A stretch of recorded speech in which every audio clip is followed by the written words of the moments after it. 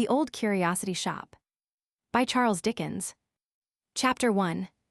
Although I am an old man, night is generally my time for walking. In the summer I often leave home early in the morning and roam about fields and lanes all day, or even escape for days or weeks together. But saving in the country, I seldom go out until after dark, though heaven be thanked, I love its light and feel the cheerfulness it sheds upon the earth, as much as any creature living. I have fallen insensibly into this habit, both because it favors my infirmity and because it affords me greater opportunity of speculating on the characters and occupations of those who fill the streets. The glare and hurry of broad noon are not adapted to idle pursuits like mine.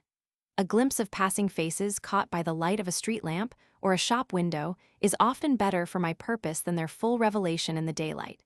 And, if I must add the truth, night is kinder in this respect than day, which too often destroys an air-built castle at the moment of its completion, without the least ceremony or remorse. That constant pacing to and fro, that never-ending restlessness, that incessant tread of feet wearing the rough stones smooth and glossy as it, not a wonder how the dwellers in narrow ways can bear to hear it.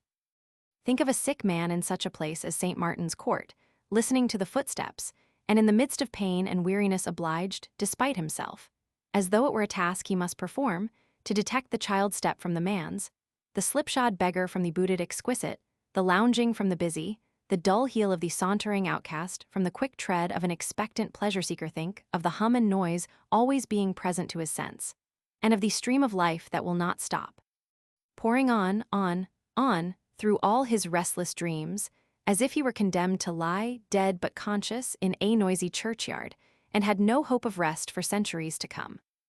Then, the crowds forever passing and repassing on the bridges, on those which are free of toll at least, where many stop on fine evenings looking listlessly down upon the water with some vague idea that by and by it runs between green banks which grow wider and wider, until at last it joins the broad vast sea where some halt to rest from heavy loads, and think as they look over the parapet that to smoke and lounge away one's life, and lie sleeping in the sun upon a hot tarpaulin, in a dull, slow, sluggish barge, must be happiness unalloyed end where some, and a very different class, pause with heavier loads than they, remembering to have heard or read in old time that drowning was not a hard death, but of all means of suicide the easiest and best. Covent Garden Market at sunrise too, in the spring or summer, when the fragrance of sweet flowers is in the air, overpowering even the unwholesome streams of last night's debauchery, and driving the dusky thrush, whose cage has hung outside a garret window all night long, half mad with joy. Poor bird. The only neighboring thing at all akin to the other little captives, some of whom, shrinking from the hot hands of drunken purchasers, lie drooping on the path already, while others, soddened by close contact, await the time when they shall be watered and freshened up to please more sober company, and make old clerks who pass them on their road to business wonder what has filled their breasts with visions of the country. But my present purpose is not to expatiate upon my walks. The story I am about to relate, and to which I shall recur at intervals, arose out of one of these rambles, and thus I have been led to speak of them by way of preface. One night I had roamed into the city, and was walking slowly on in my usual way, musing upon a great many things, when I was arrested by an inquiry, the purport of which did not reach me, but which seemed to be addressed to myself, and was preferred in a soft, sweet voice that struck me very pleasantly. I turned hastily round and found at my elbow a pretty little girl, who begged to be directed to a certain street at a considerable distance, and indeed in quite another quarter of the town. "It is a very long way from here," said I, "my child." "I know that, sir," she replied timidly. "I am afraid it is a very long way, for I came from there tonight." "Alone?" said I in some surprise. "Oh yes, I don't mind that, but I am a little frightened now, for I had lost my road." "And what made you ask it of me? Suppose I should tell you wrong?" "I am sure you will not do that," said the little creature. "You are such a very old gentleman, and walk so slow yourself." I cannot describe how much I was impressed by this appeal and the energy with which it was made, which brought a tear into the child's clear eye and made her slight figure tremble as she looked up into my face. "Come," said I, "I'll take you there." She put her hand in mine as confidingly as if she had known me from her cradle, and we trudged away together. the little creature accommodating her pace to mine, and rather seeming to lead and take care of me than I to be protecting her. I observed that every now and then she stole a curious look at my face, as if to make quite sure that I was not deceiving her, and that these glances, very sharp and keen they were too, seemed to increase her confidence at every repetition. For my part, my curiosity and interest were at least equal to the child's. For child she certainly was, although I thought it probably from what I could make out, that her very small and delicate frame imparted a peculiar youthfulness to her appearance. Though more scantily attired than she might have been, she was dressed with perfect neatness, and betrayed no marks of poverty or neglect. "Who has sent you so far by yourself?" said I. "Someone who is very kind to me, sir." "And what have you been doing?" "That I must not tell," said the child firmly. There was something in the manner of this reply which caused me to look at the little creature with an involuntary expression of surprise, for I wondered what kind of errand it might be that occasioned her to be prepared for questioning. Her quick eye seemed to read my thoughts, for as it met mine, she added that there was no harm in what she had been doing, but it was a great secret which she did not even know herself. This was said with no appearance of cunning or deceit, but with an unsuspicious frankness that bore the impress of truth. She walked on as before, growing more familiar with me as we proceeded and talking cheerfully by the way, but she said no more about her home, beyond remarking that we were going quite a new road and asking if it were a short one. While we were thus engaged, I revolved in my mind 100 different explanations of the riddle and rejected them every one. I really felt ashamed to take advantage of the ingenuousness or grateful feeling of the child for the purpose of gratifying my curiosity. I love these little people, and it is not a slight thing when they, who are so fresh from God, love us. As I had felt pleased at first by her confidence, I determined to deserve it, and to do credit to the nature which had prompted her to repose it in me. There was no reason, however, why I should refrain from seeing the person who had inconsiderately sent her to so great a distance by night and alone, and as it was not improbable that if she found herself near home, she might take farewell of me and deprive me of the opportunity, I avoided the most frequented ways and took the most intricate, and thus it was not until we arrived in the street itself that she knew where we were. Clapping her hands with pleasure and running on before me for a short distance, my little acquaintance stopped at a door and remaining on the step till I came up knocked at it when I joined her. A part of this door was of glass unprotected by any shutter, which I did not observe at first, for all was very dark and silent within, and I was anxious, as indeed the child was also, for an answer to our summons.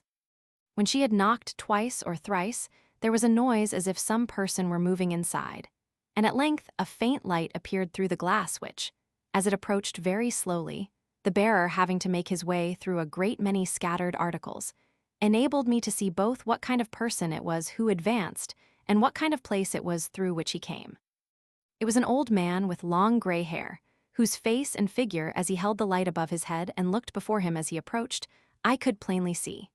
Though much altered by age, I fancied I could recognize in his spare and slender form something of that delicate mold which I had noticed in the child. Their bright blue eyes were certainly alike, but his face was so deeply furrowed and so very full of care that here all resemblance ceased.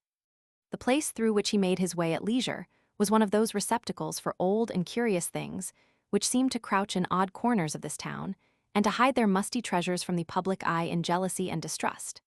There were suits of mail standing like ghosts in armor here and there, fantastic carvings brought from monkish cloisters, rusty weapons of various kinds, distorted figures in china and wood and iron and ivory, tapestry and strange furniture that might have been designed in dreams. The haggard aspect of the little old man was wonderfully suited to the place. He might have groped among old churches and tombs and deserted houses and gathered all the spoils with his own hands. There was nothing in the whole collection, but was in keeping with himself nothing that looked older or more worn than he. As he turned the key in the lock, he surveyed me with some astonishment which was not diminished when he looked from me to my companion. The door being opened, the child addressed him as grandfather and told him the little story of our companionship. "Why, bless thee, child," said the old man, patting her on the head. "How couldst thou miss thy way? What if I had lost thee, Nell?" "I would have found my way back to you, grandfather," said the child boldly. "Never fear." The old man kissed her, then turning to me and begging me to walk in, I did so. The door was closed and locked. Preceding me with the light, he led me through the place I had already seen from without, into a small sitting room behind, in which was another door opening into a kind of closet, where I saw a little bed that a fairy might have slept in. It looked so very small and was so prettily arranged. The child took a candle and tripped into this little room, leaving the old man and me together. "You must be tired, sir," said he as he placed a chair near the fire. "How can I thank you?" "By taking more care of your grandchild another time, my good friend," I replied. "More care," said the old man in a shrill voice. "More care of Nellie. Why, who ever loved a child as I love Nell?" He said this with such evident surprise that I was perplexed what answer to make, and the more so because, coupled with something feeble and wandering in his manner, there were in his face marks of deep and anxious thought which convinced me that he could not be, as I had been at first inclined to suppose, in a state of dotage or imbecility. "I don't think you consider," I began. "I don't consider," cried the old man, interrupting me. "I don't consider her. Ah, how little you know of the truth. Little Nellie, little Nellie. It would be impossible for any man, I care not what his form of speech might be, to express more affection than the dealer in curiosities did in these 4 words." I waited for him to speak again, but he rested his chin upon his hand, and shaking his head twice or thrice fixed his eyes upon the fire. While we were sitting thus in silence, the door of the closet opened, and the child returned, her light brown hair hanging loose about her neck, and her face flushed with the haste she had made to rejoin us. She busied herself immediately in preparing supper, and while she was thus engaged, I remarked that the old man took an opportunity of observing me more closely than he had done yet. I was surprised to see that all this time everything was done by the child, and that there appeared to be no other persons but ourselves in the house. I took advantage of a moment when she was absent to venture a hint on this point, to which the old man replied that there were few grown persons as trustworthy or as careful as she. "It always grieves me," I observed, roused by what I took to be his selfishness. "It always grieves me to contemplate the initiation of children into the ways of life, when they are scarcely more than infants.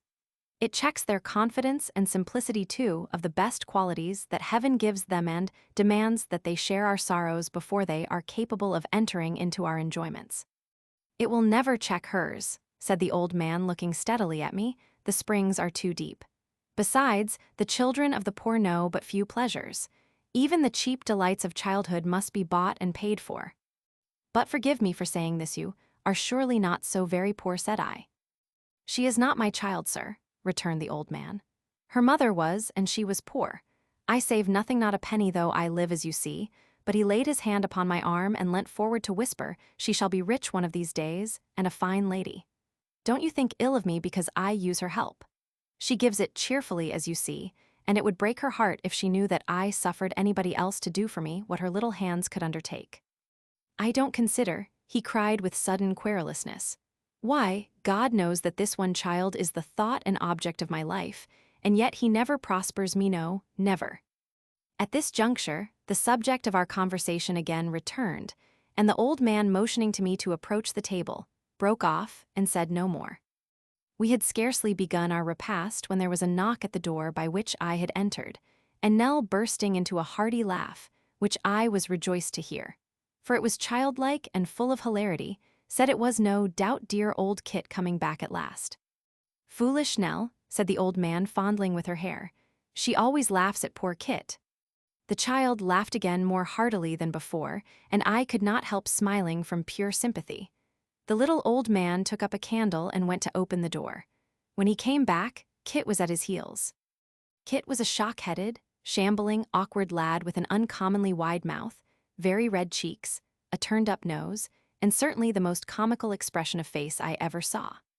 He stopped short at the door on seeing a stranger, twirled in his hand a perfectly round old hat without any vestige of a brim, and resting himself now on one leg and now on the other and changing them constantly, stood in the doorway, looking into the parlor with the most extraordinary leer I ever beheld. I entertained a grateful feeling towards the boy from that minute, for I felt that he was the comedy of the child's life. "A long way, wasn't it, Kit?" said the little old man. Why then, it was a goodish stretch, master, returned Kit. Of course you have come back hungry.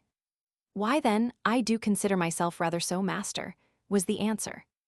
The lad had a remarkable manner of standing sideways as he spoke, and thrusting his head forward over his shoulder, as if he could not get at his voice without that accompanying action. I think he would have amused one anywhere, but the child's exquisite enjoyment of his oddity, and the relief it was to find that there was something she associated with merriment in a place that appeared so unsuited to her, were quite irresistible.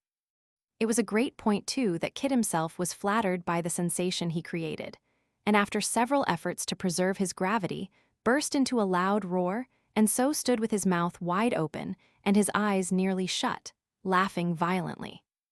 The old man had again relapsed into his former abstraction and took no notice of what passed, but I remarked that when her laugh was over, the child's bright eyes were dimmed with tears, called forth by the fullness of heart with which she welcomed her uncouth favorite after the little anxiety of the night.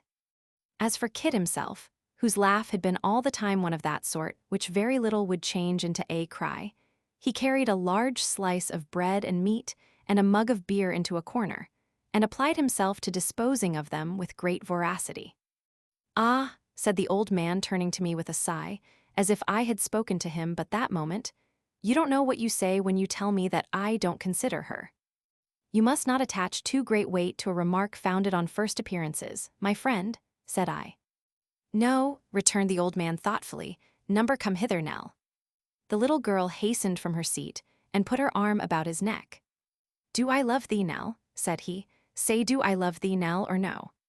The child only answered by her caresses, and laid her head upon his breast. "Why dost thou sob?" said the grandfather, pressing her closer to him and glancing towards me. "Is it because thou know'st I love thee, and dost not like that I should seem to doubt it by my question? Well, well then, let us say, I love thee dearly." "Indeed, indeed you do," replied the child with great earnestness. "Kit knows you do." Kit, who in dispatching his bread and meat had been swallowing 2/3 of his knife at every mouthful with the coolness of a juggler, stopped short in his operations on being thus appealed to, and bawled, "Nobody isn't such a fool as to say he doesn't." After which he incapacitated himself for further conversation by taking a most prodigious sandwich at one bite. "She is poor now," said the old man, patting the child's cheek, "but I say again that the time is coming when she shall be rich. It has been a long time coming, but it must come at last. A very long time, but it surely must come. It has come to other men who do nothing but waste and riot. When will it come to me?" "I am very happy as I am, grandfather," said the child. "Tush, tush," returned the old man, "thou dost not know how shouldst thou." Then he muttered again between his teeth, "The time must come, I am very sure it must. It will be all the better for coming late." And then he sighed and fell into his former musing state, and still holding the child between his knees appeared to be insensible to everything around him. By this time it wanted but a few minutes of midnight, and I rose to go, which recalled him to himself. "One moment, sir," he said. "Now, Kit, near midnight, boy, and you still here. Get home, and be true to your time in the morning, for there's work to do. Good night. There, bid him good night, Nell, and let him be gone." "Good night, Kit," said the child, her eyes lighting up with merriment and kindness. "Good night, Miss Nell," returned the boy. "And thank this gentleman," interposed the old man, "but for whose care I might have lost my little girl tonight." "No, no, master," said Kit, "that won't do, that won't." "What do you mean?" cried the old man. "I'd have found her, master," said Kit. "I'd have found her. I'll bet that I'd find her if she was above ground. I would, as quick as anybody, master. Ha, ha, ha." Once more opening his mouth and shutting his eyes, and laughing like a stentor, Kit gradually backed to the door and roared himself out. Free of the room, the boy was not slow in taking his departure. When he had gone, and the child was occupied in clearing the table, the old man said, "I haven't seemed to thank you, sir, for what you have done tonight, but I do thank you humbly and heartily, and so does she, and her thanks are better worth than mine. I should be sorry that you went away, and thought I was unmindful of your goodness, or careless of her. I am not indeed." "I was sure of that," I said, from what I had seen. "But," I added, "may I ask you a question?" "Aye, sir," replied the old man. "What is it?" "This delicate child," said I, With so much beauty and intelligence, has she nobody to care for her but you? Has she no other companion or adviser? No, he returned, looking anxiously in my face. No, and she wants no other. But are you not fearful, said I, that you may misunderstand a charge so tender? I am sure you mean well, but are you quite certain that you know how to execute such a trust as this? I am an old man, like you, and I am actuated by an old man's concern in all that is young and promising. Do you not think that what I have seen of you and this little creature tonight must have an interest not wholly free from pain? Sir, rejoined the old man after a moment's silence, I have no right to feel hurt at what you say. It is true that in many respects I am the child, and she the grown person that you have seen already. But waking or sleeping, by night or day, in sickness or health, she is the one object of my care, and if you knew of how much care, you would look on me with different eyes, you would indeed. Ah, it's a weary life for an old man, a weary life, but there is a great end to gain, and that I keep before me. Seeing that he was in a state of excitement and impatience, I turned to put on an outer coat which I had thrown off on entering the room, purposing to say no more. I was surprised to see the child standing patiently by with a cloak upon her arm, and in her hand a hat and stick. Those are not mine, my dear, said I. No, returned the child, they are Grandfather S. But he is not going out tonight. Oh yes, he is, said the child with a smile. And what becomes of you, my pretty one? Me, I stay here, of course, I always do.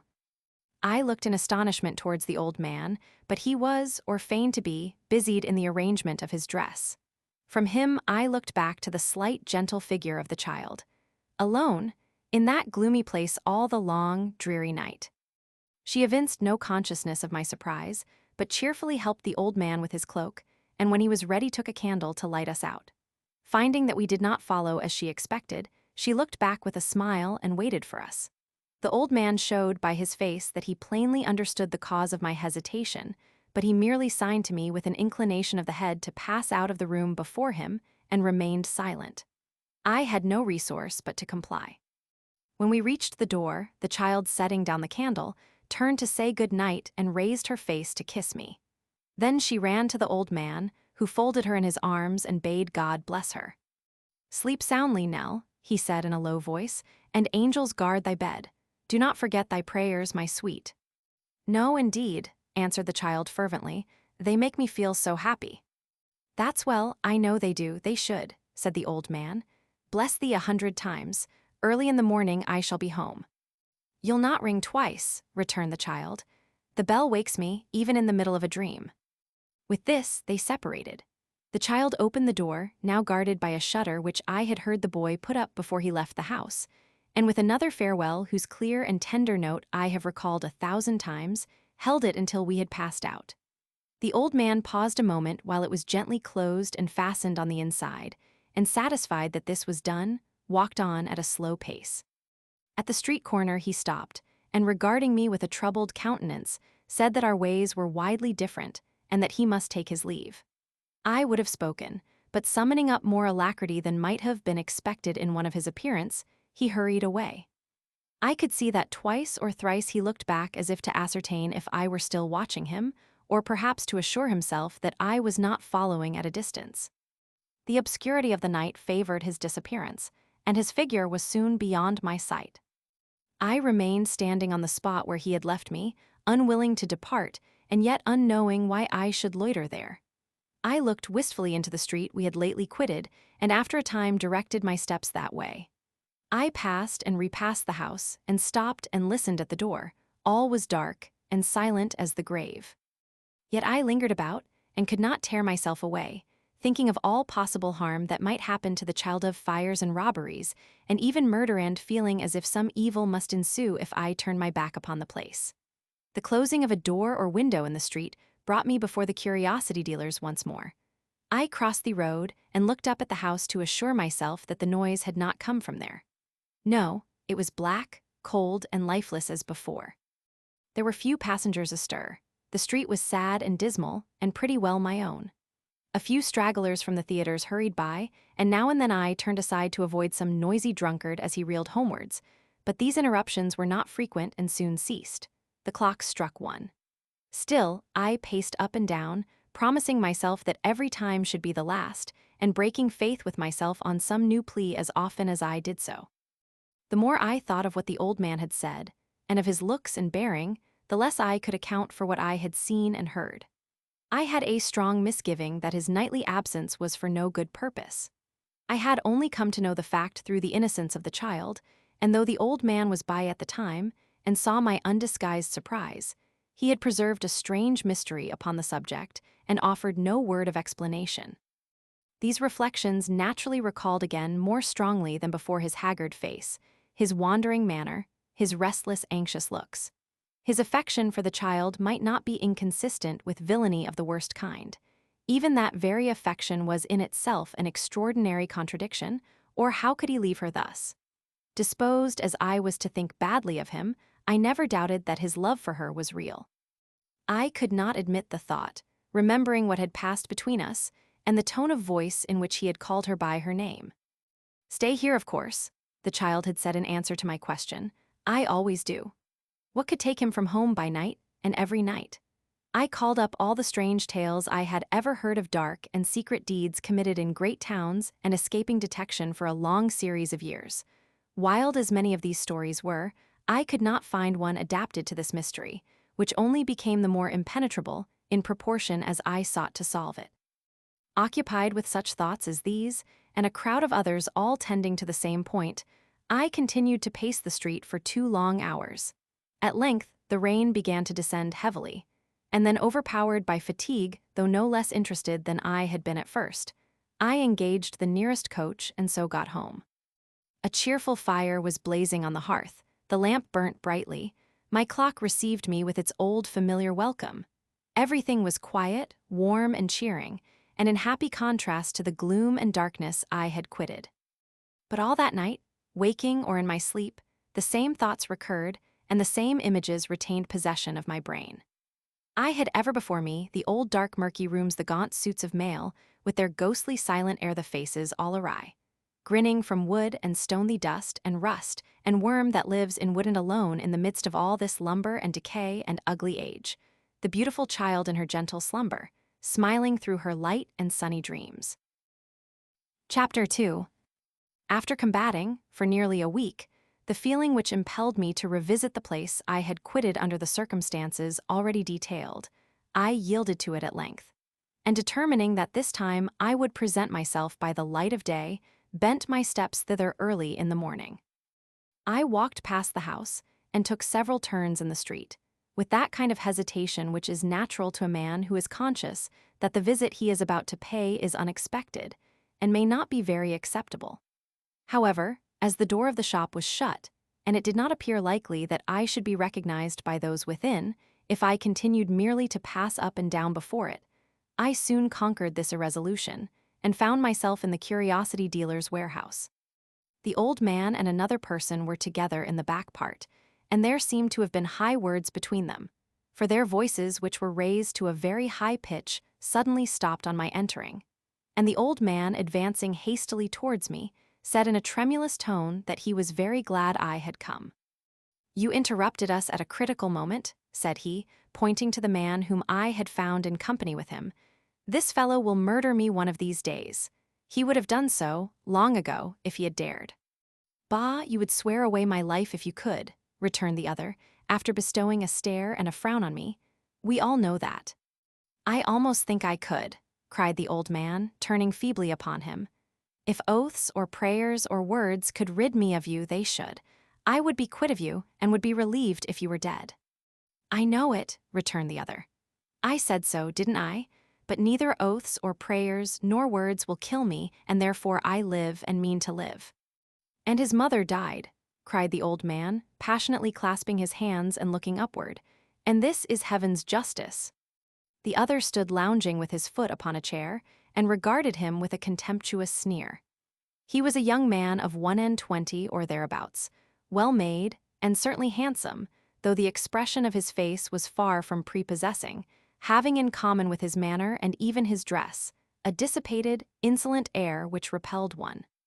"Justice or no justice," said the young fellow, "here I am and here I shall stop till such time as I think fit to go, unless you send for assistance to put me out, which you won't do, I know. I tell you again that I want to see my sister." "Your sister," said the old man bitterly. "Ah, you can't change the relationship," returned the other. "If you could, you'd have done it long ago. I want to see my sister, that you keep cooped up here, poisoning her mind with your sly secrets and pretending an affection for her that you may work her to death, and add a few scraped shillings every week to the money you can hardly count. I want to see her, and I will. Here's a moralist to talk of poisoned minds. Here's a generous spirit to scorn scraped-up shillings," cried the old man, turning from him to me. "A profligate, sir, who has forfeited every claim not only upon those who have the misfortune to be of his blood, but upon society which knows nothing of him but his misdeeds. A liar, too," he added, in a lower voice as he drew closer to me, "who knows how dear she is to me, and seeks to wound me even there, because there is a stranger nearby." "Strangers are nothing to me, grandfather," said the young fellow, catching at the word, "nor I to them, I hope. The best they can do is to keep an eye to their business and leave me to mine. There's a friend of mine waiting outside, and as it seems that I may have to wait some time, I'll call him in, with your leave." Saying this, he stepped to the door, and looking down the street beckoned several times to some unseen person, who, to judge from the air of impatience with which these signals were accompanied, required a great quantity of persuasion to induce him to advance. At length there sauntered up, on the opposite side of the way, with a bad pretense of passing by accident, a figure conspicuous for its dirty smartness, which, after a great many frowns and jerks of the head, in resistance of the invitation, ultimately crossed the road and was brought into the shop. "There, it's Dick Swiveller," said the young fellow, pushing him in. "Sit down, Swiveller." "But is the old min agreeable?"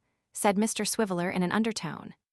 Mr. Swiveller complied, and looking about him with a propitiatory smile, observed that last week was a fine week for the ducks, and this week was a fine week for the dust. He also observed that while standing by the post at the street corner, he had observed a pig with a straw in his mouth issuing out of the tobacco shop, from which appearance he augured that another fine week for the ducks was approaching, and that rain would certainly ensue. He furthermore took occasion to apologize for any negligence that might be perceptible in his dress, on the ground that last night he had had the sun very strong in his eyes, by which expression he was understood to convey to his hearers in the most delicate manner possible the information that he had been extremely drunk. "But what," said Mr. Swiveller with a sigh, "what is the odds so long as the fire of soul is kindled at the taper of conviviality, and the wing of friendship never molts a feather? What is the odds so long as the spirit is expanded by means of rosy wine, and the present moment is the least happiest of our existence?" "You needn't act the chairman here," said his friend, half aside.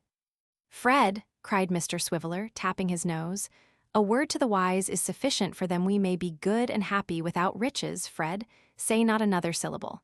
I know my cue, smart is the word.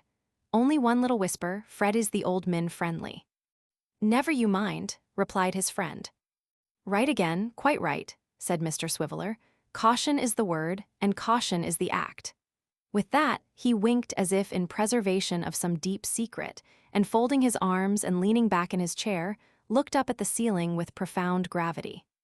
It was perhaps not very unreasonable to suspect from what had already passed that Mr. Swiveller was not quite recovered from the effects of the powerful sunlight to which he had made allusion. But if no such suspicion had been awakened by his speech, his wiry hair, dull eyes, and sallow face would still have been strong witnesses against him. His attire was not, as he had himself hinted, remarkable for the nicest arrangement, but was in a state of disorder which strongly induced the idea that he had gone to bed in it. It consisted of a brown body coat with a great many brass buttons up the front and only one behind, a bright check neckerchief, a plaid waistcoat, soiled white trousers, and a very limp hat, worn with the wrong side foremost to hide a hole in the brim. The breast of his coat was ornamented with an outside pocket, from which there peeped forth the cleanest end of a very large and very ill-favored handkerchief. His dirty wristbands were pulled on as far as possible and ostentatiously folded back over his cuffs. He displayed no gloves, and carried a yellow cane having at the top a bone hand with the semblance of a ring on its little finger and a black ball in its grasp.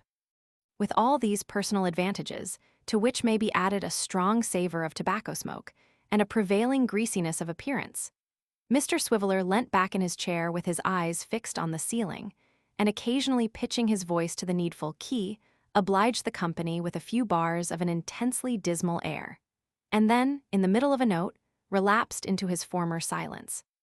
The old man sat himself down in a chair, and with folded hands, looked sometimes at his grandson and sometimes at his strange companion, as if he were utterly powerless and had no resource but to leave them to do as they pleased. The young man reclined against a table at no great distance from his friend, in apparent indifference to everything that had passed, and I who felt the difficulty of any interference, notwithstanding that the old man had appealed to me, both by words and looks made the best feint I could of being occupied in examining some of the goods that were disposed for sale, and paying very little attention to a person before me. The silence was not of long duration, for Mr. Swiveller, after favoring us with several melodious assurances that his heart was in the Highlands, and that he wanted but his Arab steed as a preliminary to the achievement of great feats of valor and loyalty, removed his eyes from the ceiling and subsided into prose again. "Fred," said Mr. Swiveller, stopping short, as if the idea had suddenly occurred to him, and speaking in the same audible whisper as before, "is the old man friendly?" "What does it matter?" returned his friend peevishly. "No, but is he?" said Dick. "Yes, of course. What do I care whether he is or not?" Emboldened, as it seemed by this reply to enter into a more general conversation, Mr. Swiveller plainly laid himself out to captivate our attention. He began by remarking that soda water, though a good thing in the abstract, was apt to lie cold upon the stomach, unless qualified with ginger or a small infusion of brandy, which latter article he held to be preferable in all cases, saving for the one consideration of expense. Nobody venturing to dispute these positions, he proceeded to observe that the human hair was a great retainer of tobacco smoke, and that the young gentlemen of Westminster and Eton, after eating vast quantities of apples to conceal any scent of cigars from their anxious friends, were usually detected in consequence of their heads possessing this remarkable property. When he concluded that if the Royal Society would turn their attention to the circumstance, and endeavor to find in the resources of science a means of preventing such untoward revelations, they might indeed be looked upon as benefactors to mankind. These opinions being equally incontrovertible with those he had already pronounced, he went on to inform us that Jamaica rum, though unquestionably an agreeable spirit of great richness and flavor, had the drawback of remaining constantly present to the taste next day. And nobody being venturous enough to argue this point either, he increased in confidence and became yet more companionable and communicative. "It's a devil of a thing, gentlemen," said Mr. Swiveller, "when relations fall out and disagree. If the wing of friendship should never molt a feather, the wing of relationship should never be clipped, but be always expanded and serene.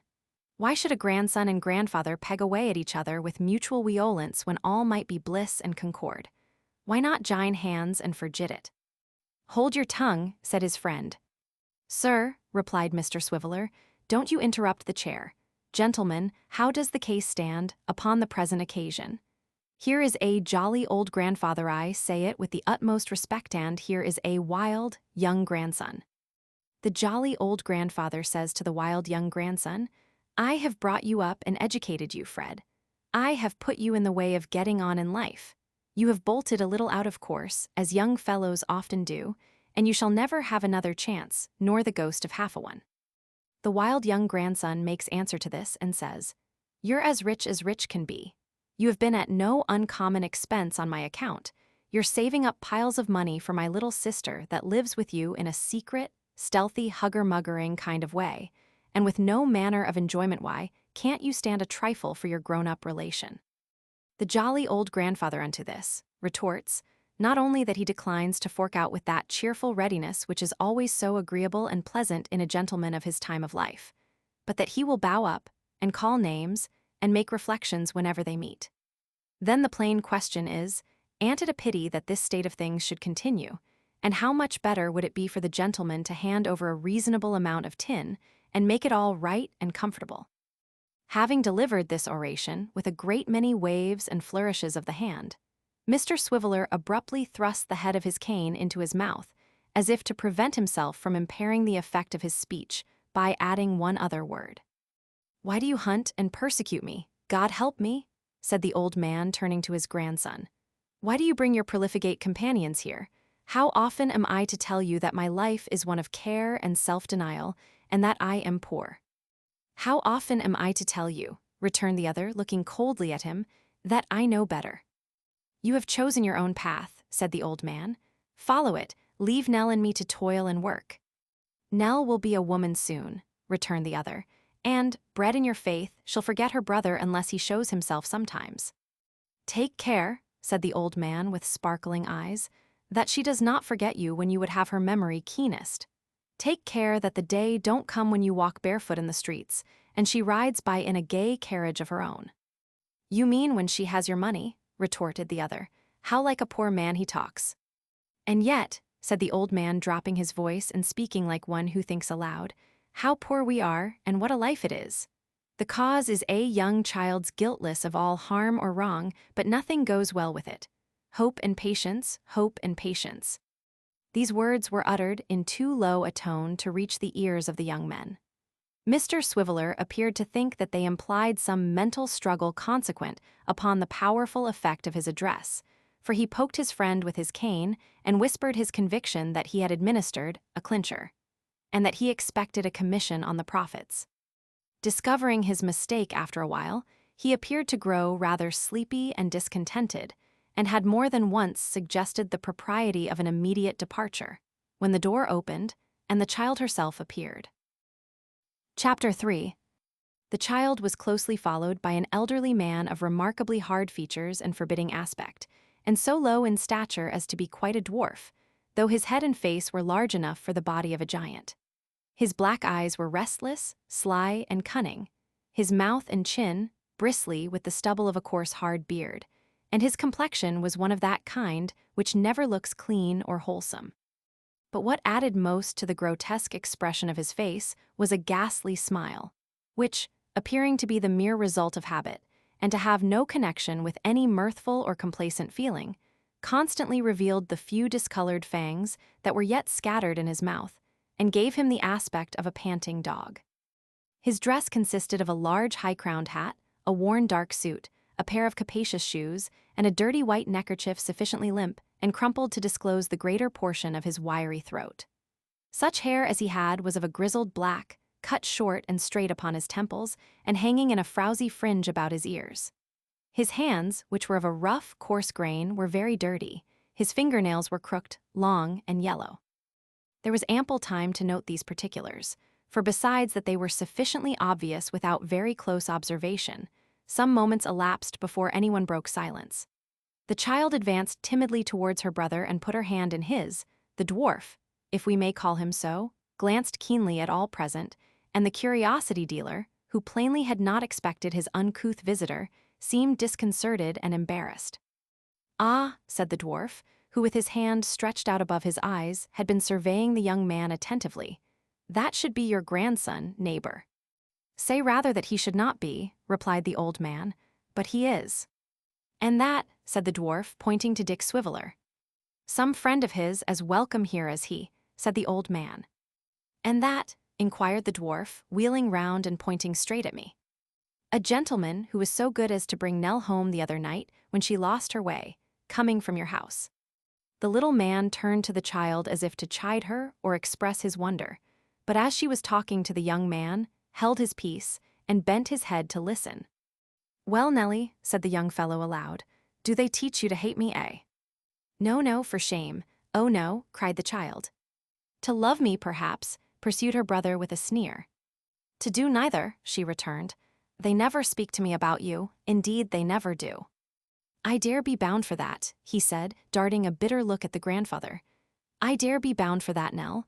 Oh, I believe you there." "But I love you dearly, Fred," said the child.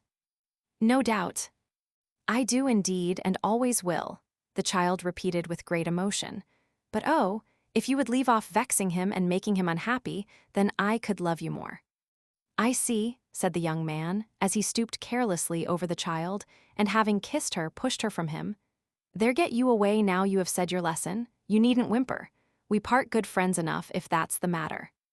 He remained silent, following her with his eyes, until she had gained her little room and closed the door. And then turning to the dwarf, said abruptly, "Harkee, mister." "Meaning me?" returned the dwarf.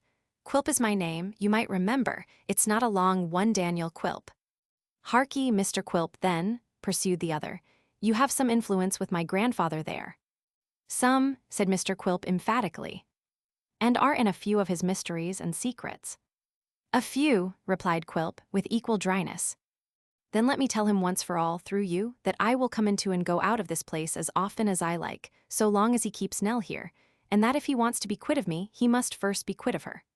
What have I done to be made a bugbear of, and to be shunned and dreaded as if I brought the plague? He'll tell you that I have no natural affection, and that I care no more for Nell, for her own sake, than I do for him. Let him say so. I care for the whim, then, of coming to and fro and reminding her of my existence. I will see her when I please. That's my point. I came here today to maintain it, and I'll come here again 50 times with the same object and always with the same success. I said I would stop till I had gained it. I have done so, and now my visit's ended. Come, Dick." "Stop," cried Mr. Swiveller, as his companion turned toward the door. "Sir." "Sir, I am your humble servant," said Mr. Quilp, to whom the monosyllable was addressed. "Before I leave the gay and festive scene and halls of dazzling light, sir," said Mr. Swiveller, "I will, with your permission, attempt a slight remark. I came here, sir, this day, under the impression that the old min was friendly." "Proceed, sir," said Daniel Quilp, for the orator had made a sudden stop.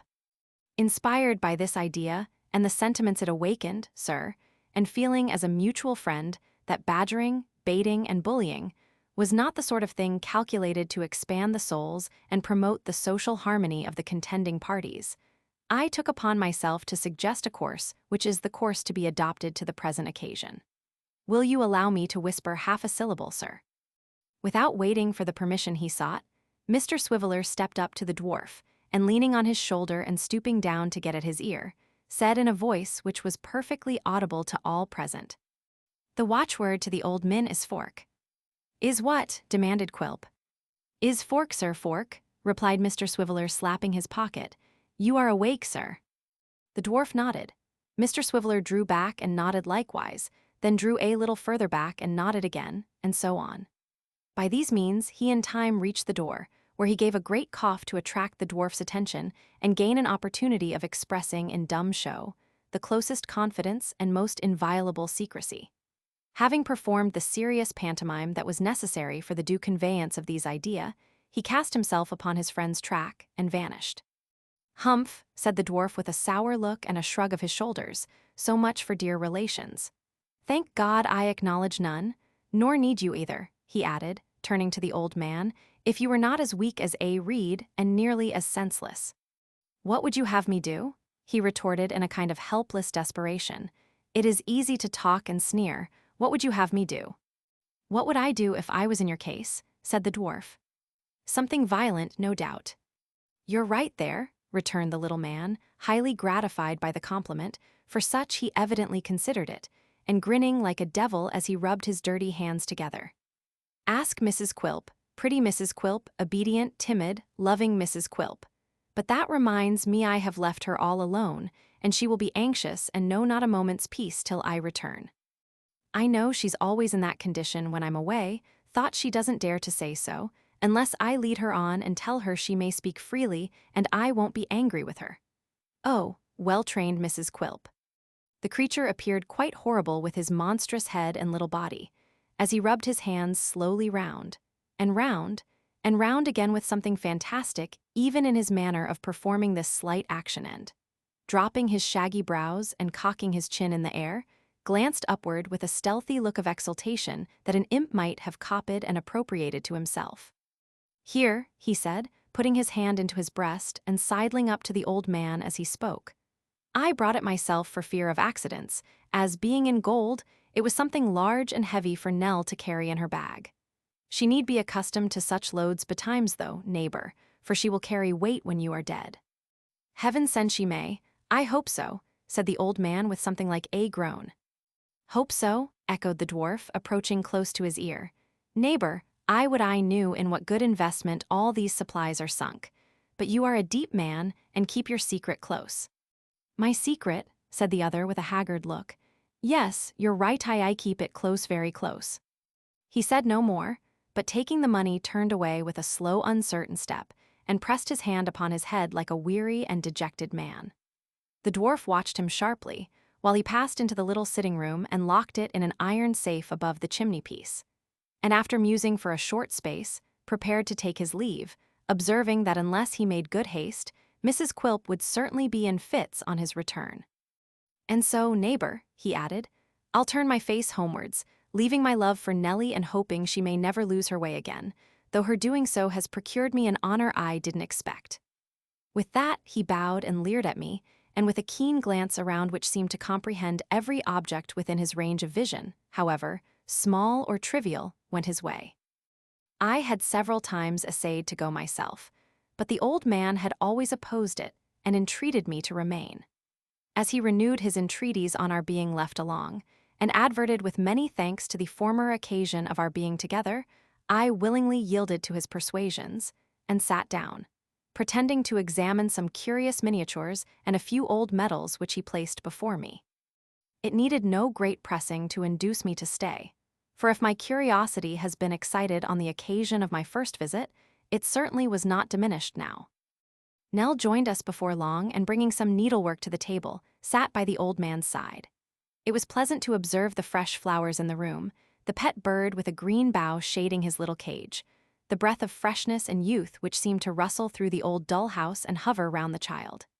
It was curious, but not so pleasant, to turn from the beauty and grace of the girl to the stooping figure, careworn face, and jaded aspect of the old man.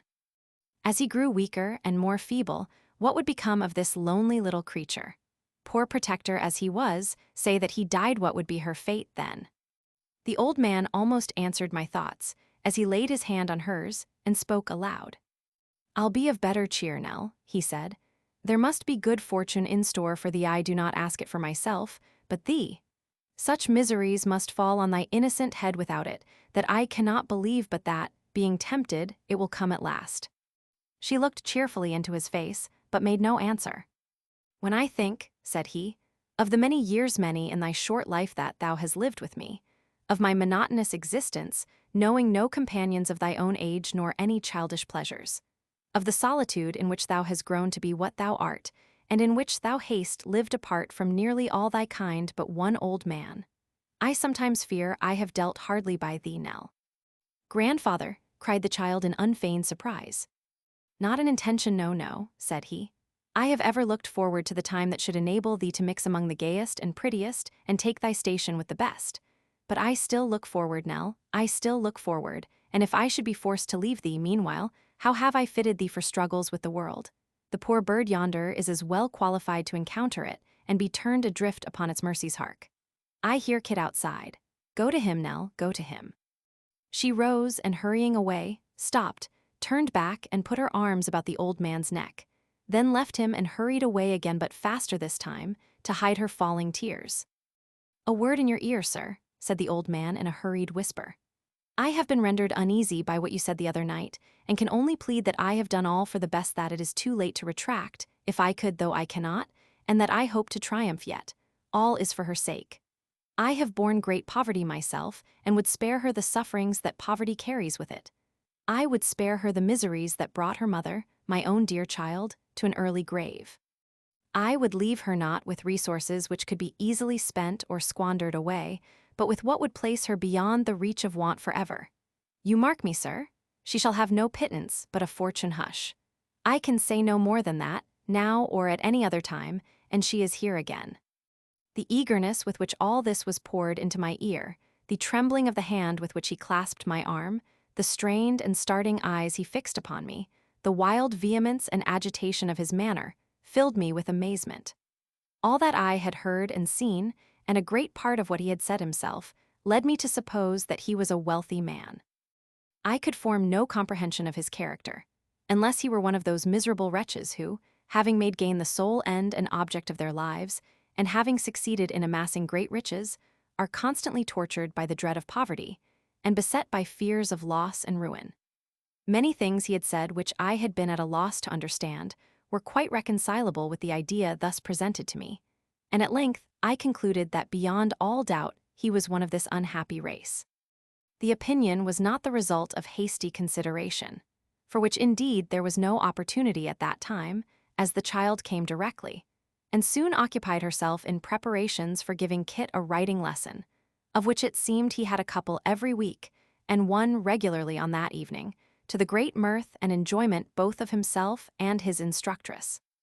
To relate how it was a long time before his modesty could be so far prevailed upon as it admit of his sitting down in the parlor, in the presence of an unknown gentleman, how, when he did set down, he tucked up his sleeves and squared his elbows and put his face close to the copybook and squinted horribly at the lines, how, from the very first moment of having the pen in his hand, he began to wallow in blots, and to daub himself with ink up to the very roots of his hair, how, if he did by accident form a letter properly, he immediately smeared it out again with his arm in his preparations to make another, how, at every fresh mistake, there was a fresh burst of merriment from the child and louder, and not less hearty laugh from poor Kit himself, and how there was all the way through, notwithstanding, a gentle wish on her part to teach, and an anxious desire on his to learn to relate all these particulars would no doubt occupy more space and time than they deserve. It will be sufficient to say that the lesson was given that evening past, and night came on that the old man again grew restless, and impatient that he quitted the house secretly at the same hour as before, and that the child was once more left alone within its gloomy walls. And now that I have carried this history so far in my own character, and introduced these personages to the reader, I shall for the convenience of the narrative detach myself from its further course, and leave those who have prominent and necessary parts in it to speak and act for themselves. Chapter 4. Mr. and Mrs. Quilp resided on Tower Hill, and in her bower on Tower Hill, Mrs. Quilp was left to pine the absence of her lord, when he quitted her on the business which he had already seen to transact. Mr. Quilp could scarcely be said to be of any particular trade or calling, though his pursuits were diversified and his occupations numerous. He collected the rents of whole colonies of filthy streets and alleys by the waterside, advanced money to the seamen and petty officers of merchant vessels, had a share in the ventures of divers mates of East Indiamen, smoked his smuggled cigars under the very nose of the custom-house, and made appointments on 'change with men in glazed hats and round jackets pretty well every day. On the Surrey side of the river was a small rat-infested dreary yard called Quilp's Wharf, in which were a little wooden counting-house burrowing all awry in the dust as if it had fallen from the clouds and ploughed into the ground, a few fragments of rusty anchors, several large iron rings, some piles of rotten wood, and 2 or 3 heaps of old sheet copper, crumpled, cracked, and battered. On Quilp's Wharf, Daniel Quilp was a shipbreaker, yet to judge from these appearances he must either have been a shipbreaker on a very small scale, or have broken his ships up very small indeed. Neither did the place present any extraordinary aspect of life or activity, as its only human occupant was an amphibious boy in a canvas suit, whose sole change of occupation was from sitting on the head of a pile and throwing stones into the mud when the tide was out, to standing with his hands in his pockets gazing listlessly on the motion and on the bustle of the river at high water. The dwarf's lodging on Tower Hill comprised, besides the needful accommodation for himself and Mrs. Quilp, a small sleeping closet for that lady's mother, who resided with the couple and waged perpetual war with Daniel, of whom, notwithstanding, she stood in no slight dread. Indeed, the ugly creature contrived by some means or other, whether by his ugliness, or his ferocity, or his natural cunning, is no great matter to impress with a wholesome fear of his anger most of those with whom he was brought into daily contact and communication. Over nobody had he such complete ascendance as Mrs. Quilp herself, a pretty little, mild-spoken, blue-eyed woman, who, having allied herself in wedlock to the dwarf in one of those strange infatuations of which examples are by no means scarce, performed a sound practical penance for her folly every day of her life. It has been said that Mrs. Quilp was pining in her bower. In her bower she was, but not alone, for besides the old lady her mother of whom mention has recently been made, there were present some half-dozen ladies of the neighborhood who had happened by a strange accident, and also by a little understanding among themselves, to drop in one after another, just about tea time. This being a season favorable to conversation, and the room being a cool, shady, lazy kind of place, with some plants at the open window shutting out the dust, and interposing pleasantly enough between the tea table within and the old tower without, it is no wonder that the ladies felt an inclination to talk and linger, especially when there are taken into account the additional inducements of fresh butter, new bread, shrimps, and watercresses. Now, the ladies being together under these circumstances, it was extremely natural that the discourse should turn upon the propensity of mankind to tyrannize over the weaker sex, and the duty that developed upon the weaker sex to resist that tyranny and assert their rights and dignity. It was natural for 4 reasons. Firstly, because Mrs. Quilp, being a young woman and notoriously under the dominion of her husband, ought to be excited to rebel. Secondly, because Mrs. Quilp's parent was known to be laudably shrewish in her disposition and inclined to resist male authority. Thirdly, because each visitor wished to show for herself how superior she was in this respect to the generality of her sex. And fourthly, because the company, being accustomed to scandalize each other in pairs, were deprived of their usual subject of conversation now that they were all assembled in close friendship, and had consequently no better employment than to attack the common enemy. Moved by these considerations, a stout lady opened the proceedings by inquiring, with an air of great concern and sympathy, how Mr. Quilp was, whereunto Mr. Quilp's wife's mother replied sharply, "Oh, he was well enough, nothing much was ever the matter with him, and ill weeds were sure to thrive." All the ladies then sighed in concert, shook their heads gravely, and looked at Mrs. Quilp as a martyr.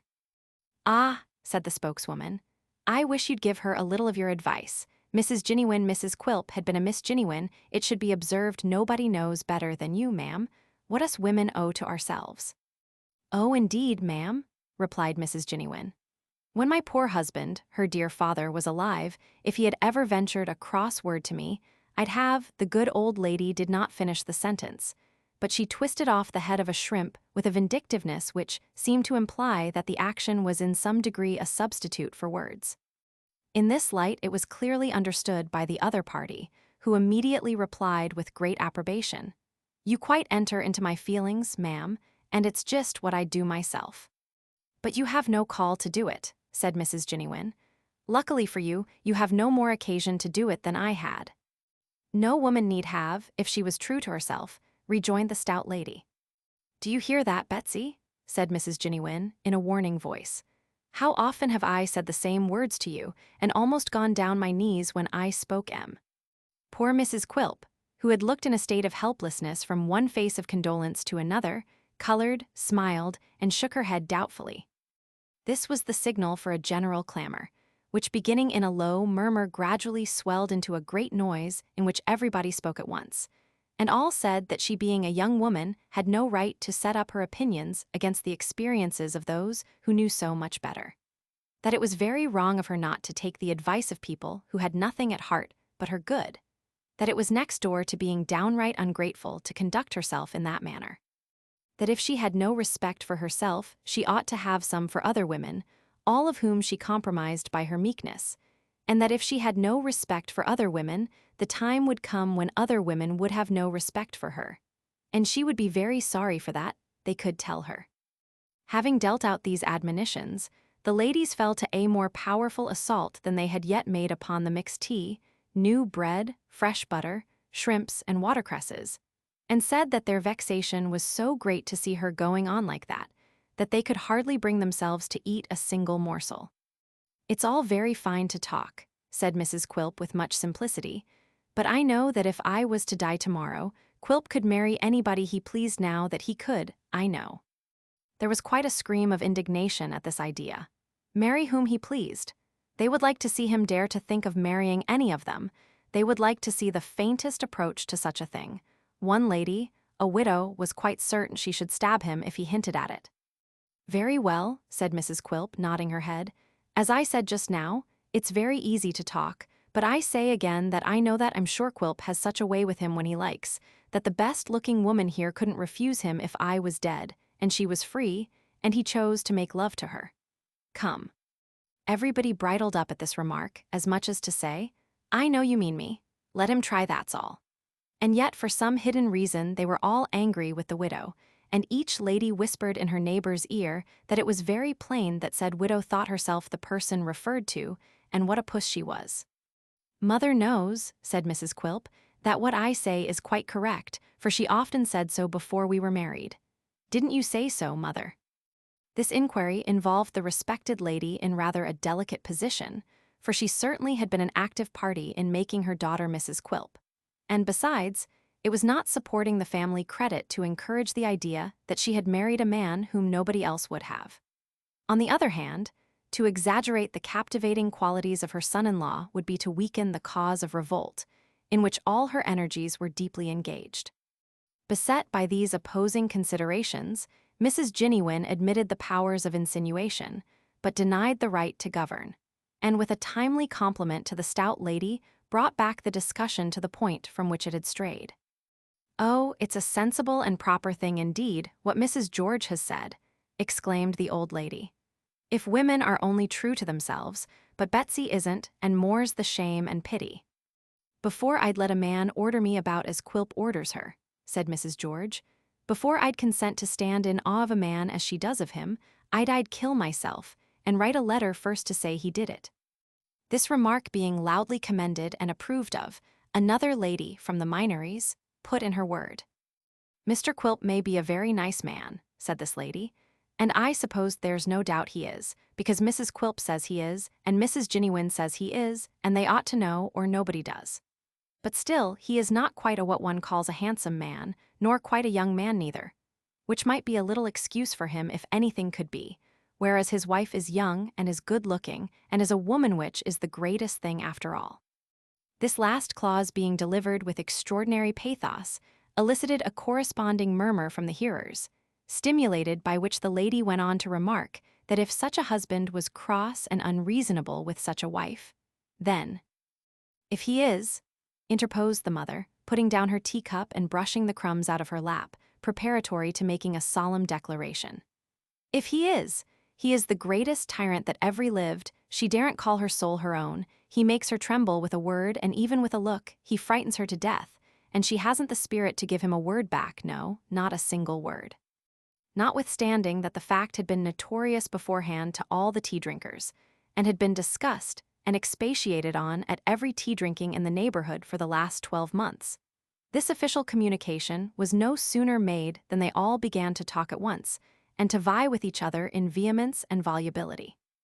Mrs. George remarked that people would talk, that people had often said this to her before, that Mrs. Simmons then and there present had told her so 20 times, that she had always said, "No, Henrietta Simmons, unless I see it with my own eyes and hear it with my own ears, I never will believe it."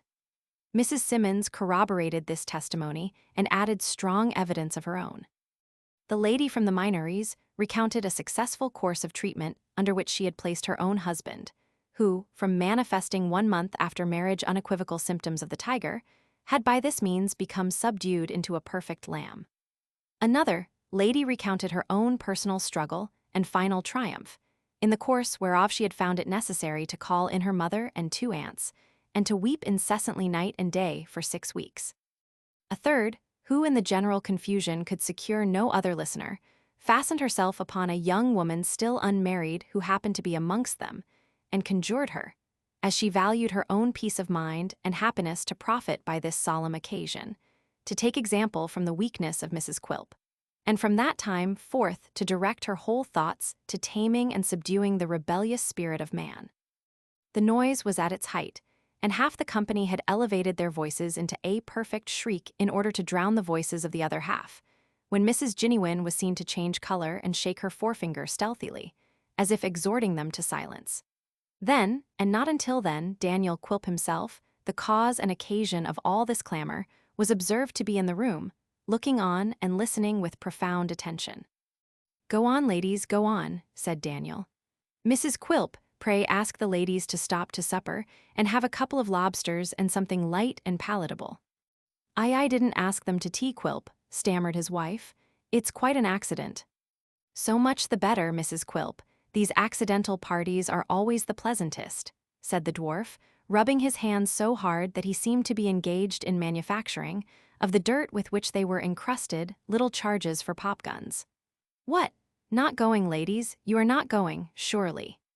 His fair enemies tossed their heads slightly as they sought their respective bonnets and shawls, but left all verbal contention to Mrs. Genuine, who, finding herself in the position of champion, made a faint struggle to sustain the character. "And why not stop to supper, Quilp?" said the old lady, "if my daughter had a mind." "To be sure," rejoined Daniel, "why not?" "There's nothing dishonest or wrong in a supper, I hope," said Mrs. Genuine. "Surely not," returned the dwarf. "Why should there be? Nor anything unwholesome, either, unless there's lobster salad or prawns, which I'm told are not good for digestion." "And you wouldn't like your wife to be attacked with that, or anything else that would make her uneasy, would you?" said Mrs. Genuine. "Not for a score of worlds," replied the dwarf with a grin. "Not even to have a score of mothers-in-law at the same time, and what a blessing that would be." "My daughter's your wife, Mr. Quilp, certainly," said the old lady with a giggle, meant for satirical and to imply that he needed to be reminded of the fact. "Your wedded wife." "So she is, certainly, so she is," observed the dwarf.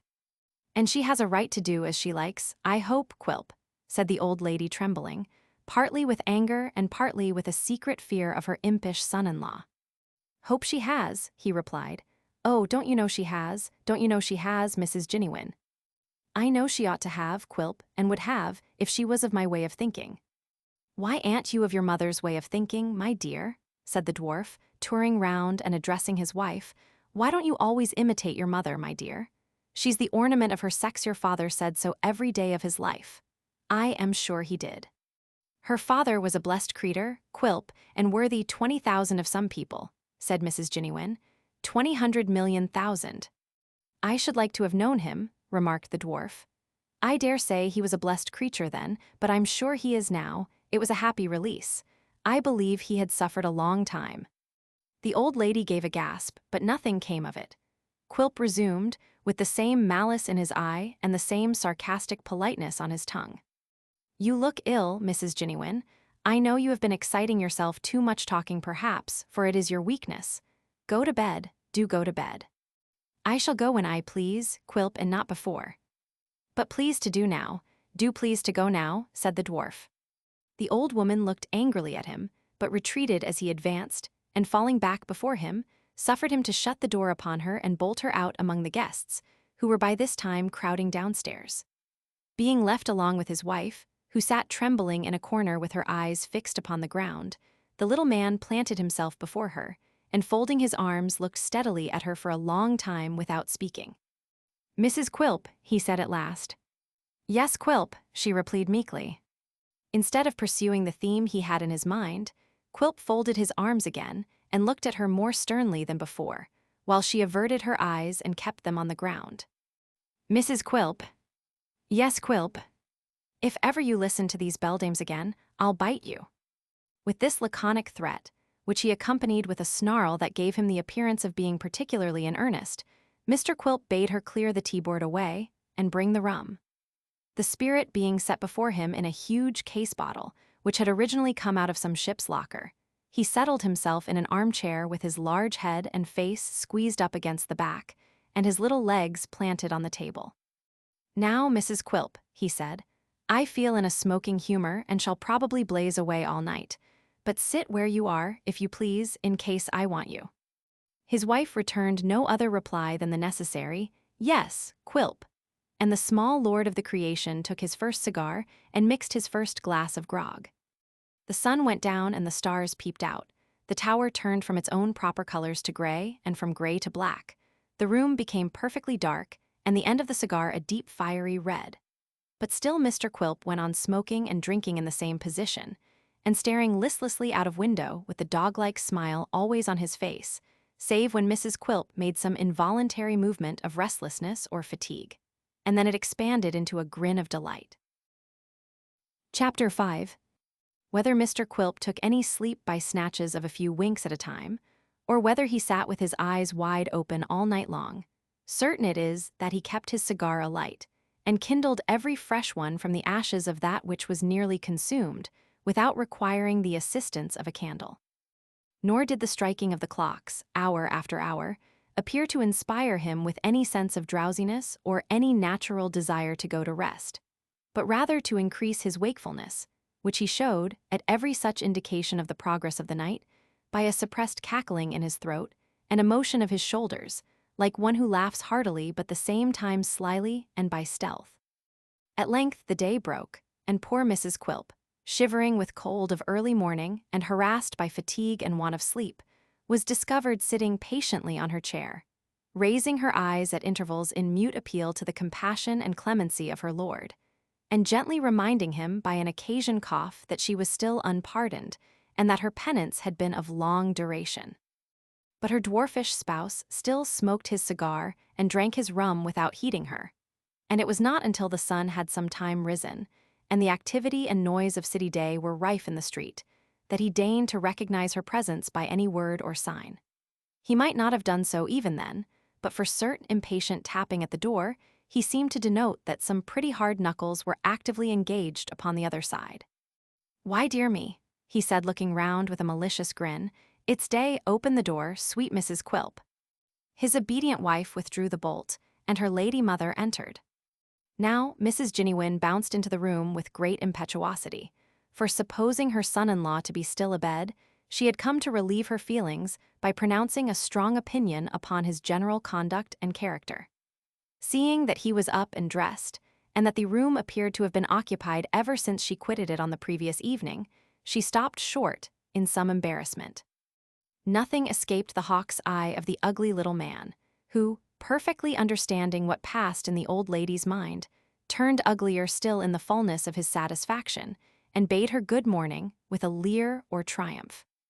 "Why, Betsy," said the old woman, "you haven't been, you don't mean to say you've been, eh?" "Sitting up all night," said Quilp, supplying the conclusion of the sentence. "Yes, she has." "All night?" cried Mrs. Ginnywin.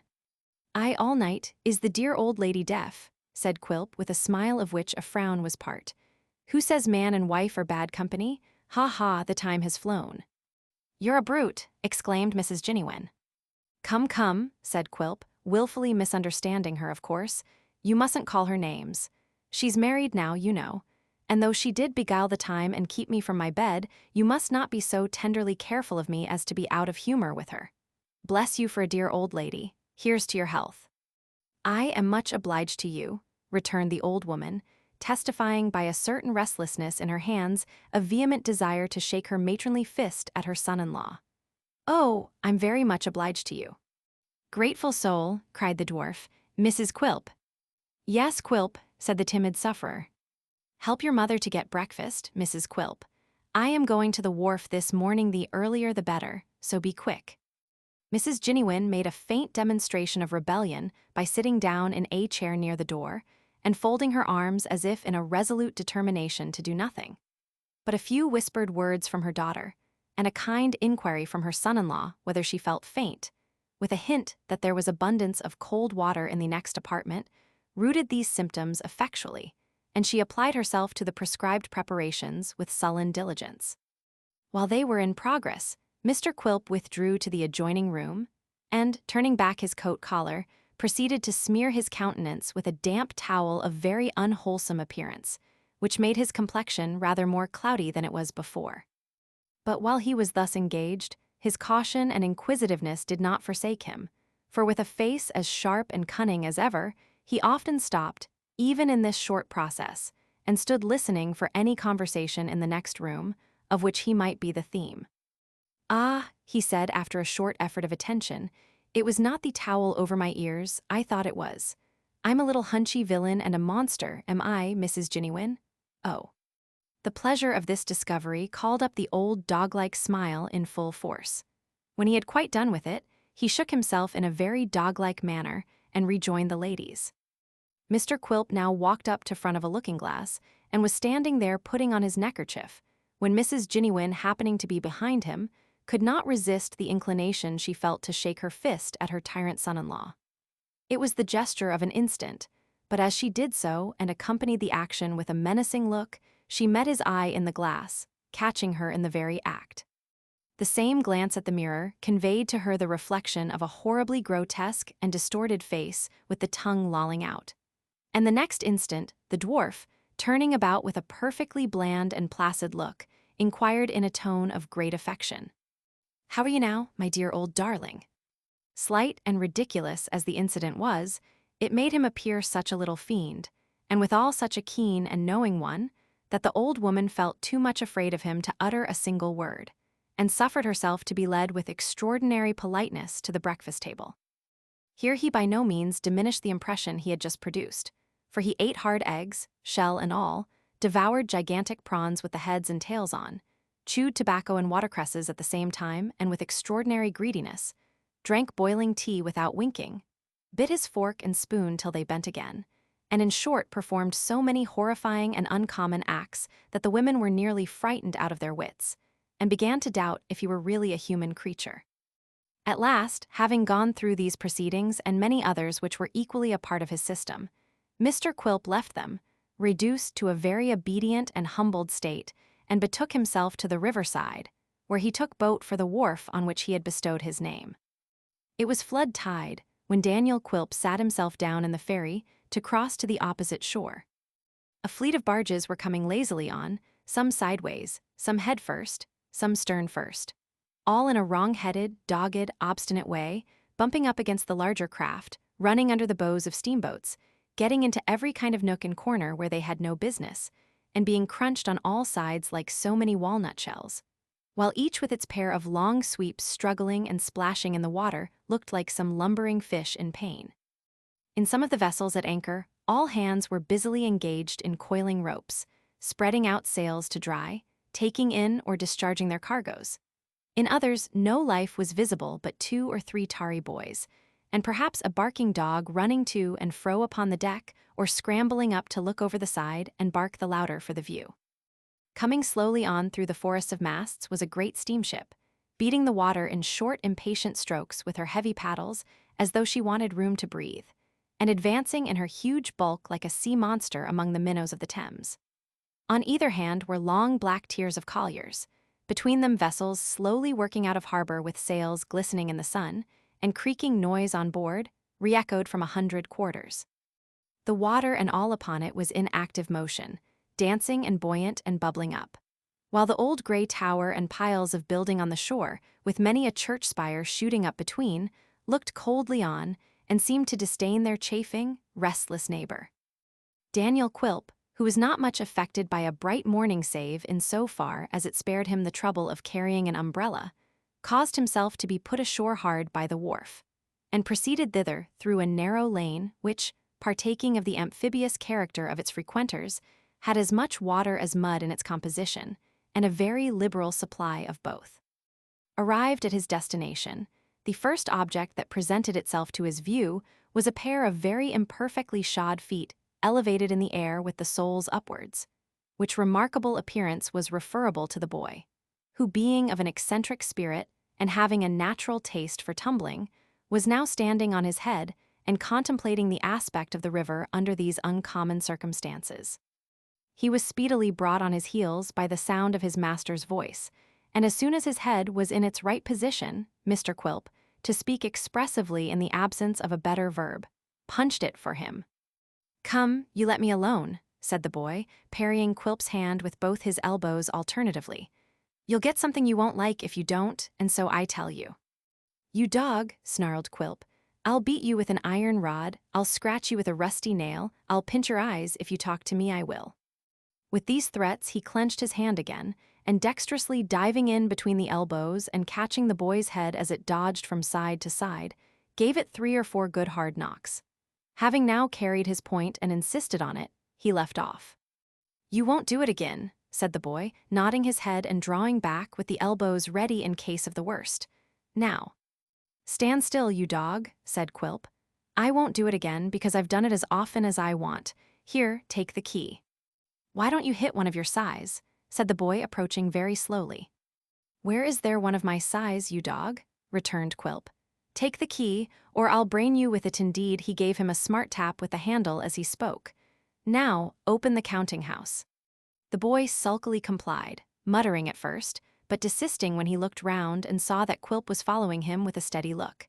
And here it may be remarked that between this boy and the dwarf there existed a strange kind of mutual liking. How born or bred, and or nourished upon blows and threats on one side, and retorts and defiances on the other, is not to the purpose. Quilp would certainly suffer nobody to contract him but the boy, and the boy would assuredly not have submitted to be so knocked about by anybody but Quilp, when he had the power to run away at any time he chose. "Now," said Quilp, passing into the wooden counting-house, "you mind the wharf. Stand upon your head again, and I'll cut one of your feet off." The boy made no answer, but directly Quilp had shut himself in, stood on his head before the door, then walked on his hands to the back and stood on his head there, and then to the opposite side and repeated the performance. There were indeed 4 sides to the counting-house, but he avoided that one where the window was, deeming it probable that Quilp would be looking out of it. This was prudent, for in point of fact, the dwarf, knowing his disposition, was lying in wait at a little distance from the sash armed with a large piece of wood, which, being rough and jagged and studded in many parts with broken nails, might possibly have hurt him. It was a dirty little box, this counting-house, with nothing in it but an old rickety desk and 2 stools, a hat-peg, an ancient almanac, an inkstand with no ink, and the stump of 1 pen, and an 8-day clock which hadn't gone for 18 years at least, and of which the minute hand had been twisted off for a toothpick. Daniel Quilp pulled his hat over his brows, climbed onto the desk, which had a flat top, and stretching his short length upon it went to sleep with ease of an old practitioner, intending, no doubt, to compensate himself for the deprivation of last night's rest by a long and sound nap. Sound it might have been, but long it was not, for he had not been asleep a quarter of an hour when the boy opened the door and thrust in his head, which was like a bundle of badly picked oakum. Quilp was a light sleeper and started up directly. "Here is somebody for you," said the boy. "Who?" "I don't know." "Ask," said Quilp, seizing the trifle of wood before mentioned and throwing it at him with such dexterity that it was well the boy disappeared before it reached the spot on which he had stood. "Ask, you dog." Not caring to venture within range of such Miss Sles again, the boy discreetly sent in his stead the first cause of the interruption, who now presented herself at the door. "What, Nellie?" cried Quilp. "Yes," said the child, hesitating whether to enter or retreat, for the dwarf just roused, with his disheveled hair hanging all about him and a yellow handkerchief over his head, was something fearful to behold. "It's only me, sir." "Come in," said Quilp without getting off the desk. "Come in. Stay, just look out into the yard and see whether there's a boy standing on his head." "No, sir," replied Nell, "he's on his feet." "You're sure he is?" said Quilp. "Well, now come in and shut the door. What's your message, Nellie?" The child handed him a letter. Mr. Quilp, without changing his position further than to turn over a little more on his side and rest his chin on his hand, proceeded to make himself acquainted with its contents. Chapter 6. Little Nell stood timidly by, with her eyes raised to the countenance of Mr. Quilp as he read the letter, plainly showing by her looks that while she entertained some fear and distrust of the little man, she was much inclined to laugh at his uncouth appearance and grotesque attitude. And yet there was visible on the part of the child a painful anxiety for his reply, and consciousness of his power to render it disagreeable or distressing, which was strongly at variance with this impulse, and restrained it more effectually than she could possibly have done by any efforts of her own. That Mr. Quilp was himself perplexed, and that in no small degree, by the contents of the letter, was sufficiently obvious. Before he had got through the first 2 or 3 lines, he began to open his eyes very wide and to frown most horribly. The next 2 or 3 caused him to scratch his head in an uncommonly vicious manner, and when he came to the conclusion, he gave a long dismal whistle indicative of surprise and dismay. After folding and laying it down beside him, he bit the nails of all of his 10 fingers with extreme voracity, and taking it up sharply, read it again. The second perusal was to all appearance as unsatisfactory as the first, and plunged him into a profound reverie from which he awakened to another assault upon his nails and a long stare at the child, who with her eyes turned towards the ground awaited his further pleasure. "Halloa here," he said at length in a voice and with a suddenness which made the child start as though a gun had been fired off at her ear. "Nellie." "Yes, sir." "Do you know what's inside this letter, Nell?" "No, sir." Are you sure, quite certain upon your soul? Quite sure, sir. Do you wish you may die if you do know, hey? Said the dwarf. Indeed I don't know, returned the child. Well, muttered Quilp as he marked her earnest look. I believe you, humph, gone already, gone in 24 hours. What the devil has he done with it, that's the mystery. This reflection set him scratching his head and biting his nails once more. While he was thus employed, his features gradually relaxed into what was with him a cheerful smile, but which in any other man would have been a ghastly grin of pain, and when the child looked up again, she found that he was regarding her with extraordinary favor and complacency. You look very pretty today, Nellie, charmingly pretty. Are you tired, Nellie? No, sir, I'm in a hurry to get back, for he will be anxious while I am away. There's no hurry, little Nell, no hurry at all, said Quilp. How should you like to be my number 2, Nellie? To be what, sir? My number 2, Nellie, my second, my Mrs. Quilp, said the dwarf. The child looked frightened, but seemed not to understand him, which Mr. Quilp, observing, hastened to make his meaning more distinctly. To be Mrs. Quilp the second, when Mrs. Quilp the first is dead, sweet Nell, said Quilp, wrinkling up his eyes and luring her towards him with his bent forefinger. To be my wife, my little cherry-cheeked, red-lipped wife. Say that Mrs. Quilp lives 5 years or only 4, you'll be just the proper age for me. Ha ha, be a good girl, Nellie, a very good girl, and see if one of these days you don't come to be Mrs. Quilp of Tower Hill. So far from being sustained and stimulated by this delightful prospect, the child shrank from him in great agitation and trembled violently. Mr. Quilp, either because frightening anybody afforded him a constitutional delight, or because it was pleasant to contemplate the death of Mrs. Quilp No. 1, and the elevation of Mrs. Quilp No. 2 to her post and title, or because he was determined from purposes of his own to be agreeable and good-humored at that particular time, only laughed and feigned to take no heed of her alarm. You shall come with me to Tower Hill and see Mrs. Quilp, that is, directly, said the dwarf. She's very fond of you, Nell, though not so fond as I am. You shall come home with me. I must go back indeed, said the child. He told me to return directly I had the answer. But you haven't it, Nellie, retorted the dwarf, and won't have it, and can't have it until I have been home, so you see that to do your errand you must go with me. Reach me yonder hat, my dear, and we'll go directly.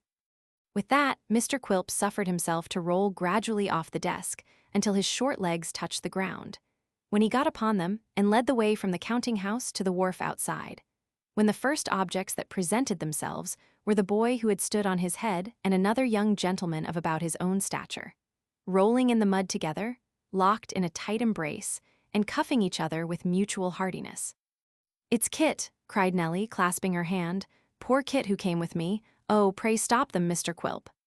I'll stop, Em, cried Quilp, diving into the little counting-house and returning with a thick stick. I'll stop, Em. Now, my boys, fight away. I'll fight you both. I'll take both of you, both together, both together.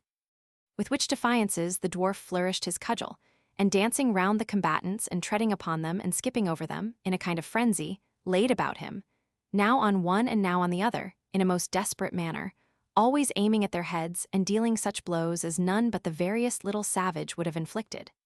This being warmer work than they had calculated upon, speedily cooled the courage of the belligerents, who scrambled to their feet and called for quarter. I'll beat you to a pulp, you dogs, said Quilp, vainly endeavoring to get near either of them for a parting blow. I'll bruise you until you're copper-colored. I'll break your faces till you haven't a profile between you. I will. Come, you drop that stick, or it'll be worse for you, said his boy, dodging round him and watching an opportunity to rush in. You drop that stick. Come a little nearer, and I'll drop it on your skull, you dog, said Quilp with gleaming eyes. A little nearer yet. But the boy declined the invitation until his master was apparently a little off his guard, when he darted in and seizing the weapon tried to wrest it from his grasp. Quilp, who was as strong as a lion, easily kept his hold until the boy was tugging at it with his utmost power, when he suddenly let it go and sent him reeling backwards, so that he fell violently upon his head. The success of this maneuver tickled Mr. Quilp beyond description, and he laughed and stamped upon the ground as at a most irresistible jest. Never mind, said the boy, nodding his head and rubbing it at the same time. You see, if ever I offer to strike anybody again, because they say you're an uglier dwarf than can be seen anywheres for a penny, that's all." "Do you mean to say I'm not you dog?" returned Quilp. "No," retorted the boy. "Then what do you fight on my wharf for, you villain?" said Quilp. "Because he said so," replied the boy, pointing to Kit, "not because you ain't." "Then why did he say," bawled Kit, "that Miss Nellie was ugly, and that she and my master was obliged to do whatever his master liked? Why did he say that?" "He said what he did because he's a fool, and you said what you did because you're very wise and clever, almost too clever to live, unless you're very careful of yourself, Kit," said Quilp, with great suavity in his manner, but still more of quiet malice about his eyes and mouth. "Here's sixpence for you, Kit. Always speak the truth. At all times, Kit, speak the truth. Lock the counting-house, you dog, and bring me the key." The other boy, to whom this order was addressed, did as he was told, and was rewarded for his partisanship in behalf of his master by a dexterous rap on the nose with the key, which brought the water into his eyes. Then Mr. Quilp departed with the child and Kit in a boat, and the boy revenged himself by dancing on his head at intervals on the extreme verge of the wharf, during the whole time they crossed the river. There was only Mrs. Quilp at home, and she, little expecting the return of her lord, was just composing herself for a refreshing slumber when the sound of his footsteps roused her. She had barely time to seem to be occupied in some needlework when he entered, accompanied by the child, having left Kit downstairs. "Here's Nellie Trent, dear Mrs. Quilp," said her husband.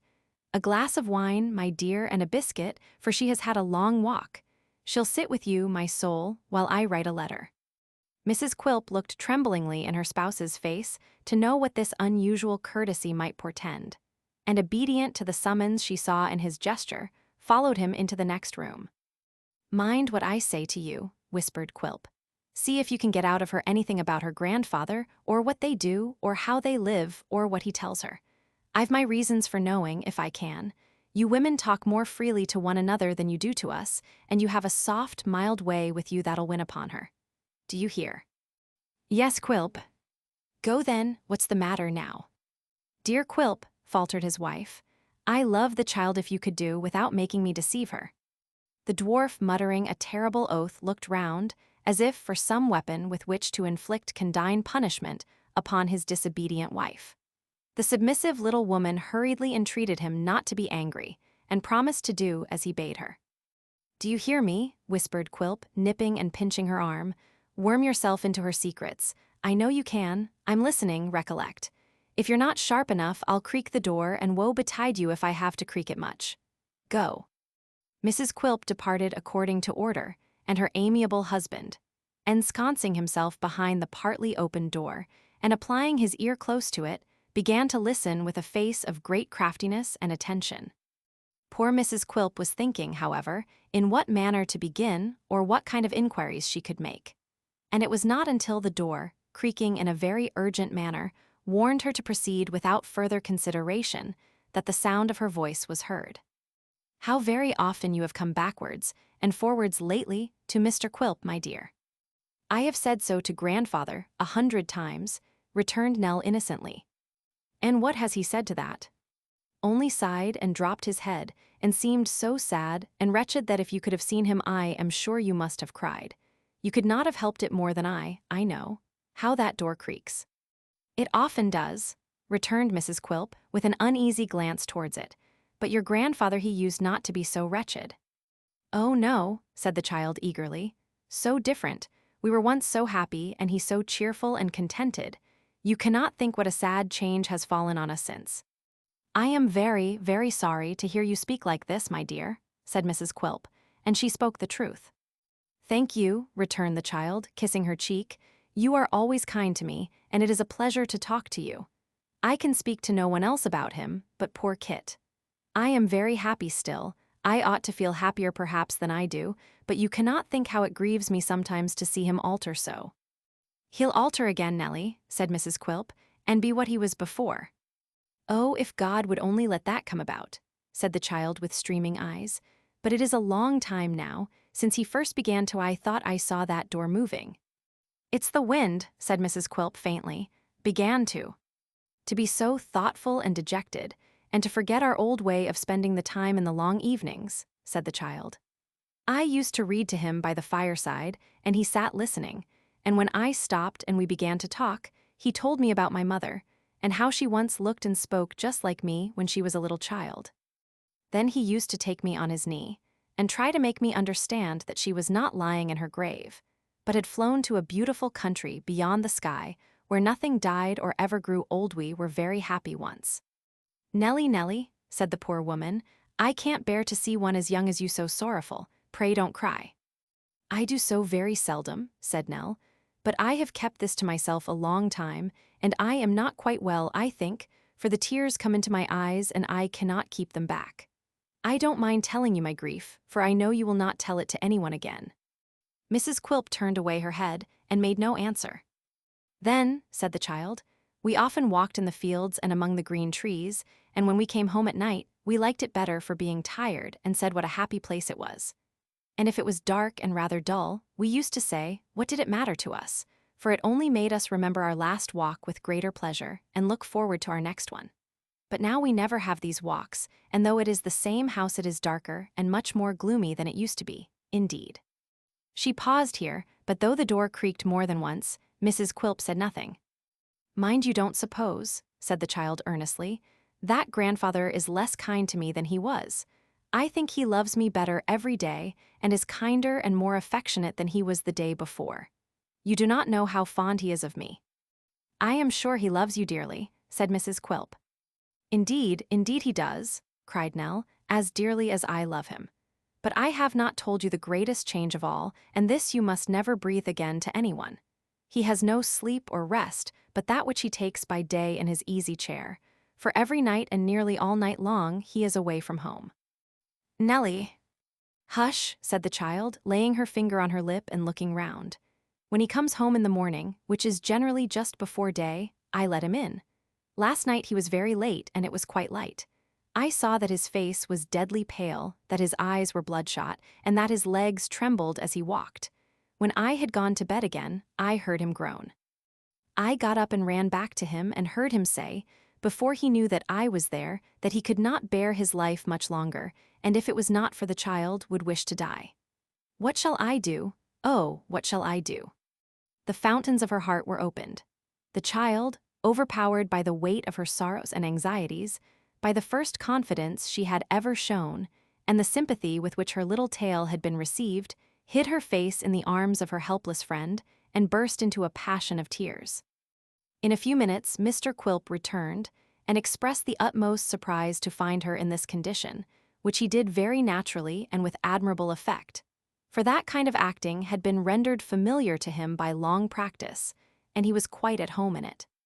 "She's tired, you see, Mrs. Quilp," said the dwarf, squinting in a hideous manner to imply that his wife was to follow his lead.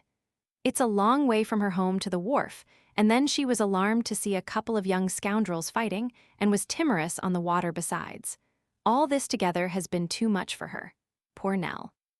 Mr. Quilp unintentionally adopted the very best means he could have devised for the recovery of his young visitor, by patting her on the head. Such an application from any other hand might not have produced a remarkable effect, but the child shrank so quickly from his touch and felt such an instinctive desire to get out of his reach, that she rose directly and declared herself ready to return. "But you'd better wait and dine with Mrs. Quilp and me," said the dwarf. "I have been away too long, sir, already," returned Nell, drying her eyes. "Well," said Mr. Quilp, "if you will go, you will, Nelly. Here's the note. It's only to say that I shall see him tomorrow or maybe next day, and that I couldn't do that little business for him this morning. Goodbye, Nelly. Here, you, sir, take care of her, d'ye hear?" Kit, who appeared at the summons, deigned to make no reply to so needless an injunction, and after staring at Quilp in a threatening manner, as if he doubted whether he might not have been the cause of Nelly shedding tears, and felt more than half disposed to revenge the fact upon him on the mere suspicion, turned about and followed his young mistress, who had by this time taken her leave of Mrs. Quilp and departed. "You're a keen questioner, ain't you, Mrs. Quilp?" said the dwarf, turning upon her as soon as they were left alone. "What more could I do?" returned his wife mildly. "What more could you do?" sneered Quilp. "Couldn't you have done something less? Couldn't you have done what you had to do, without appearing in your favorite part of the crocodile, you minx?" "I am very sorry for the child, Quilp," said his wife. "Surely I've done enough. I've led her on to tell her secret she supposed we were alone, and you were by, God forgive me." "You led her on, you did a great deal truly," said Quilp. "What did I tell you about making me creak the door? It's lucky for you that from what she let fall, I've got the clue I want, for if I hadn't, I'd have visited the failure upon you, I can tell you." Mrs. Quilp, being fully persuaded of this, made no reply. Her husband added with some exultation, "But you may thank your fortunate stars, the same stars that made you Mrs. Quilp, you may thank them that I'm upon the old gentleman's track, and have got a new light. So let me hear no more about this matter now or at any other time, and don't get anything too nice for dinner, for I shan't be home to it." So saying, Mr. Quilp put his hat on and took himself off, and Mrs. Quilp, who was afflicted beyond measure by the recollection of the part she had just acted, shut herself up in her chamber, and smothering her head in the bedclothes bemoaned her fault more bitterly than many less tender-hearted persons would have mourned a much greater offense. For in the majority of cases, conscience is an elastic and very flexible article, which will bear a deal of stretching and adapt itself to a great variety of circumstances. Some people, by prudent management, and leaving it off piece by piece like a flannel waistcoat in warm weather, even contrive, in time, to dispense with it altogether. But there be others who can assume the garment and throw it off at pleasure. And this, being the greatest and most convenient improvement, is the one most in vogue. Chapter 7. "Fred," said Mr. Swiveller, "remember the once popular melody of Begone Dull Care, fan the sinking flame of hilarity with the wing of friendship, and pass the rosy wine." Mr. Richard Swiveller's apartments were in the neighborhood of Drury Lane, and in addition to this convenience of situation, had the advantage of being over a tobacconist's shop, so that he was enabled to procure a refreshing sneeze at any time by merely stepping out upon the staircase, and was saved the trouble and expense of maintaining a snuff-box.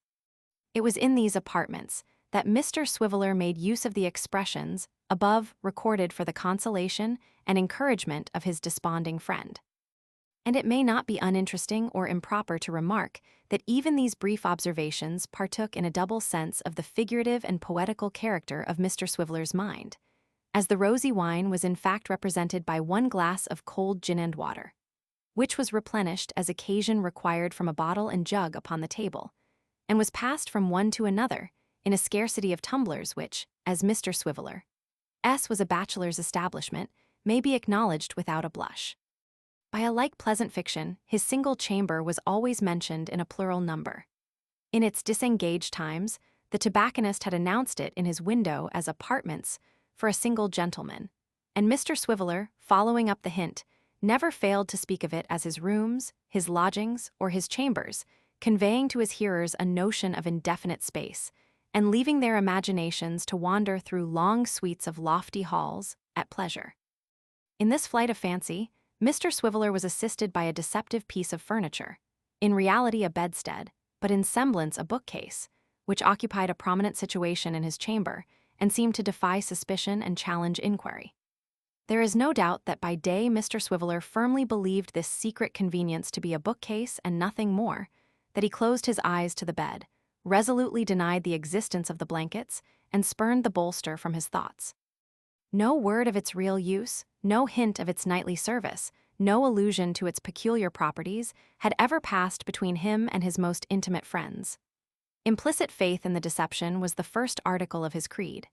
To be the friend of Swiveller, you must reject all circumstantial evidence, all reason, observation, and experience, and repose a blind belief in the bookcase. It was his pet weakness, and he cherished it. "Fred," said Mr. Swiveller, finding that his former adjuration had been productive of no effect, "pass the rosy." Young Trent, with an impatient gesture, pushed the glass towards him, and fell again in the moody attitude from which he had been unwillingly roused. "I'll give you, Fred," said his friend, stirring the mixture, "a little sentiment appropriate to the occasion.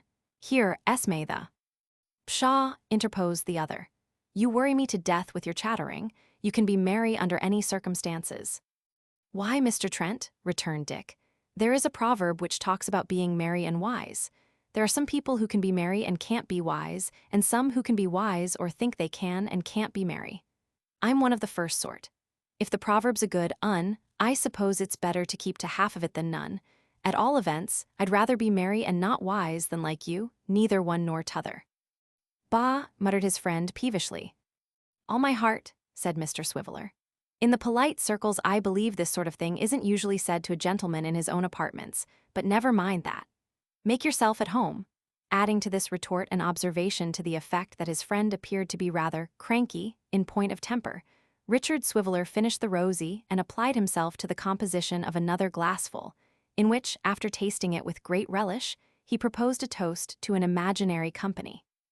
Gentlemen, I'll give you, if you please, success to the ancient family of the Swivellers, and good luck to Mr. Richard, in particular Mr. Richard, gentlemen, said Dick with great emphasis, who spends all his money on his friends and is bas-d for his pains. Here, here. Dick, said the other, returning to his seat after having paced the room twice or thrice, will you talk seriously for 2 minutes, if I show you a way to make your fortune with very little trouble? You've shown me so many, returned Dick, and nothing has come of any one of 'em but empty pockets. You'll tell a different story of this one before a very long time is over, said his companion, drawing his chair to the table. You saw my sister Nell. What about her? Returned Dick. She has a pretty face, has she not? Why, certainly, replied Dick. I must say for her that there's not any very strong family likeness between her and you. Has she a pretty face? Repeated his friend impatiently. Yes, said Dick, she has a pretty face, a very pretty face. What of that? I'll tell you, returned his friend. It's very plain that the old man and I will remain at daggers drawn to the end of our lives, and that I have nothing to expect from him. You see that, I suppose. A bat might see that with the sun shining, said Dick. It's equally plain that the money which the old Flintrot him first taught me to expect that I should share with her at his death will all be hers, is it not? I should said it was, replied Dick. Unless the way in which I put the case to him made an impression, it may have done so. It was powerful, Fred. Here is a jolly old grandfather that was strong, I thought very friendly and natural. Did it strike you in that way? It didn't strike him, returned the other, so we needn't discuss it. Now look here. Nell is nearly 14. Fine girl of her age, but small, observed Richard Swiveller parenthetically. If I am to go on, be quiet for 1 minute, returned Trent, fretting at the slight interest the other appeared to take in the conversation. Now I'm coming to the point. That's right, said Dick. The girl has strong affections, and brought up as she has been, may, at her age, be easily influenced and persuaded. If I take her in hand, I will be bound by a very little coaxing and threatening to bend her to my will. Not to beat about the bush, for the advantages of the scheme would take a week to tell, what's to prevent your marrying her? Richard Swiveller, who had been looking over the rim of the tumbler, while his companion addressed the foregoing remarks to him with great energy and earnestness of manner, no sooner heard these words than he evinced the utmost consternation, and with difficulty ejaculated the monosyllable. What? I say, what's to prevent, repeated the other with a steadiness of manner, of the effect of which upon his companion he was well assured by long experience. What's to prevent your marrying her? And she nearly 14, cried Dick.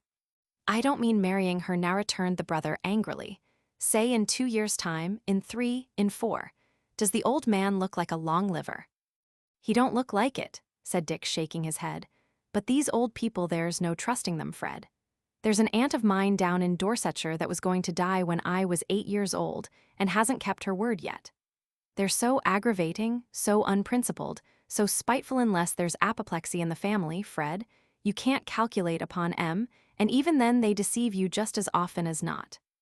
Look at the worst side of the question then, said Trent as steadily as before, and keeping his eyes upon his friend. Suppose he lives. To be sure, said Dick, there's the rub. I say, resumed his friend, suppose he lives, and I persuaded, or if the word sounds more feasible, forced Nell to a secret marriage with you. What do you think would come of that?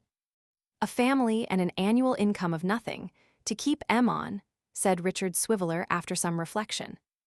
I tell you, returned the other with an increased earnestness, which whether it were real or assumed, had the same effect on his companion, that he lives for her, that his whole energies and thoughts are bound up in her, that he would no more disinherit her for an act of disobedience than he would take me into his favor again for any act of obedience or virtue that I could possibly be guilty of.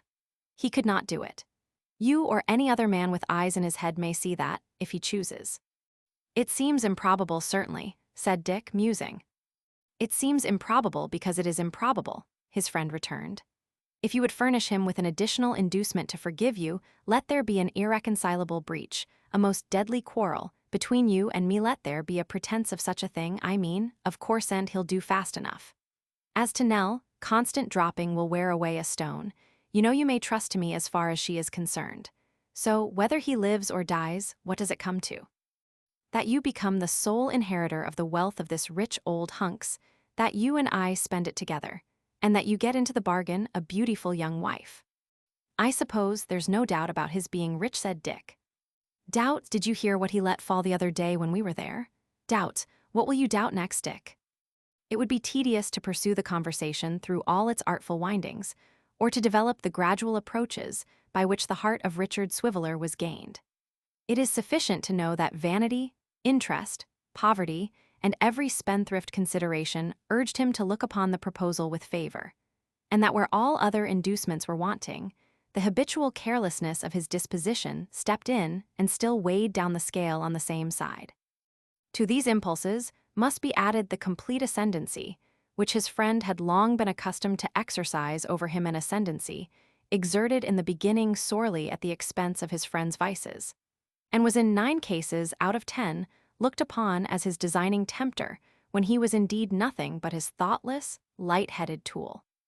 The motives on the other side were something deeper than any which Richard Swiveller entertained or understood, but these being left to their own development require no present elucidation. The negotiation was concluded very pleasantly, and Mr. Swiveller was in the act of stating in flowery terms that he had no insurmountable objection to marrying anybody plentifully endowed with money or movables, who could be induced to take him, when he was interrupted in his observations by a knock at the door, and the consequent necessity of crying, "Come in."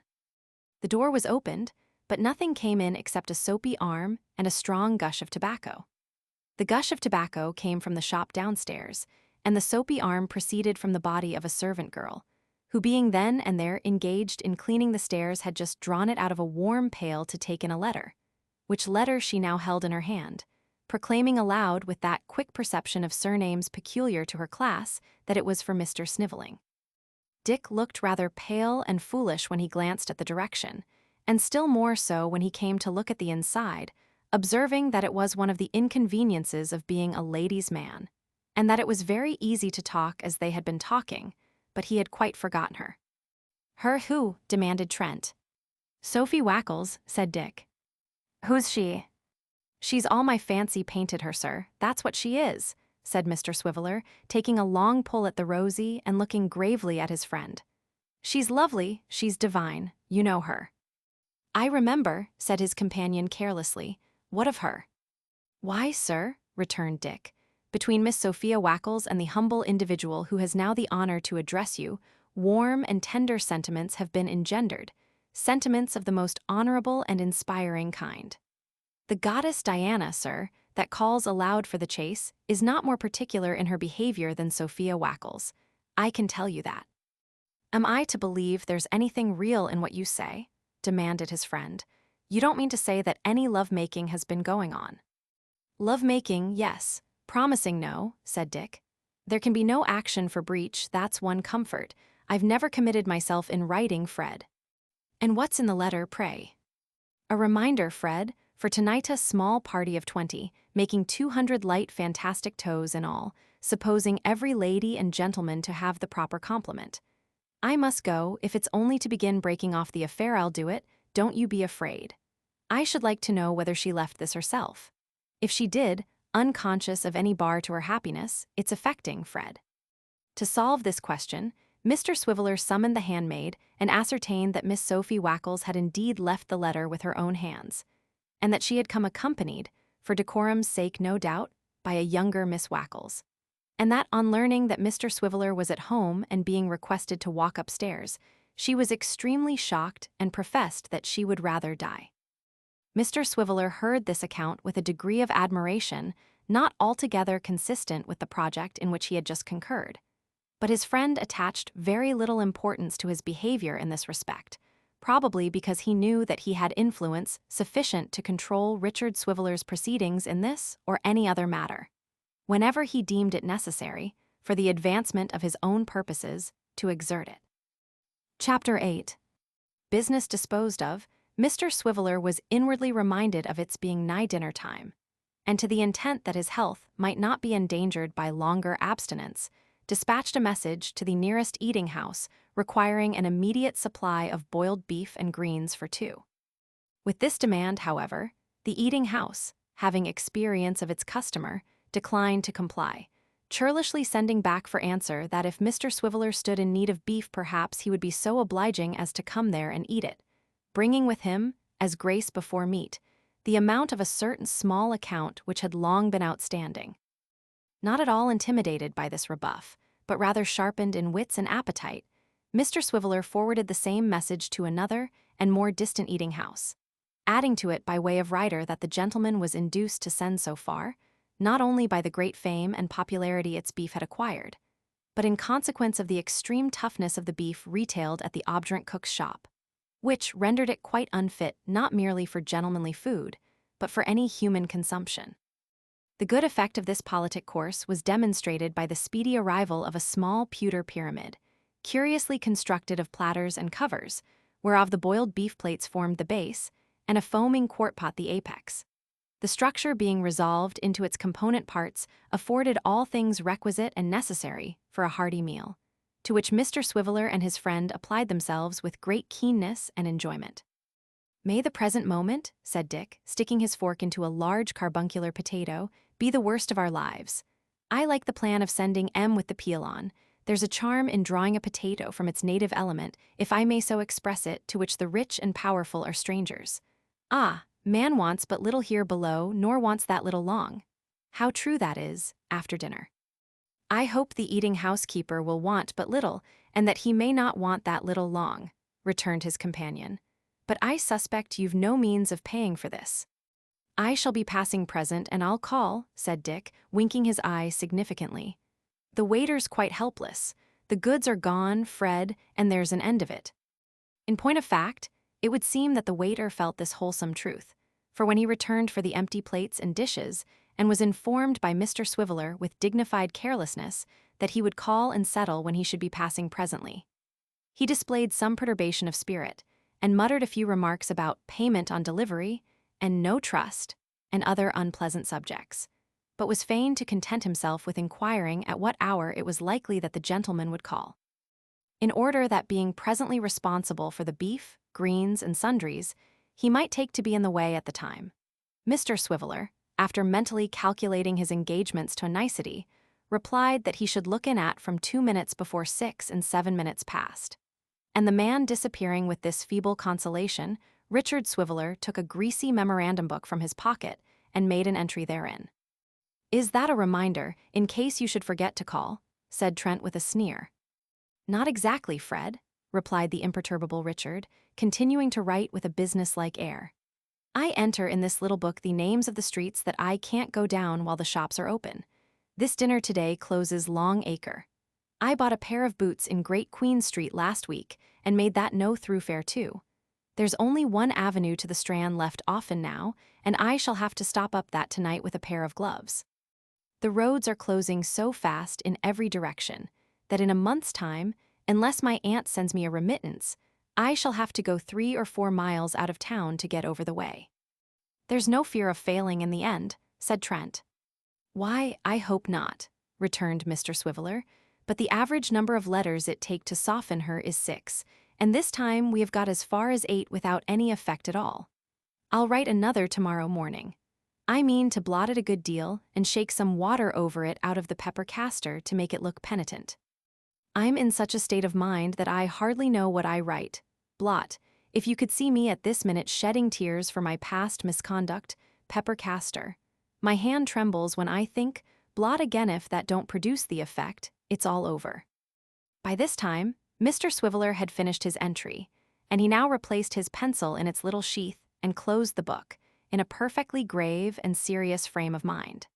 His friend discovered that it was time for him to fulfill some other engagement, and Richard Swiveller was accordingly left alone, in company with the rosy wine and his own meditations touching Miss Sophie Wackles. "It's rather sudden," said Dick, shaking his head with a look of infinite wisdom, and running on, as he was accustomed to do, with scraps of verse as if they were only prose in a hurry. "When the heart of a man is depressed with fears, the mist is dispelled when Miss Wackles appears. She's a very nice girl. She's like the red, red rose that's newly sprung in June. There's no denying that she's also like a melody that's sweetly played in tune. It's really very sudden.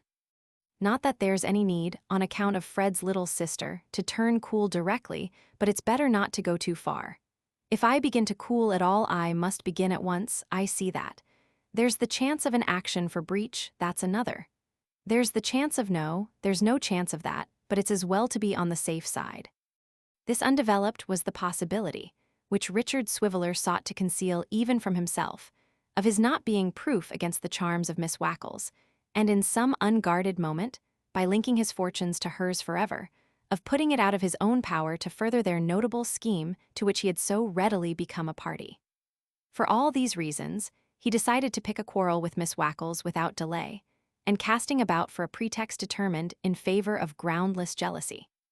Having made up his mind on this important point, he circulated the glass, from his right hand to left and back again pretty freely, to enable him to act his part with the greater discretion.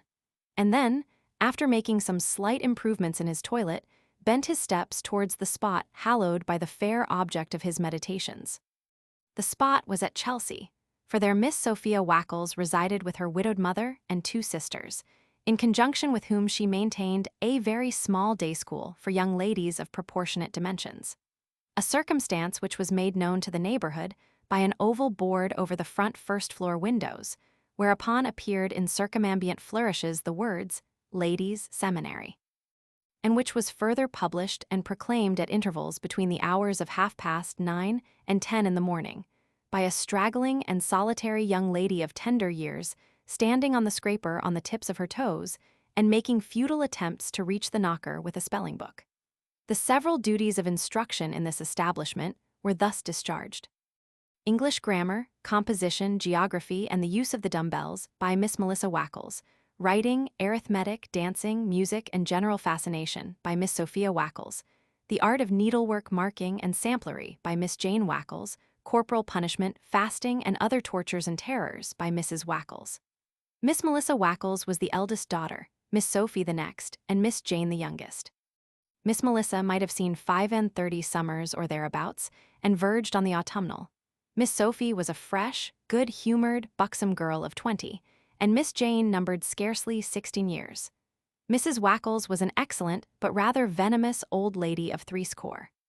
To this lady's seminary, then, Richard Swiveller hied, with designs obnoxious to the peace of the fair Sophia, who, arrayed in virgin white, embellished by no ornament but one blushing rose, received him on his arrival, in the midst of very elegant, not to say brilliant preparations, such as the embellishment of the room with the little flower pots which always stood on the window-sill outside, save in windy weather when they blew into the area, the choice attire of the day scholars who were allowed to grace the festival, the unwonted curls of Miss Jane Wackles, who had kept her head during the whole of the preceding day screwed up tight in a yellow playbill, and the solemn gentility and stately bearing of the old lady and her eldest daughter, which struck Mr. Swiveller as being uncommon, but made no further impression upon him.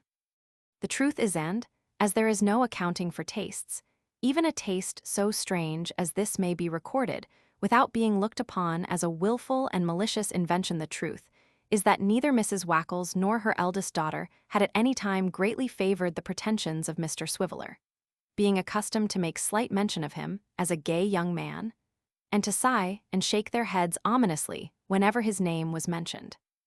Mr. Swiveller's conduct in respect to Miss Sophie having been of that vague and dilatory kind, which is usually looked upon as betokening no fixed matrimonial intentions, the young lady herself began in course of time to deem it highly desirable that it should be brought to an issue one way or other. Hence she had at last consented to play off against Richard Swiveller a stricken market gardener known to be ready with his offer on the smallest encouragement. And Hen says this occasion had been specially assigned for the purpose that great anxiety on her part for Richard Swiveler's presence, which had occasioned her to leave the note he has been seen to receive.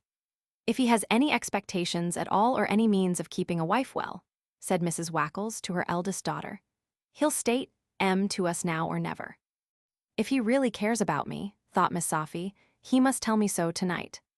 But all these sayings and doings and thinkings being unknown to Mr. Swiveller, affected him not in the least. He was debating in his mind how he could best turn jealous, and wishing that Sophie were for that occasion only far less pretty than she was, or that she were her own sister, which would have served his turn as well, when the company came, and among them the market gardener, whose name was Cheggs. But Mr. Cheggs came not alone or unsupported, for he prudently brought along with him his sister, Miss Cheggs, who, making straight to Miss Sophie and taking her by both hands, and kissing her on both cheeks, hoped in an audible whisper that they had not come too early. "Too early, no," replied Miss Sophie. "Oh, my dear," rejoined Miss Cheggs in the same whisper as before, "I've been so tormented, so worried, that it's a mercy we were not here at 4 o'clock in the afternoon. Alec has been in such a state of impatience to come. You'd hardly believe that he was dressed before dinner time and has been looking at the clock and teasing me ever since. It's all your fault, you naughty thing." Hereupon Miss Sophie blushed, and Mr. Cheggs, who was bashful before ladies, blushed too, and Miss Sophie's mother and sisters. To prevent Mr. Cheggs from blushing more, lavished civilities and attentions upon him, and left Richard Swiveller to take care of himself. Here was the very thing he wanted. Here was good cause, reason, and foundation for pretending to be angry. But having this cause, reason, and foundation, which he had come expressly to seek, not expecting to find, Richard Swiveller was angry in sound earnest, and wondered what the devil Cheggs meant by his impudence. However, Mr. Swiveller had Miss Sophie's hand for the first quadrille, country dances being low, were utterly proscribed, and so gained an advantage over his rival, who sat despondingly in a corner and contemplated the glorious figure of the young lady as she moved through the mazy dance. Nor was this the only start Mr. Swiveller had of the market gardener, for determining to show the family what quality of man they trifled with, and influenced perhaps by his late libations, he performed such feats of agility and such spins and twirls as filled the company with astonishment, and in particular caused a very long gentleman who was dancing with a very short scholar to stand quite transfixed by wonder and admiration. Even Mrs. Wackles forgot for the moment to snub 3 small young ladies who were inclined to be happy, and could not repress a rising thought that to have such a dancer as that in the family would be a pride indeed.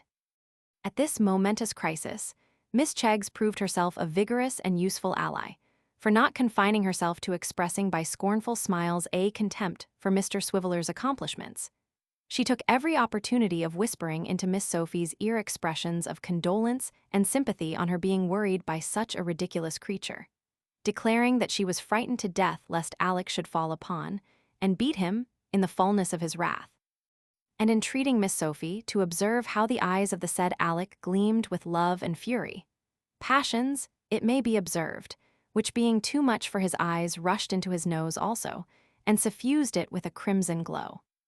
"You must dance with Miss Cheggs," said Miss Sophie to Dick Swiveller, after she had herself danced twice with Mr. Cheggs and made great show of encouraging his advances. "She's a nice girl and her brother's quite delightful." "Quite delightful, is he?" muttered Dick. "Quite delighted too, I should say, from the manner in which he's looking this way." Here Miss Jane, previously instructed for the purpose, interposed her many curls and whispered her sister to observe how jealous Mr. Cheggs was. "Jealous like his impudence," said Richard Swiveller. "His impudence, Mr. Swiveller?" said Miss Jane, tossing her head. "Take care he don't hear you, sir, or you may be sorry for it." "Oh, pray, Jane," said Miss Sophie. "Nonsense," replied her sister. "Why shouldn't Mr. Cheggs be jealous if he likes? I like that, certainly. Mr. Cheggs has as good a right to be jealous as anyone else has, and perhaps he may have a better right soon if he hasn't already. You know best about that, Sophie." Though this was a concerted plot between Miss Sophie and her sister, originating in humane intentions, and having for its object the inducing Mr. Swiveller to declare himself in time, it failed in its effect. for Miss Jane, being one of those young ladies who are prematurely shrill and shrewish, gave such undue importance to her part that Mr. Swiveller retired in dudgeon, resigning his mistress to Mr. Cheggs, and conveying a defiance into his looks which that gentleman indignantly returned. "Did you speak to me, sir?" said Mr. Cheggs, following him into a corner. "Have the kindness to smile, sir, in order that we may not be suspected. Did you speak to me, sir?" Mr. Swiveller looked with a supercilious smile at Mr. Cheggs' toes, then raised his eyes from them to his ankles, from that to his shin, from that to his knee, and so on very gradually, keeping up his right leg, until he reached his waistcoat, when he raised his eyes from button to button until he reached his chin, and traveling straight up the middle of his nose came at last to his eyes, when he said abruptly, "No, sir, I didn't." "Hem," said Mr. Cheggs, glancing over his shoulder, "have the goodness to smile again, sir. Perhaps you wish to speak to me, sir." "No, sir, I didn't do that either." "Perhaps you may have nothing to say to me now, sir," said Mr. Cheggs fiercely. At these words, Richard Swiveller withdrew his eyes from Mr. Cheggs' face, and traveling down the middle of his nose and down his waistcoat and down his right leg, reached his toes again and carefully surveyed him. This done, he crossed over, and coming up the other leg, and thence approaching by the waistcoat as before, said when it got to his eyes, "No, sir, I haven't." "Oh, indeed, sir," said Mr. Cheggs. "I'm glad to hear it. You know where I'm to be found, I suppose, sir, in case you should have anything to say to me." "I can easily inquire, sir, when I want to know." "There's nothing more we need say, I believe, sir." Nothing more, sir. With that they closed the tremendous dialogue by frowning mutually. Mr. Cheggs hastened to tender his hand to Miss Sophie, and Mr. Swiveller sat himself down in a corner in a very moody state. Hard by this corner, Mrs. Wackles and Miss Wackles were seated, looking on at the dance, and unto Mrs. and Miss Wackles, Miss Cheggs occasionally darted when her partner was occupied with his share of the figure, and made some remark or other which was gall and wormwood to Richard Swiveller's soul. Looking into the eyes of Mrs. and Miss Wackles for encouragement, and sitting very upright and uncomfortable on a couple of hard stools, were two of the day scholars. And when Miss Wackles smiled, and Mrs. Wackles smiled, the two little girls on the stools sought to curry favor by smiling likewise, in gracious acknowledgment of which attention the old lady frowned them down instantly, and said that if they dared to be guilty of such an impertinence again, they should be sent under convoy to their respective homes. This threat caused one of the young ladies, she being of a weak and trembling temperament, to shed tears, and for this offense they were both filed off immediately, with a dreadful promptitude that struck terror into the souls of all the pupils. "I've got such news for you," said Miss Cheggs, approaching once more. "Alec has been saying such things to Sophie. Upon my word, you know it's quite serious and in earnest, that's clear." "What's he been saying, my dear?" demanded Mrs. Wackles. "All manner of things," replied Miss Cheggs. "You can't think how out he has been speaking." Richard Swiveller considered it advisable to hear no more, but taking advantage of a pause in the dancing, and the approach of Mr. Cheggs to pay his court to the old lady, swaggered with an extremely careful assumption of extreme carelessness toward the door, passing on the way Miss Jane Wackles, who in all the glory of her curls was holding a flirtation, as good practice when no better was to be had, with a feeble old gentleman who lodged in the parlor. Near the door sat Miss Sophie, still fluttered and confused by the attentions of Mr. Cheggs, and by her side Richard Swiveller lingered for a moment to exchange a few parting words. "My boat is on the shore and my bark is on the sea, but before I pass this door I will say farewell to thee," murmured Dick, looking gloomily upon her. "Are you going?" said Miss Sophie, whose heart sank within her at the result of her stratagem, but who affected a light indifference notwithstanding. "Am I going?" echoed Dick bitterly. "Yes, I am. What then?"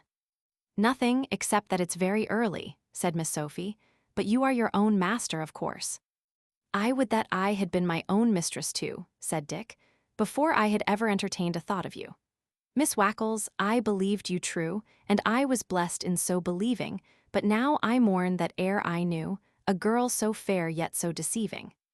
Miss Sophie bit her lip, and affected to look with great interest after Mr. Cheggs, who was quaffing lemonade in the distance. "I came here," said Dick, rather oblivious of the purpose with which he had really come, "with my bosom expanded, my heart dilated, and my sentiments of a corresponding description. I go away with feelings that may be conceived but cannot be described, feeling within myself that desolating truth that my best affections have experienced this night a stifler. I am sure I don't know what you mean, Mr. Swiveller, said Miss Sophie with downcast eyes. I'm very sorry if— Sorry, ma'am, said Dick. Sorry in the possession of a Cheggs. But I wish you a very good night, concluding with this slight remark, that there is a young lady growing up at this present moment for me, who has not only great personal attractions but great wealth, and who has requested her next of kin to propose for my hand, which, having a regard for some members of her family, I have consented to promise. It's a gratifying circumstance which you'll be glad to hear, that a young and lovely girl is growing into a woman expressly on my account, and is now saving up for me. I thought I'd mention it. I have now merely to apologize for trespassing so long upon your attention. Good night. There's one good thing springs out of all this, said Richard Swiveller to himself when he had reached home and was hanging over the candle with the extinguisher in his hand, which is, that I now go heart and soul, neck and heels, with Fred and all his scheme about little Nelly, and right glad he'll be to find me so strong upon it. He shall know all about that tomorrow, and in the meantime, as it's rather late, I'll try and get a wink of the balmy. The balmy came almost as soon as it was courted. In a very few minutes, Mr. Swiveller was fast asleep, dreaming that he had married Nell Trent and come into the property, and that his first act of power was to lay waste the market garden of Mr. Cheggs and turn it into a brick field. Chapter 9. The child, in her confidence with Mrs. Quilp, had but feebly described the sadness and sorrow of her thoughts, or the heaviness of the cloud which overhung her home and cast dark shadows on its hearth. Besides that, it was very difficult to impart to any person not intimately acquainted with the life she led an adequate sense of its gloom and loneliness. A constant fear of in some way committing or injuring the old man to whom she was so tenderly attached had restrained her, even in the midst of her heart's overflowing, and made her timid of allusion to the main cause of her anxiety and distress. For it was not the monotonous days uncheckered by variety and uncheered by pleasant companionship. It was not the dark, dreary evenings or the long, solitary nights. It was not the absence of every slight and easy pleasure for which young hearts beat high, or the knowing nothing of childhood, but its weakness and its easily wounded spirit that had wrung such tears from Nell.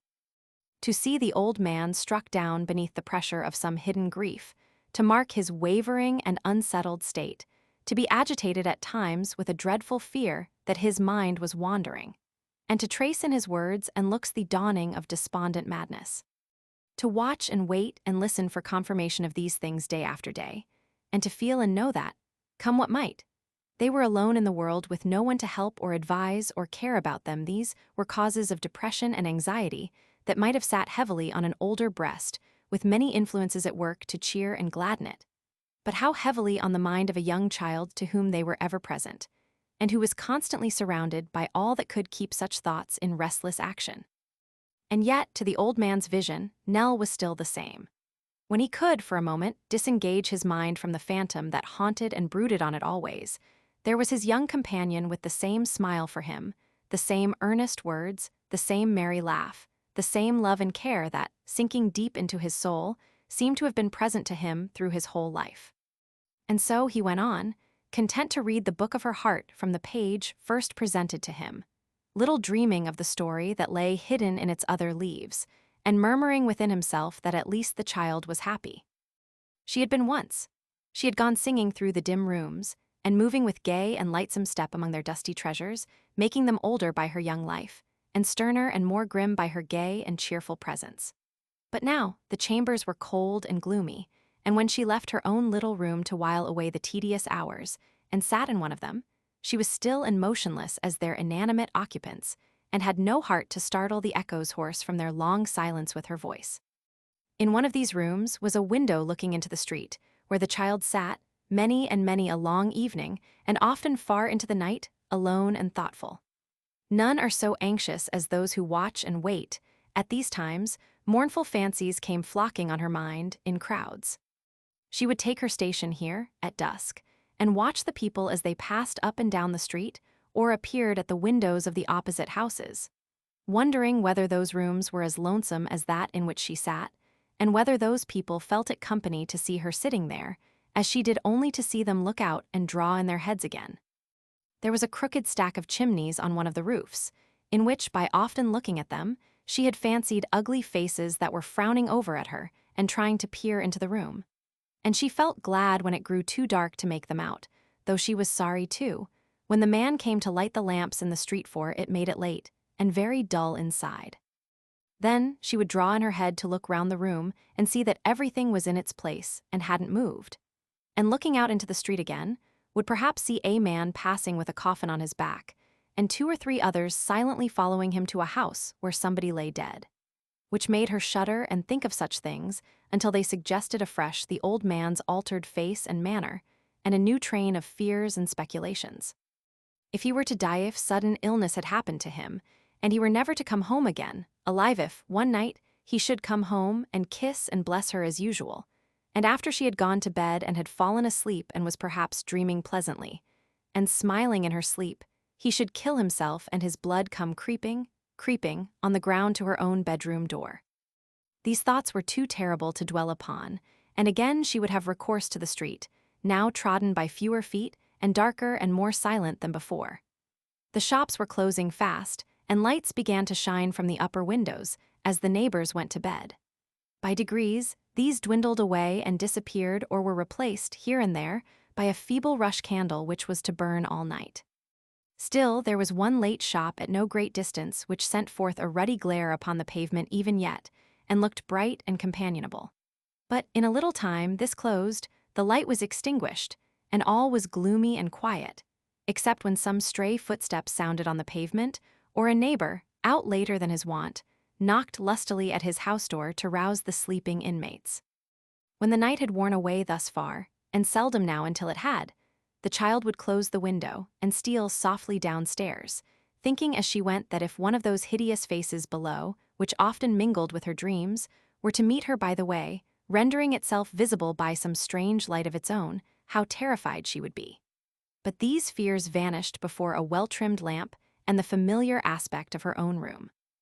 After praying fervently, and with many bursting tears, for the old man, and the restoration of his peace of mind and the happiness they had once enjoyed, she would lay her head upon the pillow and sob herself to sleep, often starting up again, before the daylight came, to listen for the bell and respond to the imaginary summons which had roused her from her slumber.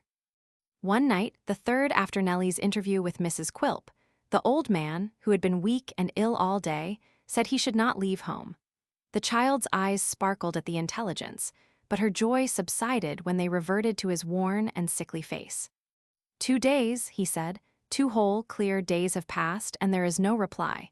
What did he tell thee, Nell? Exactly what I told you, dear grandfather, indeed. True, said the old man faintly. Yes, but tell me again, Nell, my head fails me. What was it that he told thee? Nothing more than that he would see me tomorrow or next day. That was in the note. Nothing more, said the child. Shall I go to him again tomorrow, dear grandfather? Very early. I will be there and back before breakfast.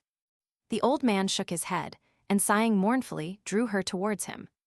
'Twould be of no use, my dear, no earthly use. But if he deserts me, Nell, at this moment, if he deserts me now, when I should, with his assistance, be recompensed for all the time and money I have lost, and all the agony of mind I have undergone, which makes me what you see, I am ruined, and worse, far worse than that have ruined thee, for whom I ventured all. If we are beggars. What if we are, said the child boldly, let us be beggars and be happy. Beggars and happy, said the old man, poor child. Dear grandfather, cried the girl with an energy which shone in her flushed face, trembling voice, and impassioned gesture. I am not a child in that, I think, but even if I am, oh, hear me pray that we may beg or work in open roads or fields to earn a scanty living, rather than live as we do now. Nellie, said the old man. Yes, yes, rather than live as we do now, the child repeated, more earnestly than before. If you are sorrowful, let me know why and be sorrowful too. If you waste away and are paler and weaker every day, let me be your nurse and try to comfort you. If you are poor, let us be poor together. But let me be with you, do let me be with you. Do not let me see such change and not know why, or I shall break my heart and die. Dear grandfather, Let us leave this sad place tomorrow, and beg our way from door to door." The old man covered his face with his hands, and hid it in the pillow of the couch on which he lay. "Let us be beggars," said the child, passing an arm round his neck. "I have no fear but we shall have enough, I am sure we shall. Let us walk through country places, and sleep in fields and under trees, and never think of money again, or anything that can make you sad, but rest at nights, and have the sun and wind upon our faces in the day, and thank God together. Let us never set foot in dark rooms or melancholy houses any more, but wander up and down wherever we like to go. And when you are tired, you shall stop to rest in the pleasantest place that we can find, and I will go and beg for both." The child's voice was lost in sobs as she dropped upon the old man's neck, nor did she weep alone. These were not words for other ears, nor was it a scene for other eyes. And yet other ears and eyes were there and greedily taking in all that passed, and moreover they were the ears and eyes of no less a person than Mr. Daniel Quilp, who, having entered unseen when the child first placed herself at the old man's side, refrained actuated, no doubt, by motives of the purest delicacy from interrupting the conversation, and stood looking on with his accustomed grin. Standing, however, being a tiresome attitude to a gentleman already fatigued with walking, and the dwarf being one of that kind of persons who usually make themselves at home, he soon cast his eyes upon a chair, into which he skipped with uncommon agility, and perching himself on the back with his feet upon the seat, was thus enabled to look on and listen with greater comfort to himself, besides gratifying at the same time that taste for doing something fantastic and monkey-like, which on all occasions had strong possession of him. Here, then, he sat, one leg cocked carelessly over the other, his chin resting on the palm of his hand, his head turned a little on one side, and his ugly features twisted into a complacent grimace. And in this position, the old man, happening in course of time to look that way, at length chanced to see him, to his unbounded astonishment. The child uttered a suppressed shriek on beholding this agreeable figure. In their first surprise, both she and the old man, not knowing what to say and half doubting its reality, looked shrinkingly at it. Not at all disconcerted by this reception, Daniel Quilp preserved the same attitude, merely nodding twice or thrice with great condescension. At length, the old man pronounced his name and inquired how he came there. "Through the door," said Quilp, pointing over his shoulder with his thumb. "I'm not quite small enough to get through keyholes. I wish I was. I want to have some talk with you particularly and in private, with nobody present, neighbor. Goodbye, little Nellie." Nell looked at the old man, who nodded to her to retire, and kissed her cheek. "Ah," said the dwarf, smacking his lips, "what a nice kiss that was just upon the rosy part. What a capital kiss." Nell was none the slower in going away for this remark. Quilp looked after her with an admiring leer, and when she had closed the door, fell to complimenting the old man upon her charms. "Such a fresh, blooming, modest little bud, neighbor," said Quilp, nursing his short leg, and making his eyes twinkle very much. "Such a chubby, rosy, cozy little Nell."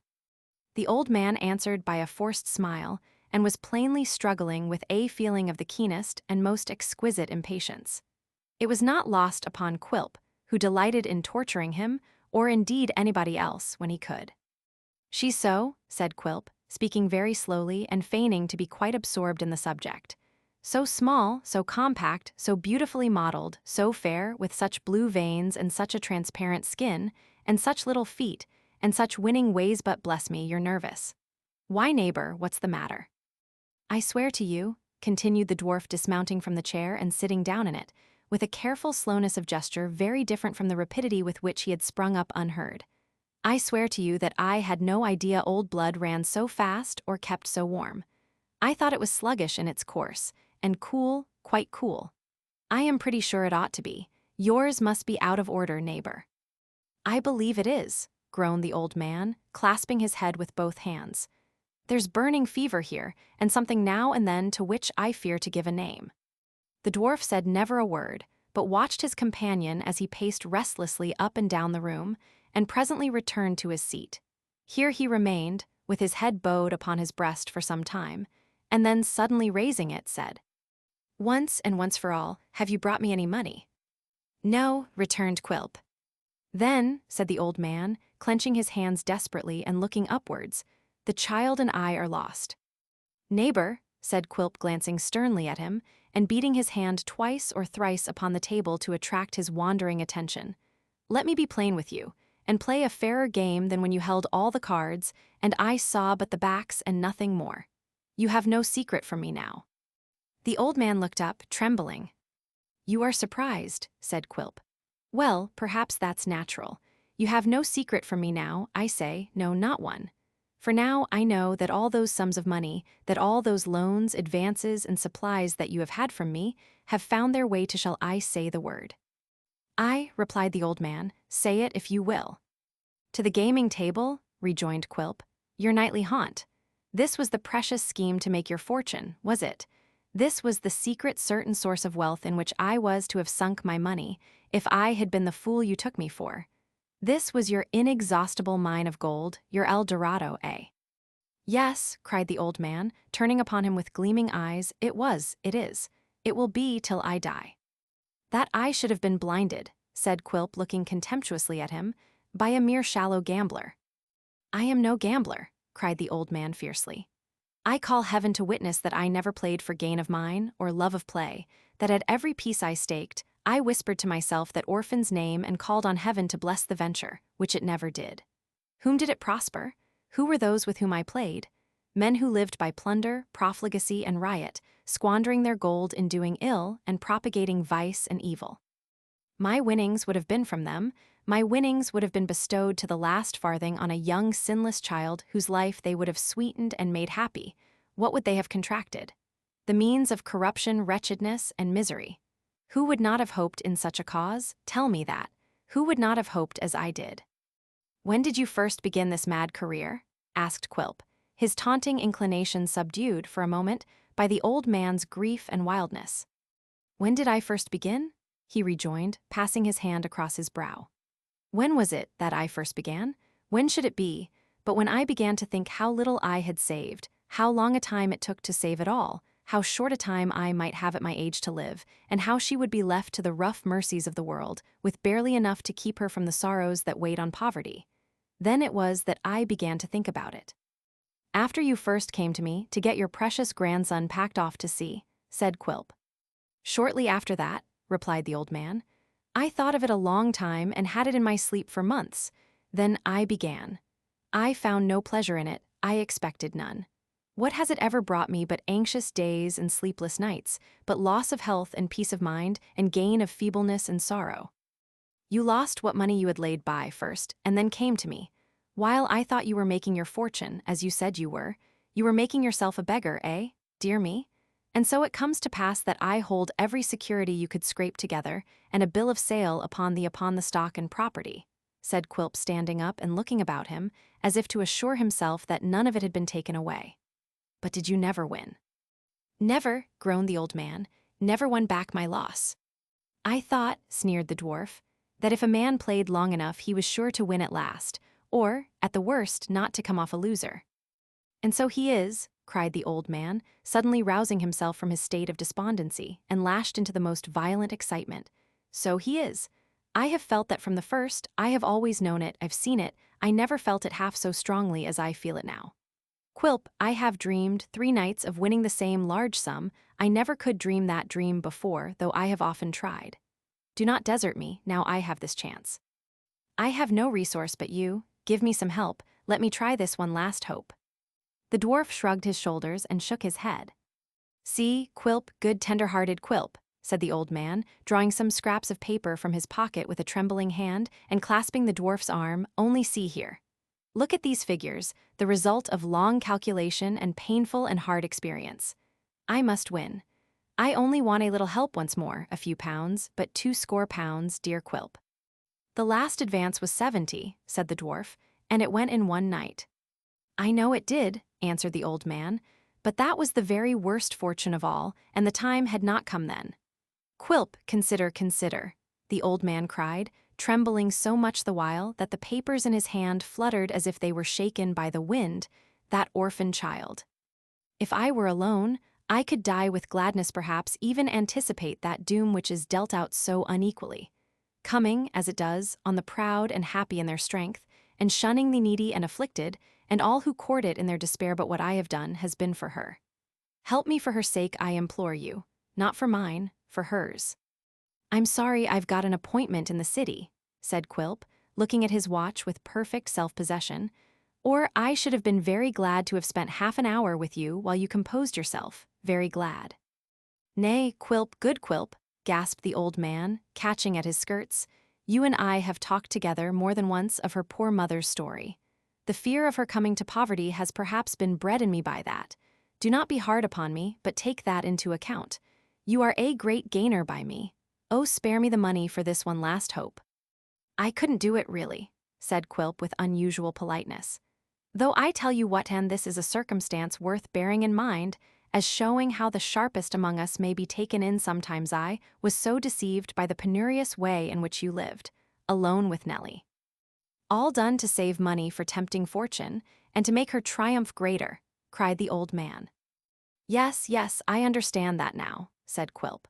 But I was going to say, I was so deceived by that, your miserly way, the reputation you had among those who knew you of being rich, and your repeated assurances that you would make of my advances treble and quadruple the interest you paid me, that I'd have advanced you, even now, what you want, on your simple note of hand, if I hadn't unexpectedly become acquainted with your secret way of life. Who is it, retorted the old man desperately, that, notwithstanding all my caution, told you? Come, let me know the name, the person. The crafty dwarf, bethinking himself that his giving up the child would lead to the disclosure of the artifice he had employed, which, as nothing was to be gained by it, it was well to conceal, stopped short in his answer and said, Now, who do you think? It was Kit, it must have been the boy. He played the spy and you tampered with him, said the old man.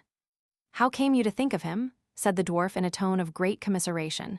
Yes, it was Kit, poor Kit. So saying, he nodded in a friendly manner and took his leave, stopping when he had passed the outer door a little distance and grinning with extraordinary delight.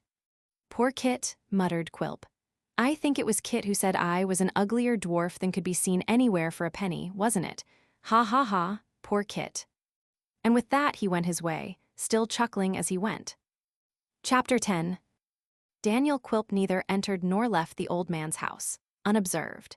In the shadow of an archway nearly opposite, leading to one of the many passages which diverged from the main street, there lingered one, who, having taken up his position when the twilight first came on, still maintained it with undiminished patience, and leaning against the wall with the manner of a person who had a long time to wait, and being well used to it was quite resigned, scarcely changed his attitude for the hour together. This patient lounger attracted little attention from any of those who passed, and bestowed as little upon them. His eyes were constantly directed towards one object, the window at which the child was accustomed to sit. If he withdrew them for a moment, it was only to glance at a clock in some neighboring shop, and then to strain his sight once more in the old quarter with increased earnestness and attention. It had been remarked that this personage evinced no weariness in his place of concealment, nor did he, long as his waiting was. But as the time went on, he manifested some anxiety and surprise, glancing at the clock more frequently and at the window less hopefully than before. At length, the clock was hidden from his sight by some envious shutters, then the church steeples proclaimed 11 at night, then the quarter past, and then the conviction seemed to obtrude itself on his mind that it was no use tarrying there any longer. That the conviction was an unwelcome one, and that he was by no means willing to yield to it, was apparent from his reluctance to quit the spot, from the tardy steps with which he often left it, still looking over his shoulder at the same window, and from the precipitation with which he as often returned when a fancied noise or the changing and imperfect light induced him to suppose it had been softly raised. At length he gave the matter up, as hopeless for that night, and suddenly breaking into a run as though to force himself away, scampered off at his utmost speed, nor once ventured to look behind him lest he should be tempted back again. Without relaxing his pace, or stopping to take breath, this mysterious individual dashed on through a great many alleys and narrow ways until he at length arrived in a square paved court, when he subsided into a walk, and making for a small house from the window of which a light was shining, lifted the latch of the door and passed in. "Bless us," cried a woman turning sharply round. "Who's that? Oh, it's you, Kit." "Yes, mother, it's me." "Why, how tired you look, my dear." "Old Master ain't gone out tonight," said Kit, "and so she hasn't been at the window at all." With which words, he sat down by the fire and looked very mournful and discontented. The room in which Kit sat himself down in this condition was an extremely poor and homely place, but with that air of comfort about it, nevertheless, which o'er the spot must be a wretched one indeed. Cleanliness and order can always impart in some degree. Late as the Dutch clock showed it to be, the poor woman was still hard at work at an ironing table. A young child lay sleeping in a cradle near the fire, and another, a sturdy boy of 2 or 3 years old, very wide awake, with a very tight nightcap on his head, and a nightgown very much too small for him on his body, was sitting bolt upright in a clothes basket, staring over the rim with his great round eyes, and looking as if he had thoroughly made up his mind never to go to sleep any more. Which, as he had already declined to take his natural rest, and had been brought out of bed in consequence, opened a cheerful prospect for his relations and friends. It was rather a queer-looking family, Kit, his mother, and the children being all strongly alike. Kit was disposed to be out of temper, as the best of us are too often, but he looked at the youngest child who was sleeping soundly, and from him to his other brother in the clothes basket, and from him to their mother, who had been at work without complaint since morning, and thought it would be a better and kinder thing to be good-humored. So he rocked the cradle with his foot, made a face at the rebel in the clothes basket, which put him in high good humor directly, and stoutly determined to be talkative and make himself agreeable.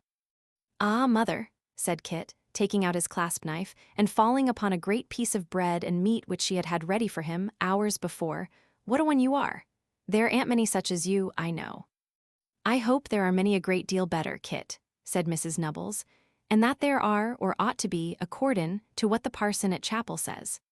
"Much he knows about it," returned Kit contemptuously. "Wait till he's a widder and works like you do, and gets as little, and does as much, and keeps his spirit up the same, and then I'll ask him what's a clock and trust him for being right to half a second." "Well," said Mrs. Nubbles, evading the point, "your beer s down there by the fender, Kit." "I see," replied her son, taking up the porter pot, "my love to you, mother, and the parson's health too, if you like. I don't bear him any malice, not I." "Did you tell me, just now, that your master hadn't gone out tonight?" inquired Mrs. Nubbles. "Yes," said Kit, "worse luck." "You should say better luck, I think," returned his mother, "because Miss Nellie won't have been left alone." "Ah," said Kit, "I forgot that. I said worse luck because I've been watching ever since 8 o'clock and seen nothing of her." "I wonder what she'd say," cried his mother, stopping in her work and looking round. "If she knew that every night, when she poor thing is sitting alone at that window, you are watching in the open street for fear any harm should come to her, and that you never leave the place or come home to your bed though you're ever so tired, till such time as you think she's safe in hers." "Never mind what she'd say," replied Kit, with something like a blush on his uncouth face. "She'll never know nothing, and consequently she'll never say nothing." Mrs. Nubbles ironed away in silence for a minute or two, and coming to the fireplace for another iron, glanced stealthily at Kit, while she rubbed it on a board and dusted it with a duster, but said nothing until she had returned to her table again. When, holding the iron at an alarmingly short distance from her cheek to test its temperature, and looking round with a smile, she observed, "I know what some people would say, Kit." "Nonsense," interposed Kit with a perfect apprehension of what was to follow. "No, but they would indeed. Some people would say that you fallen in love with her, I know they would." To this, Kit only replied by bashfully bidding his mother get out, and forming sundry strange figures with his legs and arms, accompanied by sympathetic contortions of his face. Not deriving from these means the relief which he sought, he bit off an immense mouthful from the bread and meat, and took a quick drink of the porter, by which artificial aids he choked himself and effected a diversion of the subject. "Speaking seriously, though, Kit," said his mother, taking up the theme afresh after a time, "for of course I was only in joke just now, it's very good and thoughtful and like you to do this and never let anybody know it, though some day I hope she may come to know it, for I'm sure she would be very grateful to you and feel it very much. It's a cruel thing to keep the dear child shut up there. I don't wonder that the old gentleman wants to keep it from you." "He don't think it's cruel, bless you," said Kit, "and don't mean it to be so, or he wouldn't do it. I do consider, mother, that he wouldn't do it for all the gold and silver in the world. No, no, that he wouldn't. I know him better than that. Then what does he do it for, and why does he keep it so close from you? Said Mrs. Nubbles. That I don't know, returned her son. If he hadn't tried to keep it so close, though, I should never have found it out, for it was his getting me away at night and sending me off so much earlier than he used to that first made me curious to know what was going on. Hark, what's that? It's only somebody outside. It's somebody crossing over here, said Kit, standing up to listen and coming very fast, too. He can't have gone out after I left and the house caught fire, mother. The boy stood for a moment, really bereft by the apprehension he had conjured up of the power to move. The footsteps drew nearer, the door was opened with a hasty hand, and the child herself, pale and breathless and hastily wrapped in a few disordered garments, hurried into the room. Miss Nellie, what is the matter? Cried mother and son together. I must not stay a moment, she returned. Grandfather has been taken very ill. I found him in a fit upon the floor. I'll run for a doctor, said Kit, seizing his brimless hat. I'll be there directly, I'll. No, no, cried Nell. There is one there, you're not wanted, you must never come near us any more. What? Roared Kit. Never again, said the child. Don't ask me why, for I don't know. Pray don't ask me why, pray don't be sorry, pray don't be vexed with me. I have nothing to do with it indeed. Kit looked at her with his eyes stretched wide, and opened and shut his mouth a great many times, but couldn't get out one word. He complains and raves of you, said the child. I don't know what you have done, but I hope it's nothing very bad. I done, roared Kit. He cried that you're the cause of all his misery, returned the child with tearful eyes. He screamed and called for you. They say you must not come near him or he will die. You must not return to us any more. I came to tell you. I thought it would be better that I should come than somebody quite strange. Oh, Kit, what have you done? You, in whom I trusted so much, and who were almost the only friend I had. The unfortunate Kit looked at his young mistress harder and harder, and with eyes growing wider and wider, but was perfectly motionless and silent. I have brought his money for the week, said the child, looking to the woman and laying it on the table and a little more, for he was always good and kind to me. I hope he will be sorry and do well somewhere else and not take this to heart too much. It grieves me very much to part with him like this, but there is no help. It must be done. Good night. With the tears streaming down her face, and her slight figure trembling with the agitation of the scene she had left, the shock she had received, the errand she had just discharged, and 1,000 painful and affectionate feelings, the child hastened to the door, and disappeared as rapidly as she had come. The poor woman, who had no cause to doubt her son, but every reason for relying on his honesty and truth, was staggered, notwithstanding, by his not having advanced one word in his defense. Visions of gallantry, knavery, robbery, and of the nightly absences from home for which he had accounted so strangely, having been occasioned by some unlawful pursuit, flocked into her brain and rendered her afraid to question him. She rocked herself upon a chair, wringing her hands and weeping bitterly, but Kit made no attempt to comfort her and remained quite bewildered. The baby in the cradle woke up and cried. The boy in the clothes basket fell over on his back with the basket upon him and was seen no more. The mother wept louder yet and rocked faster. But Kit, insensible to all the din and tumult, remained in a state of utter stupefaction. Chapter 11. Quiet and solitude were destined to hold uninterrupted rule no longer, beneath the roof that sheltered the child. Next morning, the old man was in a raging fever accompanied with delirium, and sinking under the influence of this disorder, he lay for many weeks in imminent peril of his life. There was watching enough now, but it was the watching of strangers who made a greedy trade of it, and who, in the intervals in their attendance upon the sick man, huddled together with a ghastly good fellowship, and ate and drank and made merry, for disease and death were their ordinary household gods. Yet, in all the hurry and crowding of such a time, the child was more alone than she had ever been before. Alone in spirit, alone in her devotion to him who was wasting away upon his burning bed, alone in her unfeigned sorrow and her unpurchased sympathy. Day after day, and night after night, found her still by the pillow of the unconscious sufferer, still anticipating his every want, still listening to those repetitions of her name and those anxieties and cares for her, which were ever uppermost among his feverish wanderings. The house was no longer theirs. Even the sick chamber seemed to be retained, on the uncertain tenure of Mr. Quilp's favor. The old man's illness had not lasted many days when he took formal possession of the premises and all upon them, in virtue of certain legal powers to that effect, which few understood and none presumed to call in question. This important step secured, with the assistance of a man of law whom he brought with him for the purpose, the dwarf proceeded to establish himself and his coadjutor in the house as an assertion of his claim against all comers, and then set about making his quarters comfortable after his own fashion. To this end, Mr. Quilp encamped in the back parlor, having first put an effectual stop to any further business by shutting up the shop. Having looked out, from among the old furniture, the handsomest and most commodious chair he could possibly find, which he reserved for his own use, and an especially hideous and uncomfortable one, which he considerately appropriated to the accommodation of his friend, he caused them to be carried into this room, and took up his position in great state.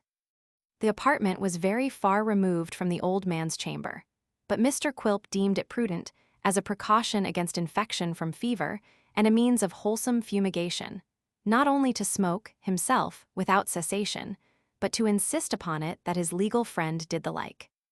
Moreover, he sent an express to the wharf for the tumbling boy, who, arriving with all dispatch, was enjoined to sit himself down in another chair just inside the door, continually to smoke a great pipe which the dwarf had provided for the purpose, and to take it from his lips under any pretense whatever, were it only for 1 minute at a time, if he dared. These arrangements completed, Mr. Quilp looked round him with chuckling satisfaction, and remarked that he called that comfort. The legal gentleman, whose melodious name was Brass, might have called it comfort also, but for 2 drawbacks. One was, that he could by no exertion sit easy in his chair, the seat of which was very hard, angular, slippery, and sloping. The other, that tobacco smoke always caused him great internal discomposure and annoyance. But as he was quite a creature of Mr. Quilp's, and had 1,000 reasons for conciliating his good opinion, he tried to smile, and nodded his acquiescence with the best grace he could assume. This Brass was an attorney of no very good repute, from Bevis Marks in the city of London. He was a tall, meagre man, with a nose like a wen, a protruding forehead, retreating eyes, and hair of a deep red. He wore a long black surtout reaching nearly to his ankles, short black trousers, high shoes, and cotton stockings of a bluish gray. He had a cringing manner, but a very harsh voice, and his blandest smiles were so extremely forbidding that to have had his company under the least repulsive circumstances, one would have wished him to be out of temper that he might only scowl. Quilp looked at his legal adviser, and seeing that he was winking very much in the anguish of his pipe, that he sometimes shuddered when he happened to inhale its full flavor, and that he constantly fanned the smoke from him, was quite overjoyed and rubbed his hands with glee.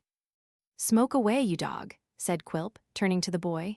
"Fill your pipe again and smoke it fast, down to the last whiff, or I'll put the sealing-waxed end of it in the fire and rub it red-hot upon your tongue." Luckily, the boy was case-hardened, and would have smoked a small lime-kiln if anybody had treated him with it. Wherefore, he only muttered a brief defiance of his master, and did as he was ordered. "Is it good, Brass? Is it nice? Is it fragrant? Do you feel like the Grand Turk?" said Quilp. Mr. Brass thought that if he did, the Grand Turk's feelings were by no means to be envied, but he said it was famous, and he had no doubt he felt very like that potentate. "This is the way to keep off fever," said Quilp. "This is the way to keep off every calamity of life. We'll never leave off, all the time we stop here. Smoke away, you dog, or you shall swallow the pipe." "Shall we stop here long, Mr. Quilp?" inquired his legal friend, when the dwarf had given his boy this gentle admonition. "We must stop, I suppose, till the old gentleman upstairs is dead," returned Quilp. "He he he," laughed Mr. Brass. "Oh, very good." "Smoke away," cried Quilp. "Never stop, you can talk as you smoke, don't lose time." "He he he," cried Brass faintly, as he again applied himself to the odious pipe. "But if he should get better, Mr. Quilp—" "Then we shall stop till he does, and no longer," returned the dwarf. "How kind it is of you, sir, to wait till then," said Brass. "Some people, sir, would have sold or removed the goods, oh dear, the very instant the law allowed M. Some people, sir, would have been all flintiness and granite. Some people, sir, would have." Some people would have spared themselves the jabbering of such a parrot as you, interposed the dwarf. He he he, cried Brass, you have such spirits. The smoking sentinel at the door interposed in this place, and without taking his pipe from his lips, growled. Here's the gal a comin' down. The what, you dog, said Quilp. The gal, returned the boy, are you deaf? Oh, said Quilp, drawing in his breath with great relish as if he were taking soup, you and I will have such a settling presently. There's such a scratching and bruising in store for you, my dear young friend, aha, Nelly. How is he now, my duck of diamonds? He's very bad, replied the weeping child. What a pretty little Nell, cried Quilp. Oh, beautiful, sir, beautiful indeed, said Brass, quite charming.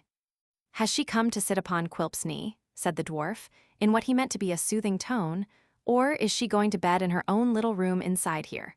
Which is poor Nelly going to do? What a remarkable pleasant way he has with children, muttered Brass, as if in confidence between himself and the ceiling. Upon my word, it's quite a treat to hear him. I'm not going to stay at all, faltered Nell. I want a few things out of that room, and then I won't come down here any more. And a very nice little room it is, said the dwarf, looking into it as the child entered. Quite a bower. You're sure you're not going to use it? You're sure you're not coming back, Nelly? No, replied the child, hurrying away with the few articles of dress she had come to remove. Never again, never again. She's very sensitive, said Quilp, looking after her. Very sensitive, that's a pity. The bedstead is much about my size. I think I shall make it my little room. Mr. Brass encouraging this idea, as he would have encouraged any other emanating from the same source, the dwarf walked in to try the effect. This he did, by throwing himself on his back upon the bed with his pipe in his mouth, and then kicking up his legs and smoking violently. Mr. Brass applauding this picture very much, and the bed being soft and comfortable, Mr. Quilp determined to use it, both as a sleeping place by night and as a kind of divan by day, and in order that it might be converted to the latter purpose at once, remained where he was and smoked his pipe out. The legal gentleman being by this time rather giddy and perplexed in his ideas, for this was one of the operations of the tobacco on his nervous system, took the opportunity of slinking away into the open air, where, in course of time, he recovered sufficiently to return with a countenance of tolerable composure. He was soon led on by the malicious dwarf to smoke himself into a relapse, and in that state stumbled upon a settee where he slept till morning. Such were Mr. Quilp's first proceedings on entering upon his new property. He was, for some days, restrained by business from performing any particular pranks, as his time was pretty well occupied between taking, with the assistance of Mr. Brass, a minute inventory of all the goods in the place, and going abroad upon his other concerns, which happily engaged him for several hours at a time. His avarice and caution being now thoroughly awakened, however, he was never absent from the house one night, and his eagerness for some termination, good or bad, to the old man's disorder, increasing rapidly as the time passed by, soon began to vent itself in open murmurs and exclamations of impatience. Nell shrank timidly from all the dwarf's advances towards conversation, and fled from the very sound of his voice, nor were the lawyer's smiles less terrible to her than Quilp's grimaces. She lived in such continual dread and apprehension of meeting one or other of them on the stairs, or in the passages if she stirred from her grandfather's chamber, that she seldom left it, for a moment, until late at night, when the silence encouraged her to venture forth and breathe the purer air of some empty room. One night she had stolen to her usual window, and was sitting there very sorrowfully, for the old man had been worse that day when she thought she heard her name pronounced by a voice in the street. Looking down, she recognized Kit, whose endeavors to attract her attention had roused her from her sad reflections. "Miss Nell," said the boy in a low voice. "Yes," replied the child, doubtful whether she ought to hold any communication with the supposed culprit, but inclining to her old favorite still. "What do you want?" "I have wanted to say a word to you for a long time," the boy replied, "but the people below have driven me away and wouldn't let me see you. You don't believe, I hope you don't really believe, that I deserve to be cast off as I have been, do you, miss?" "I must believe it," returned the child, "or why would grandfather have been so angry with you?" "I don't know," replied Kit. "I'm sure I never deserved it from him, no, nor from you. I can say that with a true and honest heart anyway, and then to be driven from the door when I only came to ask how old master was." "They never told me that," said the child. "I didn't know it indeed. I wouldn't have had them do it for the world." "Thank ye, miss," returned Kit. "It's comfortable to hear you say that. I said I never would believe that it was your doing." "That was right," said the child eagerly. "Miss Nell," cried the boy coming under the window, and speaking in a lower tone, "there are new masters downstairs. It's a change for you." "It is indeed," replied the child. "And so it will be for him when he gets better," said the boy, pointing towards the sick room. "If he ever does," added the child, unable to restrain her tears. "Oh, he'll do that," said Kit. "I'm sure he will. You mustn't be cast down, Miss Nell. Now don't be, pray." These words of encouragement and consolation were few and roughly said, but they affected the child and made her, for the moment, weep the more. "He'll be sure to get better now," said the boy anxiously, "if you don't give way to low spirits and turn ill yourself, which would make him worse and throw him back, just as he was recovering. When he does, say a kind word for me, Miss Nell." "They tell me I must not even mention your name to him for a long, long time," rejoined the child. "I dare not, and even if I might, what good would a kind word do you, Kit? We shall be very poor. We shall scarcely have bread to eat." "It's not that I may be taken back," said the boy, "that I ask the favor of you. It isn't for the sake of food and wages that I've been waiting about so long in hopes to see you. Don't think that I'd come in a time of trouble to talk of such things as them." The child looked gratefully and kindly at him, but waited that he might speak again. "No, it's not that," said Kit, hesitating. "It's something very different from that. I haven't got much sense, I know, but if he could be brought to believe that I'd been a faithful servant to him, doing the best I could and never meaning harm, perhaps he mightn't." Here Kit faltered so long that the child entreated him to speak out, and quickly, for it was very late and time to shut the window. "Perhaps he mightn't think it over-venturesome of me to say well then to say this," cried Kit with sudden boldness. "This home is gone from you and him.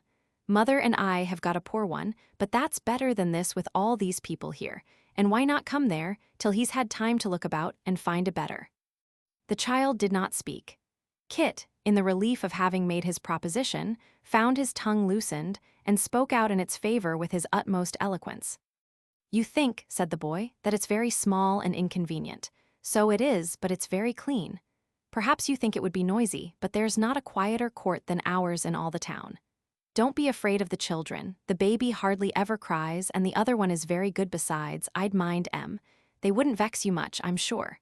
Do try, Miss Nell, do try. The little front room upstairs is very pleasant. You can see a piece of the church clock through the chimneys and almost tell the time. Mother says it would be just the thing for you, and so it would, and you'd have her to wait upon you both, and me to run of errands. We don't mean money, bless you, you're not to think of that. Will you try him, Miss Nell? Only say you'll try him. Do try to make old master come, and ask him first what I have done. Will you only promise that, Miss Nell?" Before the child could reply to this earnest solicitation, the street door opened, and Mr. Brass, thrusting out his night-capped head, called in a surly voice, "Who's there?" Kit immediately glided away, and Nell, closing the window softly, drew back into the room. Before Mr. Brass had repeated his inquiry many times, Mr. Quilp, also embellished with a nightcap, emerged from the same door and looked carefully up and down the street, and up at all the windows of the house from the opposite side. Finding that there was nobody in sight, he presently returned into the house with his legal friend, protesting, as the child heard from the staircase, that there was a league and plot against him, that he was in danger of being robbed and plundered by a band of conspirators who prowled about the house at all seasons, and that he would delay no longer but take immediate steps for disposing of the property and returning to his own peaceful roof. Having growled forth these and a great many other threats of the same nature, he coiled himself once more in the child's little bed, and Nell crept softly up the stairs. It was natural enough that her short and unfinished dialogue with Kit should leave a strong impression on her mind, and influence her dreams that night and her recollections for a long, long time. Surrounded by unfeeling creditors and mercenary attendants upon the sick, and meeting in the height of her anxiety and sorrow with little regard or sympathy even from the women about her, It is not surprising that the affectionate heart of the child should have been touched to the quick by one kind and generous spirit, however uncouth the temple in which it dwelt. Thank heaven that the temples of such spirits are not made with hands, and that they may be even more worthily hung with poor patchwork than with purple and fine linen. Chapter 12. At length the crisis of the old man's disorder was past, and he began to mend. By very slow and feeble degrees his consciousness came back, but the mind was weakened and its functions were impaired. He was patient and quiet, often sat brooding but not despondently for a long space, was easily amused even by a sunbeam on the wall or ceiling, made no complaint that the days were long or the nights tedious, and appeared indeed to have lost all count of time and every sense of care or weariness. He would sit, for hours together, with Nell's small hand in his, playing with the fingers and stopping sometimes to smooth her hair or kiss her brow. And when he saw that tears were glistening in her eyes, would look, amazed, about him for the cause, and forget his wonder even while he looked. The child and he rode out, the old man propped up with pillows and the child beside him. They were hand in hand as usual. The noise and motion in the streets fatigued his brain at first, but he was not surprised or curious or pleased or irritated. He was asked if he remembered this or that. "Oh yes," he said, "quite well, why not?" Sometimes he turned his head and looked with earnest gaze and outstretched neck after some stranger in the crowd until he disappeared from sight. But to the question why he did this, he answered not a word. He was sitting in his easy chair one day, and Nell upon a stool beside him, when a man outside the door inquired if he might enter. Yes, he said without emotion, it was Quilp, he knew. Quilp was master there, of course he might come in. And so he did. "I'm glad to see you well again at last, neighbor," said the dwarf, sitting down opposite him. "You're quite strong now." "Yes," said the old man feebly, "yes." "I don't want to hurry you, neighbor," said the dwarf, raising his voice, for the old man's senses were duller than they had been. "But, as soon as you can arrange your future proceedings, the better." "Surely," said the old man, "the better for all parties." "You see," pursued Quilp after a short pause, "the goods being once removed, this house would be uncomfortable, uninhabitable in fact." "You say true," returned the old man. "Poor Nell too, what would she do?" "Exactly," bawled the dwarf, nodding his head. "That's very well observed. Then will you consider about it, neighbor?" "I will, certainly," replied the old man. "We shall not stop here." "So I supposed," said the dwarf. "I have sold the things. They have not yielded quite as much as they might have done, but pretty well. Today's Tuesday. When shall they be moved? There's no hurry, shall we say this afternoon?" "Say Friday morning," returned the old man. "Very good," said the dwarf. "So be it, with the understanding that I can't go beyond that day, neighbor, on any account." "Good," returned the old man. "I shall remember it." Mr. Quilp seemed rather puzzled by the strange, even spiritless way in which all this was said. But as the old man nodded his head and repeated, "On Friday morning," "I shall remember it," he had no excuse for dwelling on the subject any further, and so took a friendly leave with many expressions of goodwill and many compliments to his friend on his looking so remarkably well, and went below stairs to report progress to Mr. Brass. All that day, and all the next, the old man remained in this state. He wandered up and down the house and into and out of the various rooms, as if with some vague intent of bidding them adieu, but he referred neither by direct allusions nor in any other manner to the interview of the morning or the necessity of finding some other shelter. An indistinct idea he had that the child was desolate and in want of help, for he often drew her to his bosom and bade her be of good cheer, saying that they would not desert each other. But he seemed unable to contemplate their real position more distinctly, and was still the listless, passionless creature that suffering of mind and body had left him. We call this a state of childishness, but it is the same poor hollow mockery of it that death is of sleep. Where in the dull eyes of doting men are the laughing light and life of childhood, the gaiety that has known no check, the frankness that has felt no chill, the hope that has never withered, the joys that fade in blossoming? Where in the sharp lineaments of rigid and unsightly death is the calm beauty of slumber, telling of rest for the waking hours that are past, and gentle hopes and loves for those which are to come? Lay death and sleep down, side by side, and say who shall find the two akin. Send forth the child and childish man together, and blush for the pride that libels our own old happy state and gives its title to an ugly and distorted image. Thursday arrived, and there was no alteration in the old man. But a change came upon him that evening as he and the child sat silently together. In a small dull yard below his window, there was a tree green and flourishing enough. For such a place, and as the air stirred among its leaves, it threw a rippling shadow on the white wall. The old man sat watching the shadows as they trembled in this patch of light until the sun went down, and when it was night and the moon was slowly rising, he still sat in the same spot. To one who had been tossing on a restless bed so long, even these few green leaves and this tranquil light, although it languished among chimneys and housetops, were pleasant things. They suggested quiet places afar off and rest and peace. The child thought more than once that he was moved and had forborne to speak. But now he shed tears that it lightened her aching heart to see, and making as though he would fall upon his knees, besought her to forgive him. "Forgive you what?" said Nell, interposing to prevent his purpose. "Oh, grandfather, what should I forgive?" "All that is past, all that has come upon thee, Nell, all that was done in that uneasy dream," returned the old man. "Do not talk so," said the child. "Pray do not, let us speak of something else." "Yes, yes, we will," he rejoined. "And it shall be of what we talked of long ago, many months, is it, or weeks, or days? Which is it, Nell?" "I do not understand you," said the child. "It has come back upon me today, it has all come back since we have been sitting here. I bless thee for it, Nell." "For what, dear grandfather?" "For what you said when we were first made beggars, Nell. Let us speak softly." "Hush! For if they knew our purpose downstairs, they would cry that I was mad and take thee from me. We will not stop here another day, we will go far away from here." "Yes, let us go," said the child earnestly. "Let us be gone from this place, and never turn back or think of it again.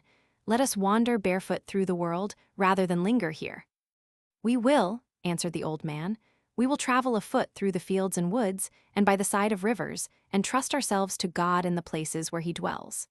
It is far better to lie down at night beneath an open sky like that yonder, see how bright it is, than to rest in close rooms which are always full of care and weary dreams.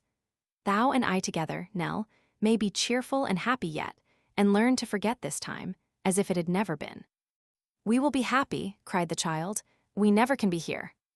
"No, we never can again, never again, that's truly said," rejoined the old man. "Let us steal away tomorrow morning early and softly, that we may not be seen or heard and leave no trace or track for them to follow by.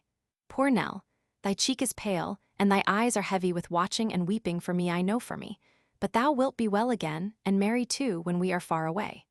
Tomorrow morning, dear, we'll turn our faces from this scene of sorrow, and be as free and happy as the birds."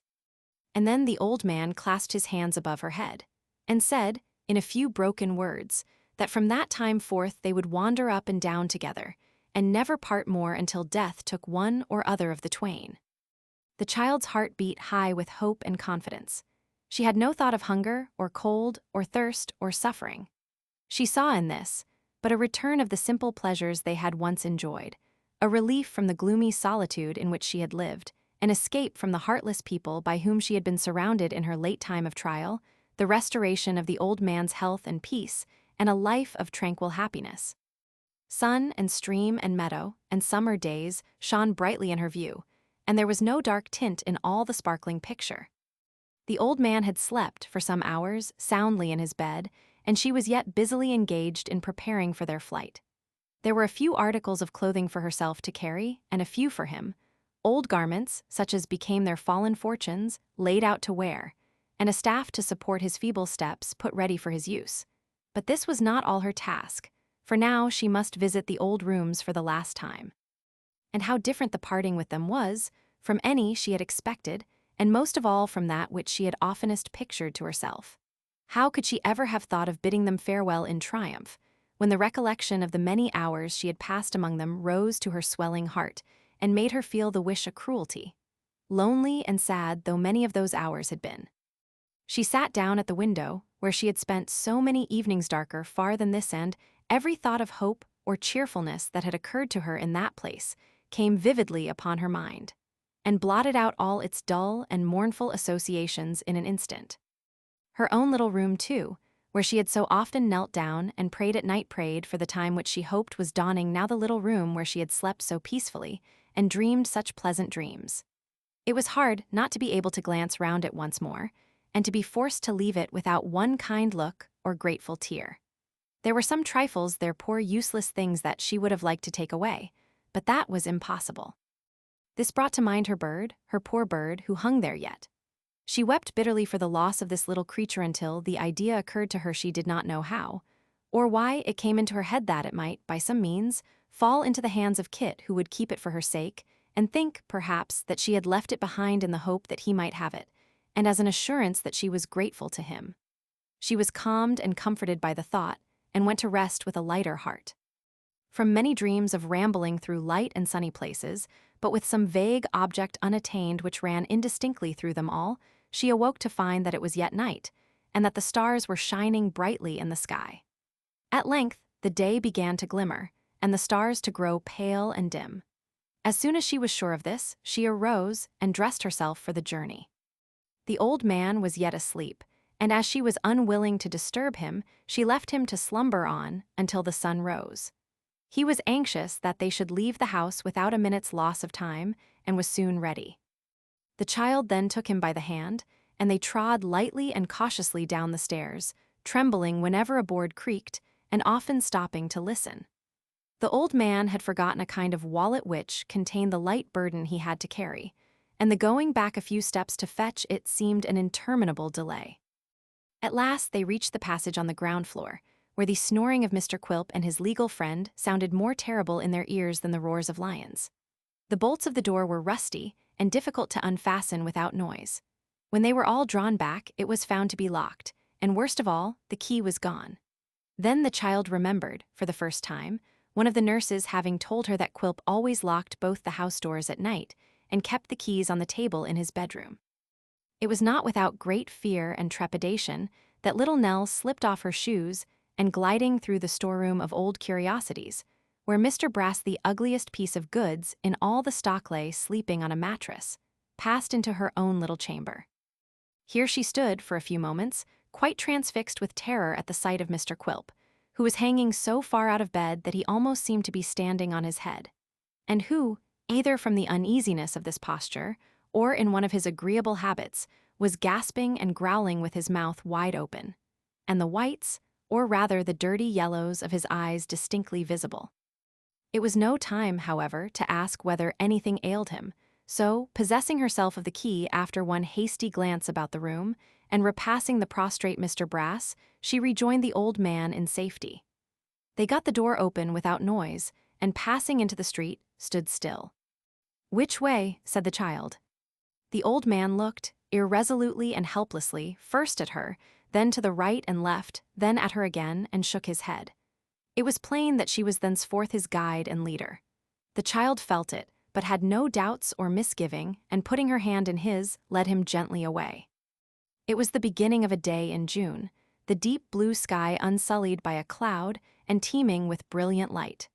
The streets were, as yet, nearly free from passengers, the houses and shops were closed, and the healthy air of morning fell like breath from angels on the sleeping town. The old man and the child passed on through the glad silence, elate with hope and pleasure. They were alone together once again. Every object was bright and fresh. Nothing reminded them, otherwise than by contrast, of the monotony and constraint they had left behind. Church towers and steeples, frowning and dark at other times, now shone in the sun. Each humble nook and corner rejoiced in light, and the sky, dimmed only by excessive distance, shed its placid smile on everything beneath. Forth from the city, while it yet slumbered, went the two poor adventurers, wandering they knew not whither. Chapter 13. Daniel Quilp of Tower Hill, and Sampson Brass of Bevis, marks in the city of London, gentlemen, one of Her Majesty's attorneys of the courts of the King's Bench and Common Pleas at Westminster, and a solicitor of the High Court of Chancery, slumbered on, unconscious and unsuspicious of any mischance, until a knocking on the street door, often repeated and gradually mounting up from a modest single rap to a perfect battery of knocks, fired in long discharges with a very short interval between, caused the said Daniel Quilp to struggle into a horizontal position, and to stare at the ceiling with a drowsy indifference, betokening that he heard the noise and rather wondered at the same, and couldn't be at the trouble of bestowing any further thought upon the subject. As the knocking, however, instead of accommodating itself to his lazy state, increased in vigor and became more importunate, as if in earnest remonstrance against his falling asleep again, now that he had once opened his eyes, Daniel Quilp began by degrees to comprehend the possibility of there being somebody at the door. And thus he gradually came to recollect that it was Friday morning, and he had ordered Mrs. Quilp to be in waiting upon him at an early hour.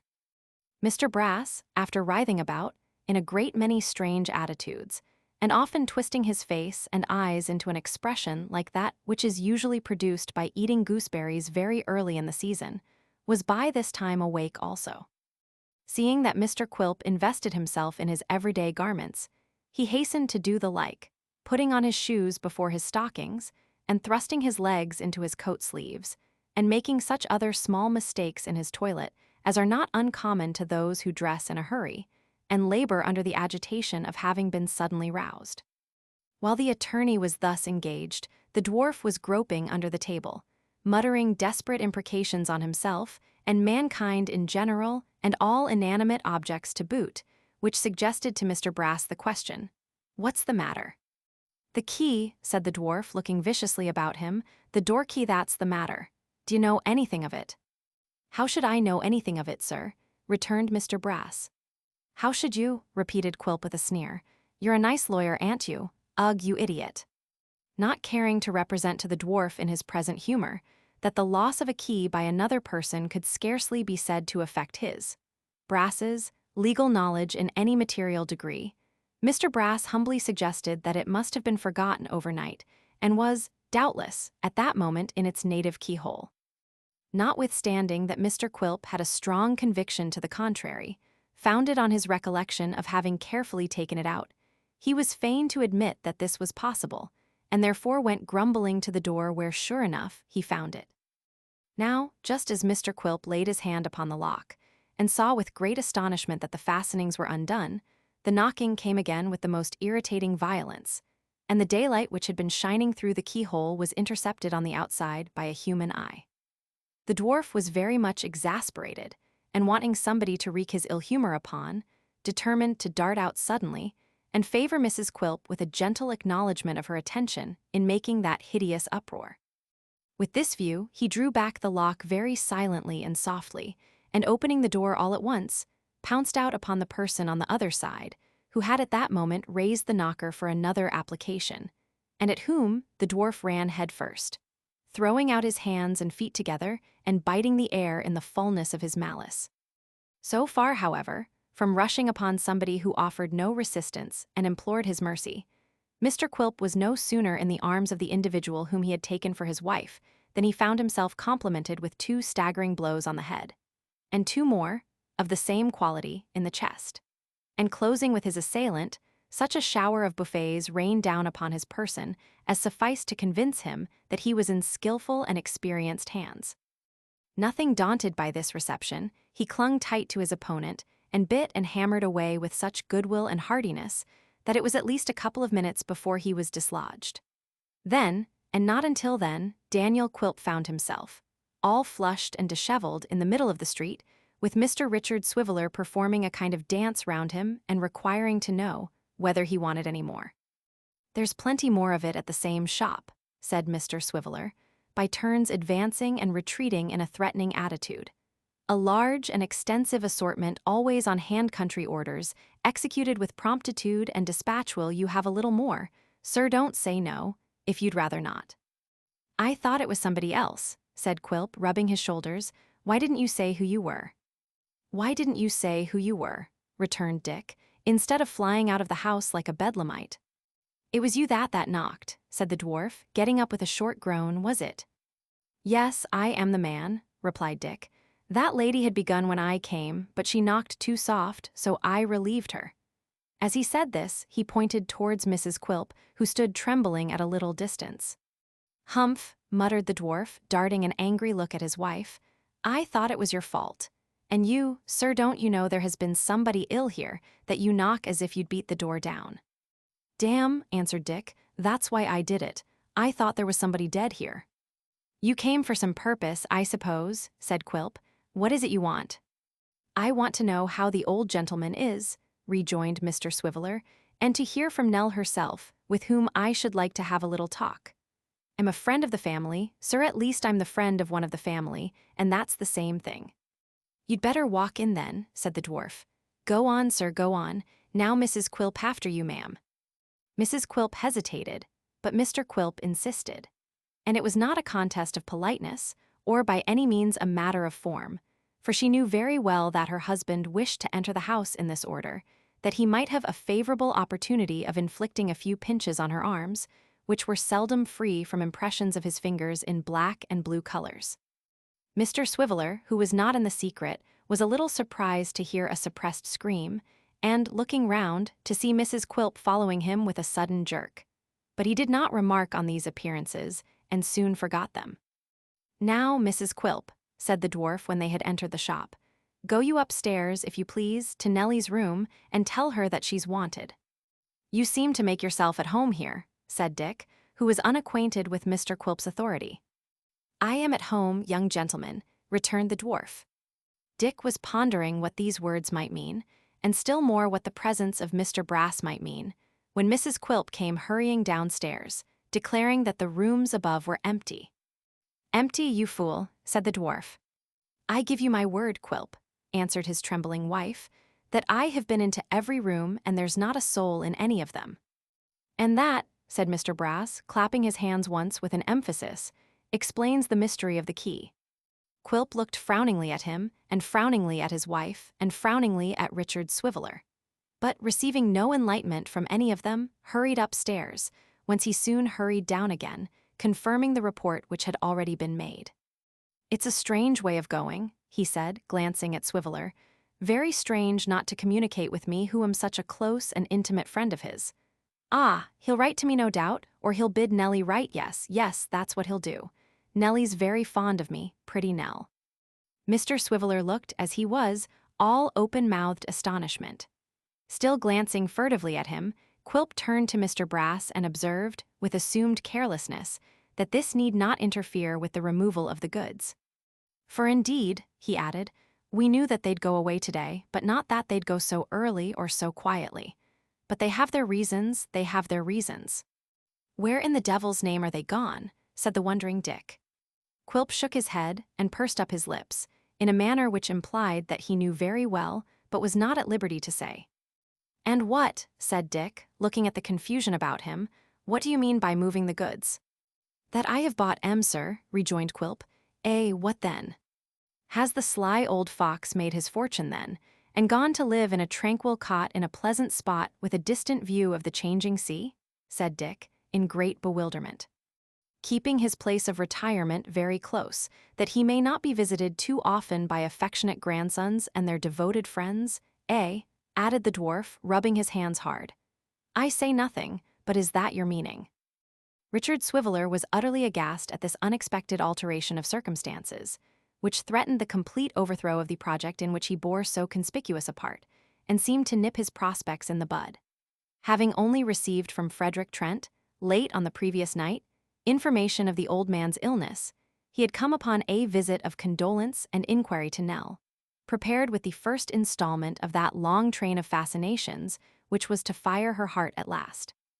And here, when he had been thinking of all kinds of graceful and insinuating approaches, and meditating on the fearful retaliation which was slowly working against Sophie Wackleshere were Nell, the old man, and all the money gone, melted away, decamped he knew not whither, as if with a foreknowledge of the scheme and a resolution to defeat it in the very outset, before a step was taken. In his secret heart, Daniel Quilp was both surprised and troubled by the flight which had been made. It had not escaped his keen eye that some indispensable articles of clothing were gone with the fugitives, and knowing the old man's weak state of mind, he marveled what that course of proceeding might be in which he had so readily procured the concurrence of the child. It must not be supposed, or it would be a gross injustice to Mr. Quilp, that he was tortured by any disinterested anxiety on behalf of either. His uneasiness arose from a misgiving that the old man had some secret store of money which he had not suspected, and the idea of its escaping his clutches overwhelmed him with mortification and self-reproach. In this frame of mind, it was some consolation to him to find that Richard Swiveller was, for different reasons, evidently irritated and disappointed by the same cause.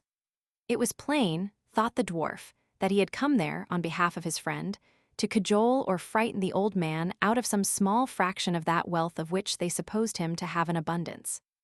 Therefore, it was a relief to vex his heart with a picture of the riches the old man hoarded, and to expatiate on his cunning in removing himself even beyond the reach of importunity. "Well," said Dick, with a blank look, "I suppose it's of no use my staying here." "Not the least in the world," rejoined the dwarf. "You'll mention that I called perhaps," said Dick. Mr. Quilp nodded, and said he certainly would, the very first time he saw them. "And say," added Mr. Swiveller, "say, sir, that I was wafted here upon the pinions of Concord, that I came to remove, with the rake of friendship, the seeds of mutual violence and heart-burning, and to sow in their place the germs of social harmony. Will you have the goodness to charge yourself with that commission, sir?" "Certainly," rejoined Quilp. "Will you be kind enough to add to it, sir," said Dick, producing a very small limp card, that is my address, and that I am to be found at home every morning. 2 distinct knocks, sir, will produce the slavey at any time. My particular friends, sir, are accustomed to sneeze when the door is opened, to give her to understand that they are my friends and have no interested motives in asking if I'm at home. I beg your pardon, will you allow me to look at that card again?" "Oh, by all means," rejoined Quilp. "By a slight and not unnatural mistake, sir," said Dick, substituting another in its stead, "I had handed you the pasticket of a select convivial circle called the Glorious Apollers, of which I have the honor to be perpetual grand. That is the proper document, sir. Good morning." Quilp bade him good day. The perpetual grand master of the Glorious Apollers, elevating his hat in honor of Mrs. Quilp, dropped it carelessly on the side of his head again, and disappeared with a flourish. By this time, certain vans had arrived for the conveyance of the goods, and divers strong men in caps were balancing chests of drawers and other trifles of that nature upon their heads, and performing muscular feats which heightened their complexions considerably. Not to be behindhand in the bustle, Mr. Quilp went to work with surprising vigor, hustling and driving the people about like an evil spirit, setting Mrs. Quilp upon all kinds of arduous and impracticable tasks, carrying great weights up and down with no apparent effort, kicking the boy from the wharf whenever he could get near him, and inflicting, with his loads, a great many sly bumps and blows on the shoulders of Mr. Brass, as he stood upon the doorsteps to answer all the inquiries of curious neighbors, which was his department. His presence and example diffused such alacrity among the persons employed that in a few hours the house was emptied of everything but pieces of matting, empty porter-pots, and scattered fragments of straw.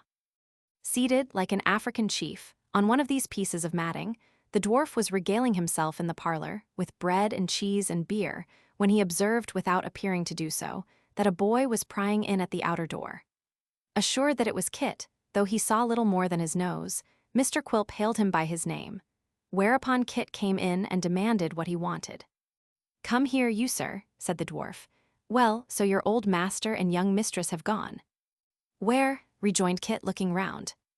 "Do you mean to say you don't know where?" answered Quilp sharply. "Where have they gone, eh?" "I don't know," said Kit.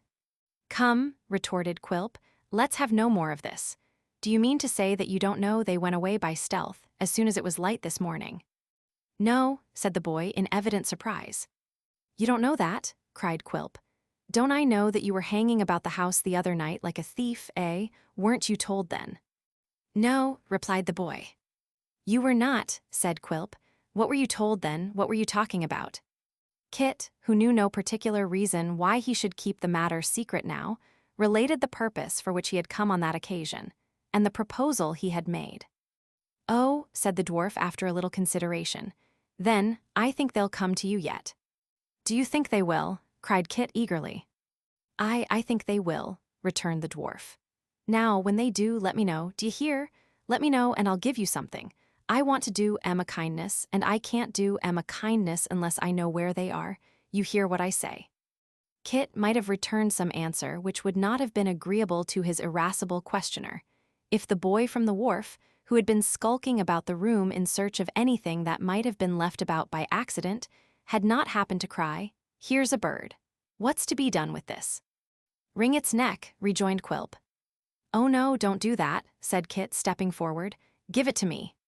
"Oh yes, I dare say," cried the other boy. "Come, you let the cage alone and let me wring its neck, will you? He said I was to do it. You let the cage alone, will you?" "Give it here, give it to me, you dogs," roared Quilp. "Fight for it, you dogs, or I'll wring its neck myself." Without further persuasion, the two boys fell upon each other, tooth and nail, while Quilp, holding up the cage in one hand and chopping the ground with his knife in an ecstasy, urged them on by his taunts and cries to fight more fiercely. They were a pretty equal match and rolled about together, exchanging blows which were by no means child's play, until at length Kit, planting a well-directed hit in his adversary's chest, disengaged himself, sprung nimbly up, and snatching the cage from Quilp's hands made off with his prize. He did not stop once until he reached home, where his bleeding face occasioned great consternation, and caused the elder child to howl dreadfully. "Goodness gracious, Kit, what is the matter? What have you been doing?" cried Mrs. Nubbles. "Never you mind, mother," answered her son, wiping his face on the jack-towel behind the door. "I'm not hurt, don't you be afraid for me. I've been a fightin' for a bird and won him, that's all. Hold your noise, little Jacob. I never see such a naughty boy in all my days." "You have been fighting for a bird," exclaimed his mother. "Ah, fightin' for a bird," replied Kit, "and here he is Miss Nelly's bird, mother, that they was agoin' to wring the neck of. I stopped that though, ha ha ha, they wouldn't wring his neck and me by, no, no. It wouldn't do, mother, it wouldn't do at all. Ha ha ha." Kit, laughing so heartily, with his swollen and bruised face looking out of the towel, made little Jacob laugh, and then his mother laughed, and then the baby crowed and kicked with great glee, and then they all laughed in concert, partly because of Kit's triumph, and partly because they were very fond of each other. When this fit was over, Kit exhibited the bird to both children. As a great and precious rarity, it was only a poor linnetant looking about the wall for an old nail, made a scaffolding of a chair and table, and twisted it out with great exultation. "Let me see," said the boy. "I think I'll hang him in the winder, because it's more light and cheerful, and he can see the sky there if he looks up very much. He's such a one to sing, I can tell you." So the scaffolding was made again, and Kit, climbing up with the poker for a hammer, knocked in the nail and hung up the cage, to the immeasurable delight of the whole family. When it had been adjusted and straightened a great many times, and he had walked backwards into the fireplace in his admiration of it, the arrangement was pronounced to be perfect. "And now, mother," said the boy, "before I rest any more, I'll go out and see if I can find a horse to hold, and then I can buy some birdseed, and a bit of something nice for you, into the bargain." Chapter 14. As it was very easy for Kit to persuade himself that the old house was in his way being anywhere, he tried to look upon his passing it once more as a matter of imperative and disagreeable necessity, quite apart from any desire of his own, to which he could not choose but yield. It is not uncommon for people who are much better fed and taught than Christopher Nubbles had ever been, to make duties of their inclinations in matters of more doubtful propriety, and to take great credit for the self-denial with which they gratify themselves. There was no need of any caution this time, and no fear of being detained by having to play out a return match with Daniel Quilp's boy. The place was entirely deserted, and looked as dusty and dingy as if it had been so for months. A rusty padlock was fastened on the door. Ends of discolored blinds and curtains flapped drearily against the half-opened upper windows, and the crooked holes cut in the closed shutters below were black with the darkness of the inside. Some of the glass in the window he had so often watched had been broken in the rough hurry of the morning, and that room looked more deserted and dull than any. A group of idle urchins had taken possession of the doorsteps. Some were plying the knocker and listening with delighted dread to the hollow sounds.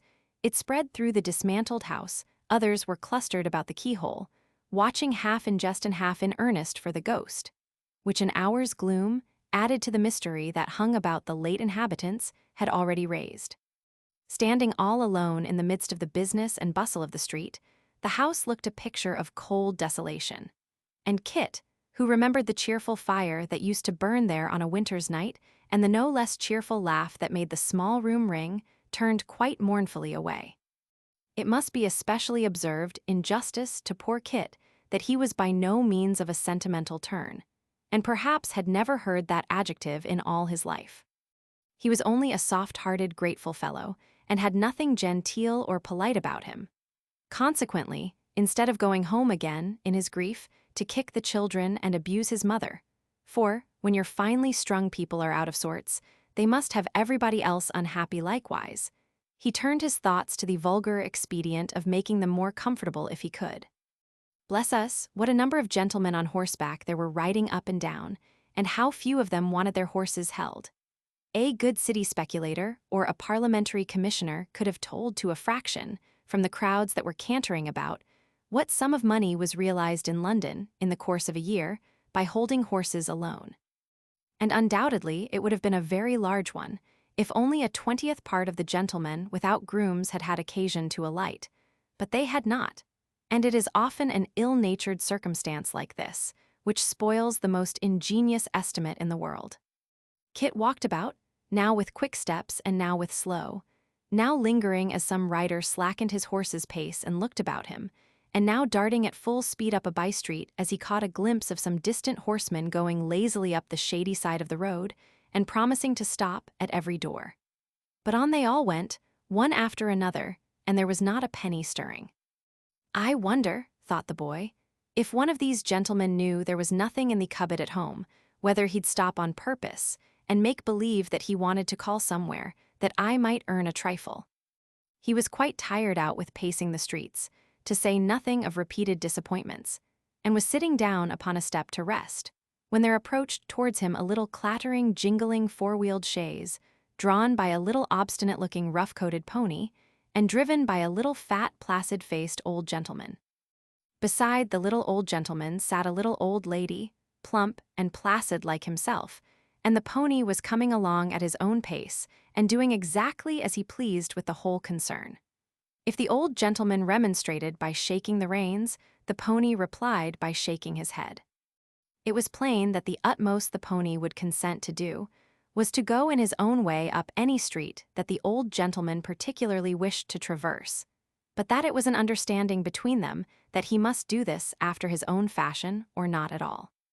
As they passed where he sat, Kit looked so wistfully at the little turnout that the old gentleman looked at him.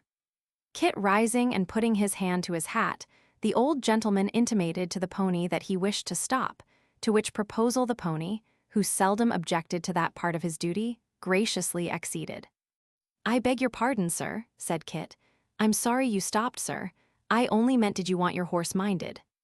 "I'm going to get down in the next street," returned the old gentleman. "If you like to come on after us, you may have the job." Kit thanked him and joyfully obeyed. The pony ran off at a sharp angle to inspect a lamp-post on the opposite side of the way, and then went off at a tangent to another lamp-post on the other side. Having satisfied himself that they were of the same pattern and materials, he came to a stop apparently absorbed in meditation. "Will you go on, sir?" said the old gentleman gravely, "or are we to wait here for you till it's too late for our appointment?" The pony remained immovable. "Oh, you naughty Whisker," said the old lady. "Fie upon you, I'm ashamed of such conduct." The pony appeared to be touched by this appeal to his feelings, for he trotted on directly, though in a sulky manner, and stopped no more until he came to a door whereon was a brass plate with the words, "Witherden Notary." Here the old gentleman got out and helped out the old lady, and then took from under the seat a nosegay resembling in shape and dimensions a full-sized warming pan with the handle cut short off. This the old lady carried into the house with a staid and stately air, and the old gentleman, who had a clubfoot, followed close upon her. They went, as it was easy to tell from the sound of their voices, into the front parlor, which seemed to be a kind of office. The day being very warm and the street a quiet one, the windows were wide open, and it was easy to hear through the Venetian blinds all that passed inside. At first there was a great shaking of hands and shuffling of feet, succeeded by the presentation of the nosegay, for a voice, supposed by the listener to be that of Mr. Witherden the notary, was heard to exclaim a great many times, "Oh, delicious! Oh, fragrant, indeed!" And a nose, also supposed to be the property of that gentleman, was heard to inhale the scent with a snuffle of exceeding pleasure. "I brought it in honor of the occasion, sir," said the old lady. "Ah, an occasion indeed, ma'am, an occasion which does honor to me, ma'am, honor to me," rejoined Mr. Witherden, the notary. "I have had many a gentleman articled to me, ma'am, many a one. Some of them are now rolling in riches, unmindful of their old companion and friend. Ma'am, others are in the habit of calling upon me to this day and saying, 'Mr. Witherden, some of the pleasantest hours I ever spent in my life were spent in this office or spent, sir, upon this very stool.' But there was never one among the number, ma'am, attached as I have been to many of them, of whom I augured such bright things as I do of your only son." "Oh dear," said the old lady, "how happy you do make us when you tell us that, to be sure." "I tell you, ma'am," said Mr. Witherden, "what I think as an honest man, which, as the poet observes, is the noblest work of God. I agree with the poet in every particular, ma'am. The mountainous Alps on the one hand, or a hummingbird on the other, is nothing, in point of workmanship, to an honest man or woman. Anything that Mr. Witherden can say of me," observed a small, quiet voice, "I can say, with interest of him, I am sure." "It's a happy circumstance, a truly happy circumstance," said the notary, "to happen too upon his 28th birthday, and I hope I know how to appreciate it. I trust, Mr. Garland, my dear sir, that we may mutually congratulate each other upon this auspicious occasion." To this, the old gentleman replied that he felt assured they might. There appeared to be another shaking of hands in consequence, and when it was over, the old gentleman said that, though he said it who should not, he believed no son had ever been a greater comfort to his parents than Abel Garland had been to his. Marrying as his mother and I did, late in life, sir, after waiting for a great many years, until we were well enough off coming together when we were no longer young, and then being blessed with one child who has always been dutiful and affectionate, why, it's a source of great happiness to us both, sir." "Of course it is, I have no doubt of it," returned the notary in a sympathizing voice. "It's the contemplation of this sort of thing that makes me deplore my fate in being a bachelor. There was a young lady once, sir, the daughter of an outfitting warehouse of the first respectability, but that's a weakness. Chuckster, bring in Mr. Abel's articles." "You see, Mr. Witherden," said the old lady, "that Abel has not been brought up like the run of young men. He has always had a pleasure in our society and always been with us. Abel has never been absent from us for a day, has he, my dear?" "Never, my dear," returned the old gentleman, "except when he went to Margate one Saturday with Mr. Tompkinley, that had been a teacher at that school he went to, and came back upon the Monday.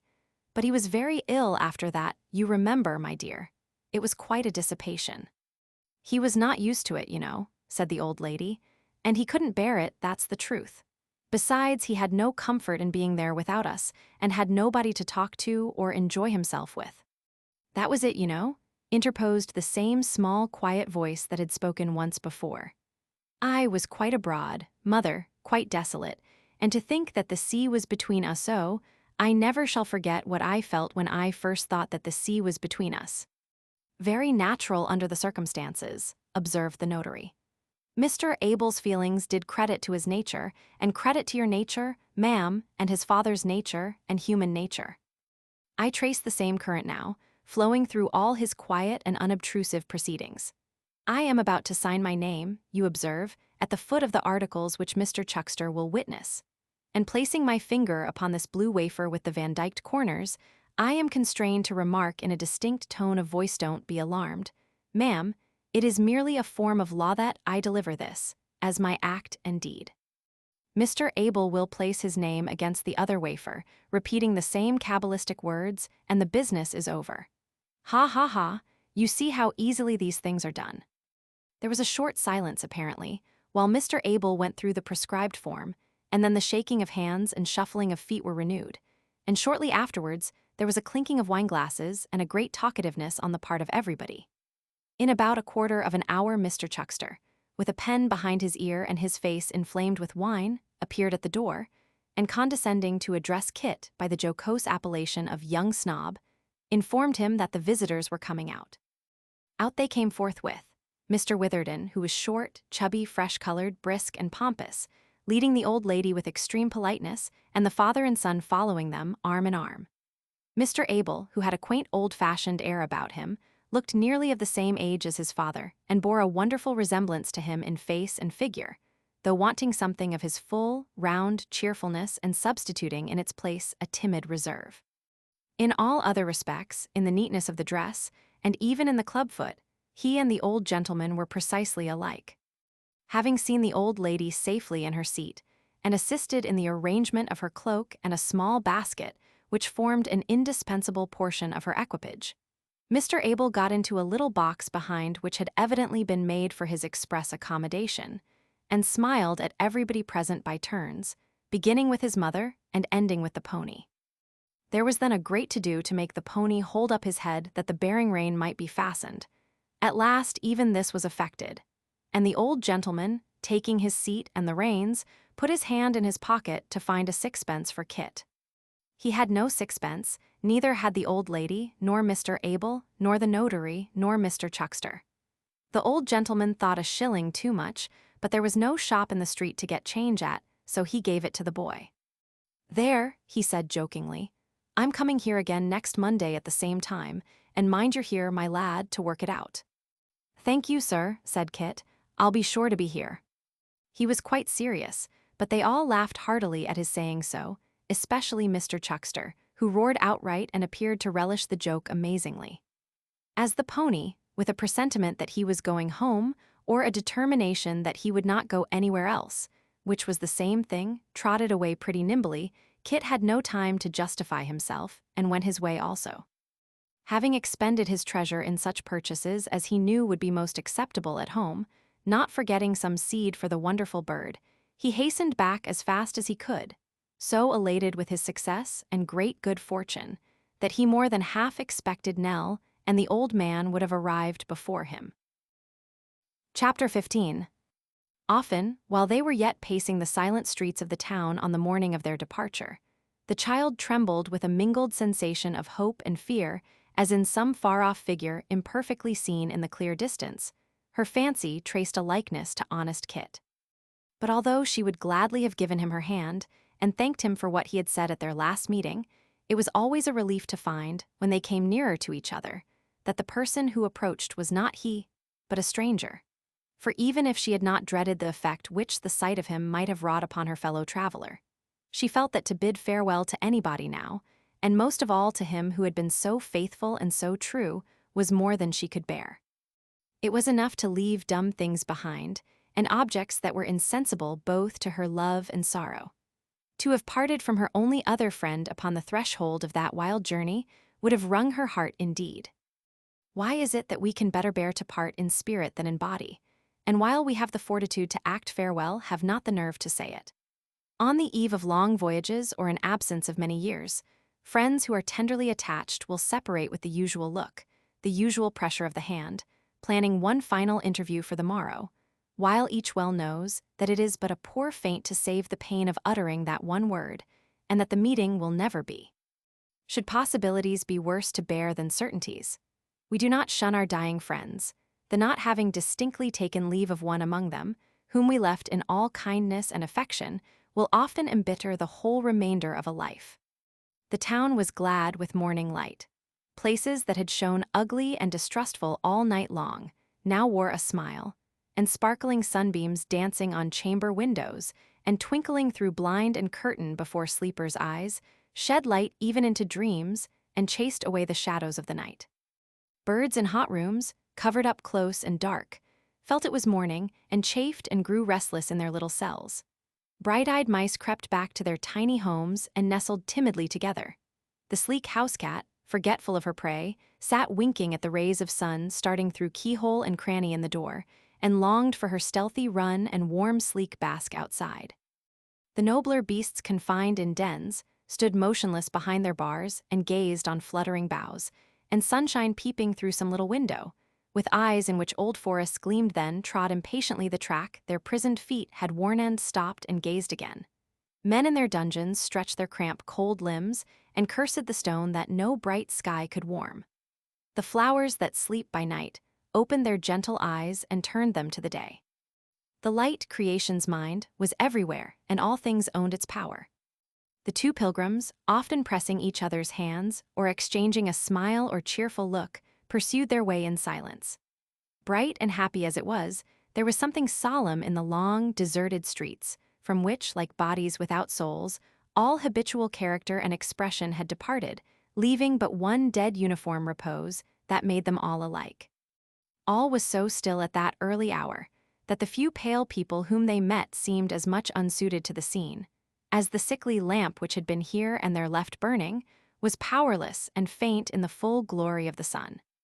Before they had penetrated very far into the labyrinth of men's abodes which yet lay between them and the outskirts, this aspect began to melt away, and noise and bustle to usurp its place. Some straggling carts and coaches rumbling by first broke the charm, then others came, then others yet more active than a crowd. The wonder was, at first, to see a tradesman's window open, but it was a rare thing soon to see one closed. Then smoke rose slowly from the chimneys, and sashes were thrown up to let in air, and doors were opened, and servant girls, looking lazily in all directions but their brooms, scattered brown clouds of dust into the eyes of shrinking passengers, or listened disconsolately to milkmen who spoke of country fairs, and told of wagons in the mews, with awnings and all things complete, and gallant swains to boot, which another hour would see upon their journey. This quarter past, they came upon the haunts of commerce and great traffic, where many people were resorting, and business was already rife. The old man looked about him with a startled and bewildered gaze, for these were places that he hoped to shun. He pressed his finger on his lip, and drew the child along by narrow courts and winding ways, nor did he seem at ease until they had left it far behind, often casting a backward look towards it, murmuring that ruin and self-murder were crouching in every street, and would follow if they scented them, and that they could not fly too fast. Again this quarter past, they came upon a straggling neighborhood, where the mean houses parceled off in rooms, and windows patched with rags and paper, told of the populous poverty that sheltered there. The shops sold goods that only poverty could buy, and sellers and buyers were pinched and griped alike. Here were poor streets where faded gentility essayed with scanty space and shipwrecked means to make its last feeble stand. But tax-gatherer and creditor came there as elsewhere, and the poverty that yet faintly struggled was hardly less squalid and manifest than that which had long ago submitted and given up the game. This was a wide track for the humble followers of the camp of wealth pitched their tents round about it, for many a mile but its character was still the same. Damp-rot houses, many to let, many yet building, many half-built and mouldering away lodgings, where it would be hard to tell which needed pity most. Those who let or those who came to take children, scantily fed and clothed, spread over every street, and sprawling in the dust scolding mothers, stamping their slipshod feet with noisy threats upon the pavement shabby fathers, hurrying with dispirited looks to the occupation which brought them daily bread, and little more mangling women, washerwomen, cobblers, tailors. Chandlers, driving their trades in parlors and kitchens and back room and garrets, and sometimes all of them under the same roof-brick fields skirting gardens paled with staves of old casks, or timber pillaged from houses burnt down, and blackened and blistered by the flames mounds of dockweed, nettles, coarse grass, and oyster shells, heaped in rank confusion small dissenting chapels to teach, with no lack of illustration, the miseries of earth and plenty of new churches, erected with a little superfluous wealth, to show the way to heaven. At length these streets, becoming more straggling yet, dwindled and dwindled away, until there were only small garden patches bordering the road, with many a summer house innocent of paint and built of old timber or some fragments of a boat, green as the tough cabbage stalks that grew about it, and grottoed at the seams with toadstools and tight-sticking snails. To these succeeded pert cottages, 2 and 2 with plots of ground in front, laid out in angular beds with stiff box borders and narrow paths between, where footstep never strayed to make the gravel rough. Then came the public house, freshly painted in green and white, with tea gardens and a bowling green, spurning its old neighbor with the horse trough where the wagons stopped. Then fields, and then some houses, one by one, of goodly size with lawns, some even with a lodge where dwelt a porter and his wife. Then came a turnpike, then fields again with trees and haystacks, then a hill, and on the top of that the traveler might stop, and looking back at old St. Paul's looming through the smoke, its cross peeping above the cloud if the day were clear and glittering in the sun, and casting his eyes upon the Babel out of which it grew, until he traced it down to the furthest outposts of the invading army of bricks and mortar, whose station lay, for the present, nearly at his feet, might feel at last that he was clear of London. Near such a spot as this, and in a pleasant field, the old man and his little guide, if guide she were, who knew not whither they were bound, sat down to rest. She had had the precaution to furnish her basket with some slices of bread and meat, and here they made their frugal breakfast. The freshness of the day, the singing of the birds, the beauty of the waving grass, the deep green leaves, the wild flowers, and the thousand exquisite scents and sounds that floated in the air, deep joys to most of us, but most of all to those whose life is in a crowd, or who live solitarily in great cities, as in the bucket of a human well sunk into their breasts, and made them very glad. The child had repeated her artless prayers once that morning, more earnestly perhaps than she had ever done in all her life, but as she felt all this, they rose to her lips again. The old man took off his hat. He had no memory for the words, but he said Amen, and that they were very good.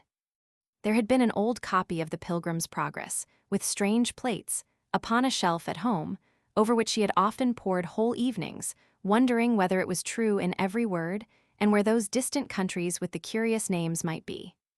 As she looked back upon the place they had left, one part of it came strongly on her mind. "Dear grandfather," she said, "only that this place is prettier and a great deal better than the real one, if that in the book is like it, I feel as if we were both Christian, and laid down on this grass all the cares and troubles we brought with us, never to take them up again." "No, never to return, replied the old man, waving his hand towards the city. "Thou and I are free of it now, Nell. They shall never lure us back." "Are you tired?" said the child. "Are you sure you don't feel ill from this long walk?" "I shall never feel ill again, now that we are once away," was his reply. "Let us be stirring, Nell. We must be further away, a long, long way further. We are too near to stop and be at rest. Come." There was a pool of clear water in the field, in which the child laved her hands and face, and cooled her feet before setting forth to walk again. She would have the old man refresh himself in this way too, and making him sit down upon the grass, cast the water on him with her hands, and dried it with her simple dress. "I can do nothing for myself, my darling," said the grandfather. "I don't know how it is, I could once, but the time's gone. Don't leave me, Nell, say that thou'lt not leave me. I loved thee all the while, indeed I did. If I lose thee too, my dear, I must die." He laid his head upon her shoulder and moaned piteously. The time had been, and a very few days before, when the child could not have restrained her tears and must have wept with him. But now she soothed him with gentle and tender words, smiled at his thinking they could ever part, and rallied him cheerfully upon the jest. He was soon calmed and fell asleep, singing to himself in a low voice, like a little child. He awoke refreshed, and they continued their journey. The road was pleasant, lying between beautiful pastures and fields of corn, about which, poised high in the clear blue sky, the lark trilled out her happy song. The air came laden with the fragrance it caught upon its way, and the bees, upborne upon its scented breath, hummed forth their drowsy satisfaction as they floated by. They were now in the open country. The houses were very few and scattered at long intervals, often miles apart. Occasionally they came upon a cluster of poor cottages, some with a chair or low board put across the open door to keep the scrambling children from the road, others shut up close while all the family were working in the fields. These were often the commencement of a little village, and after an interval came a wheelwright's shed or perhaps a blacksmith's forge, then a thriving farm with sleepy cows lying about the yard, and horses peering over the low wall and scampering away when harnessed horses passed upon the road, as though in triumph at their freedom. There were dull pigs, too, turning up the ground in search of dainty food, and grunting their monotonous grumblings as they prowled about or crossed each other in their quest. Plump pigeons skimming round the roof or strutting on the eaves, and ducks and geese, far more graceful in their own conceit, waddling awkwardly about the edges of the pond or sailing glibly on its surface. The farmyard passed, then came the little inn, the humbler beer shop, and the village tradesman then the lawyers and the parson at whose dread names the beer shop trembled. The church then peeped out modestly from a clump of trees. Then there were a few more cottages, then the cage and pound, and not unfrequently, on a bank by the wayside, a deep old dusty well. Then came the trim-hedged fields on either hand, and the open road again. They walked all day, and slept that night at a small cottage where beds were let to travelers. Next morning they were afoot again, and though jaded at first and very tired, recovered before long and proceeded briskly forward. They often stopped to rest, but only for a short space at a time, and still kept on, having had but slight refreshment since the morning. It was nearly 5 o'clock in the afternoon, when drawing near another cluster of laborers' huts, the child looked wistfully in each, doubtful at which to ask for permission to rest a while and buy a draught of milk. It was not easy to determine, for she was timid and fearful of being repulsed. Here was a crying child, and there a noisy wife. In this the people seemed too poor, in that too many.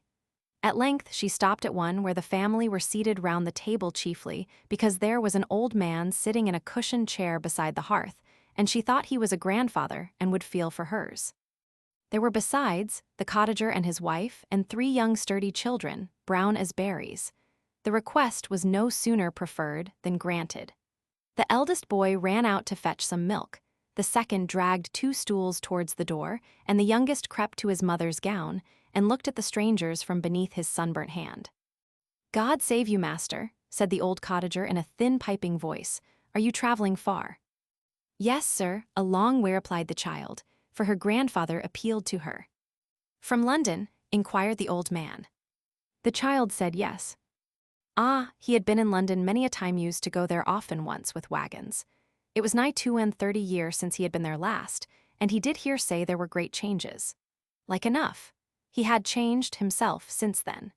32 was a long time and 84 a great age, though there was some he had known that had lived to very hard upon 100 and not so hardy as he neither know, nothing like it. "Sit thee down, master, in the elbow chair," said the old man, knocking his stick upon the brick floor and trying to do so sharply. "Take a pinch out o' that box. I don't take much myself, for it comes dear, but I find it wakes me up sometimes, and ye're but a boy to me. I should have a son pretty nigh as old as you if he'd lived, but they listed him for a sodger. He come back home, though, for all he had but one poor leg. He always said he'd be buried near the sundial he used to climb upon when he was a baby, did my poor boy, and his words come true. You can see the place with your own eyes. We've kept the turf up ever since." He shook his head, and looking at his daughter with watery eyes, said she needn't be afraid that he was going to talk about that any more. He didn't wish to trouble nobody, and if he had troubled anybody by what he said, he asked pardon, that was all. The milk arrived, and the child producing her little basket, and selecting its best fragments for her grandfather, they made a hearty meal. The furniture of the room was very homely, of course, a few rough chairs and a table, a corner cupboard with their little stock of crockery and delf, a gaudy tea tray, representing a lady in bright red, walking out with a very blue parasol, a few common, colored scripture subjects in frames upon the wall and chimney, an old dwarf clothes press and an 8-day clock, with a few bright saucepans and a kettle, comprised the whole. But everything was clean and neat, and as the child glanced round, she felt a tranquil air of comfort and content to which she had long been unaccustomed. "How far is it to any town or village?" she asked of the husband. "A matter of good 5 mile, my dear," was the reply, "but you're not going on tonight." "Yes, yes, Nell," said the old man hastily, urging her to by signs. Further on, darling, further away if we walk till midnight." "There's a good barn hard by, master," said the man, "or there's travellers lodging, I know, at the Plough and Harrow. Excuse me, but you do seem a little tired, and unless you're very anxious to get on." "Yes, yes, we are," returned the old man fretfully. "Further away, dear Nell, pray further away." "We must go on indeed," said the child, yielding to his restless wish. "We thank you very much, but we cannot stop so soon.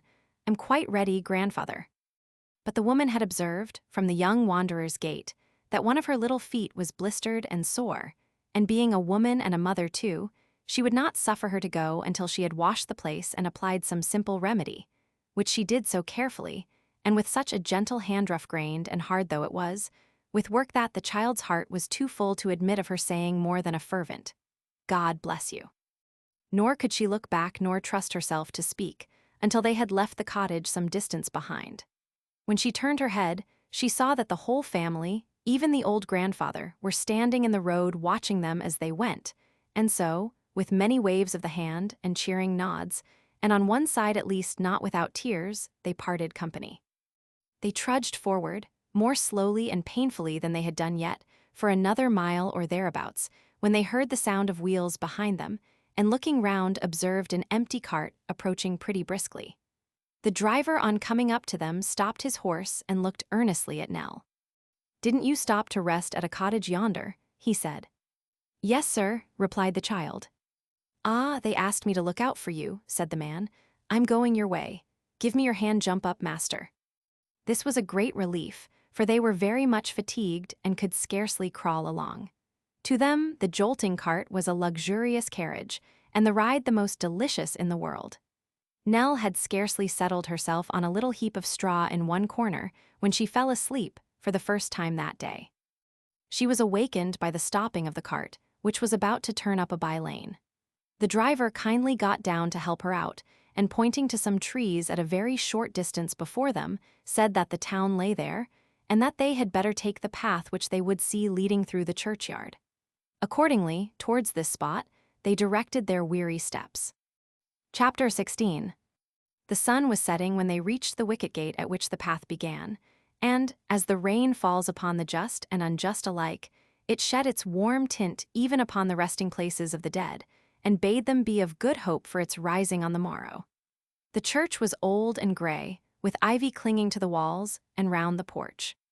Shunning the tombs, it crept about the mounds, beneath which slept poor humble men, twining for them the first wreaths they had ever won, but wreaths less liable to wither and far more lasting in their kind, than some which were graven deep in stone and marble, and told in pompous terms of virtues meekly hidden for many a year, and only revealed at last to executors and mourning legatees. The clergyman's horse, stumbling with a dull blunt sound among the graves, was cropping the grass, at once deriving orthodox consolation from the dead parishioners, and enforcing last Sunday's text that this was what all flesh came to. A lean ass who had sought to expound it also, without being qualified and ordained, was pricking his ears in an empty pound hard by, and looking with hungry eyes upon his priestly neighbor. The old man and the child quitted the gravel path and strayed among the tombs, for there the ground was soft and easy to their tired feet. As they passed behind the church, they heard voices near at hand, and presently came on those who had spoken. They were two men who were seated in easy attitudes upon the grass, and so busily engaged as to be at first unconscious of intruders.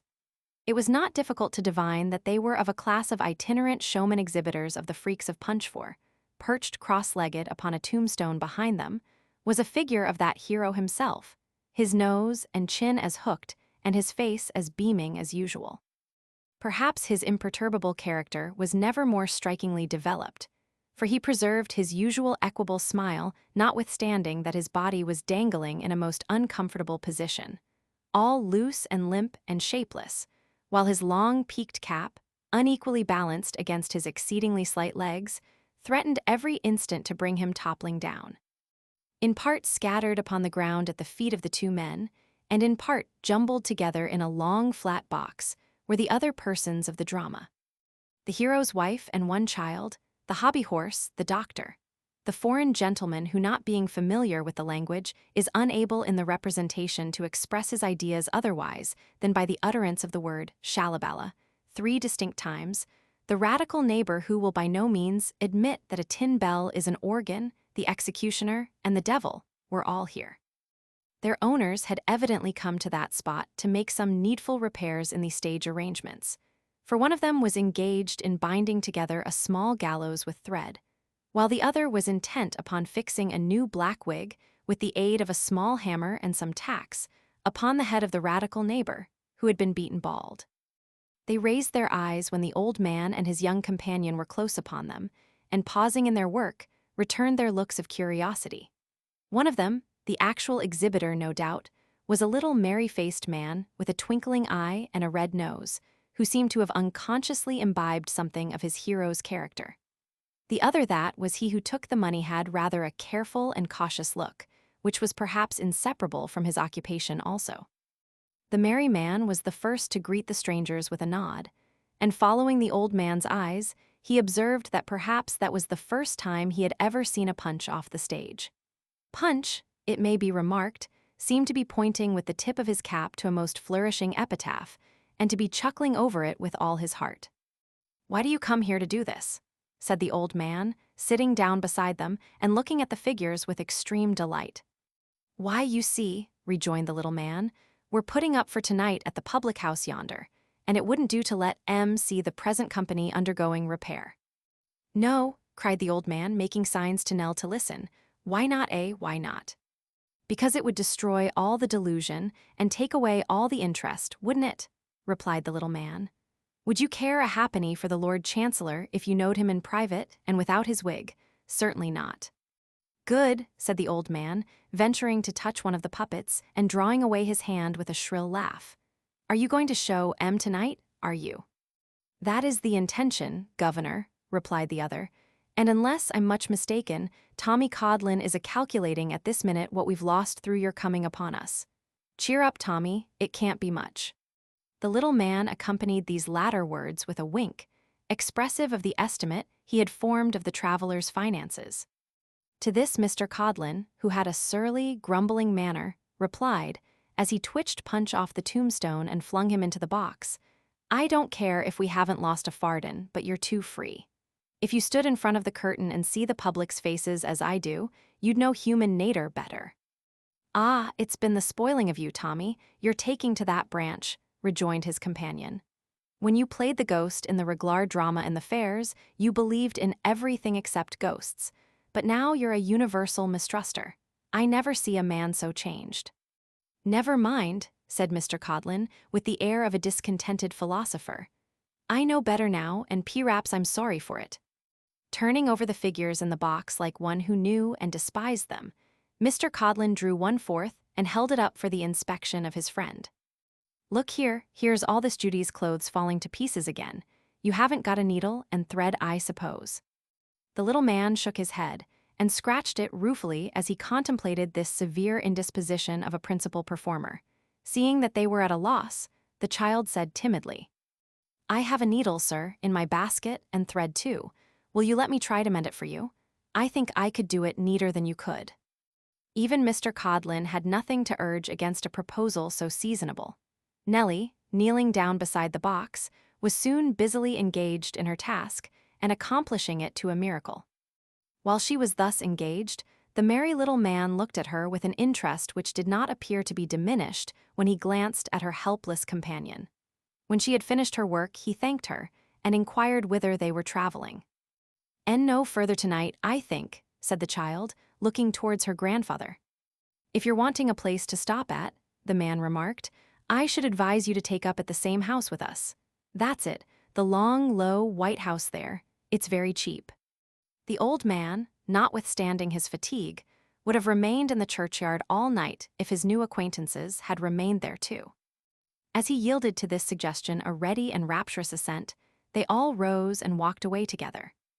He keeping close to the box of puppets in which he was quite absorbed, the merry little man carrying it slung over his arm by a strap attached to it for the purpose, Nellie having hold of her grandfather's hand, and Mr. Codlin sauntering slowly behind, casting up at the church tower and neighboring trees such looks as he was accustomed in town practice to direct to drawing-room and nursery windows, when seeking for a profitable spot on which to plant the show. The public house was kept by a fat old landlord and landlady who made no objection to receiving their new guests, but praised Nellie's beauty and were at once prepossessed in her behalf. There was no other company in the kitchen but the two showmen, and the child felt very thankful that they had fallen upon such good quarters. The landlady was very much astonished to learn that they had come all the way from London, and appeared to have no little curiosity touching their farther destination. The child parried her inquiries as well as she could, and with no great trouble, for finding that they appeared to give her pain, the old lady desisted. "These two gentlemen have ordered supper in an hour's time," she said, taking her into the bar, "and your best plan will be to sup with them. Meanwhile you shall have a little taste of something that'll do you good, for I'm sure you must want it after all you've gone through today. Now, don't look after the old gentleman, because when you've drank that, he shall have some too." As nothing could induce the child to leave him alone, however, or to touch anything in which he was not the first and greatest sharer, the old lady was obliged to help him first. When they had been thus refreshed, the whole house hurried away into an empty stable where the show stood, and where, By the light of a few flaring candles stuck round a hoop which hung by a line from the ceiling, it was to be forthwith exhibited. And now Mr. Thomas Codlin, the misanthrope, after blowing away at the Pan's pipes until he was intensely wretched, took his station on one side of the checked drapery, which concealed the mover of the figures, and putting his hands in his pockets prepared to reply to all questions and remarks of Punch, and to make a dismal feint of being his most intimate private friend, of believing in him to the fullest and most unlimited extent, of knowing that he enjoyed day and night a merry and glorious existence in that temple, and that he was at all times, and under every circumstance, the same intelligent and joyful person that the spectators then beheld him. All this Mr. Codlin did with the air of a man who had made up his mind for the worst and was quite resigned, his eye slowly wandering about during the briskest repartee to observe the effect upon the audience, and particularly the impression made upon the landlord and landlady, which might be productive of very important results in connection with the supper. Upon this head, however, he had no cause for any anxiety, for the whole performance was applauded to the echo, and voluntary contributions were showered in with a liberality which testified yet more strongly to the general delight. Among the laughter, none was more loud and frequent than the old man, S. Nell S. was unheard, for she, poor child, with her head drooping on his shoulder, had fallen asleep, and slept too soundly to be roused by any of his efforts to awaken her to a participation in his glee. The supper was very good, but she was too tired to eat, and yet would not leave the old man until she had kissed him in his bed. He, happily insensible to every care and anxiety, sat listening with a vacant smile and admiring face to all that his new friend said, and it was not until they retired yawning to their room that he followed the child upstairs. It was but a loft partitioned into two compartments where they were to rest, but they were well pleased with their lodging and had hoped for none so good. The old man was uneasy when he had lain down, and begged that Nell would come and sit at his bedside as she had done for so many nights. She hastened to him and sat there till he slept. There was a little window, hardly more than a chink in the wall, in her room, and when she left him she opened it, quite wondering at the silence. The sight of the old church, and the graves about it in the moonlight, and the dark trees whispering among themselves, made her more thoughtful than before. She closed the window again, and sitting down upon the bed, thought of the life that was before them.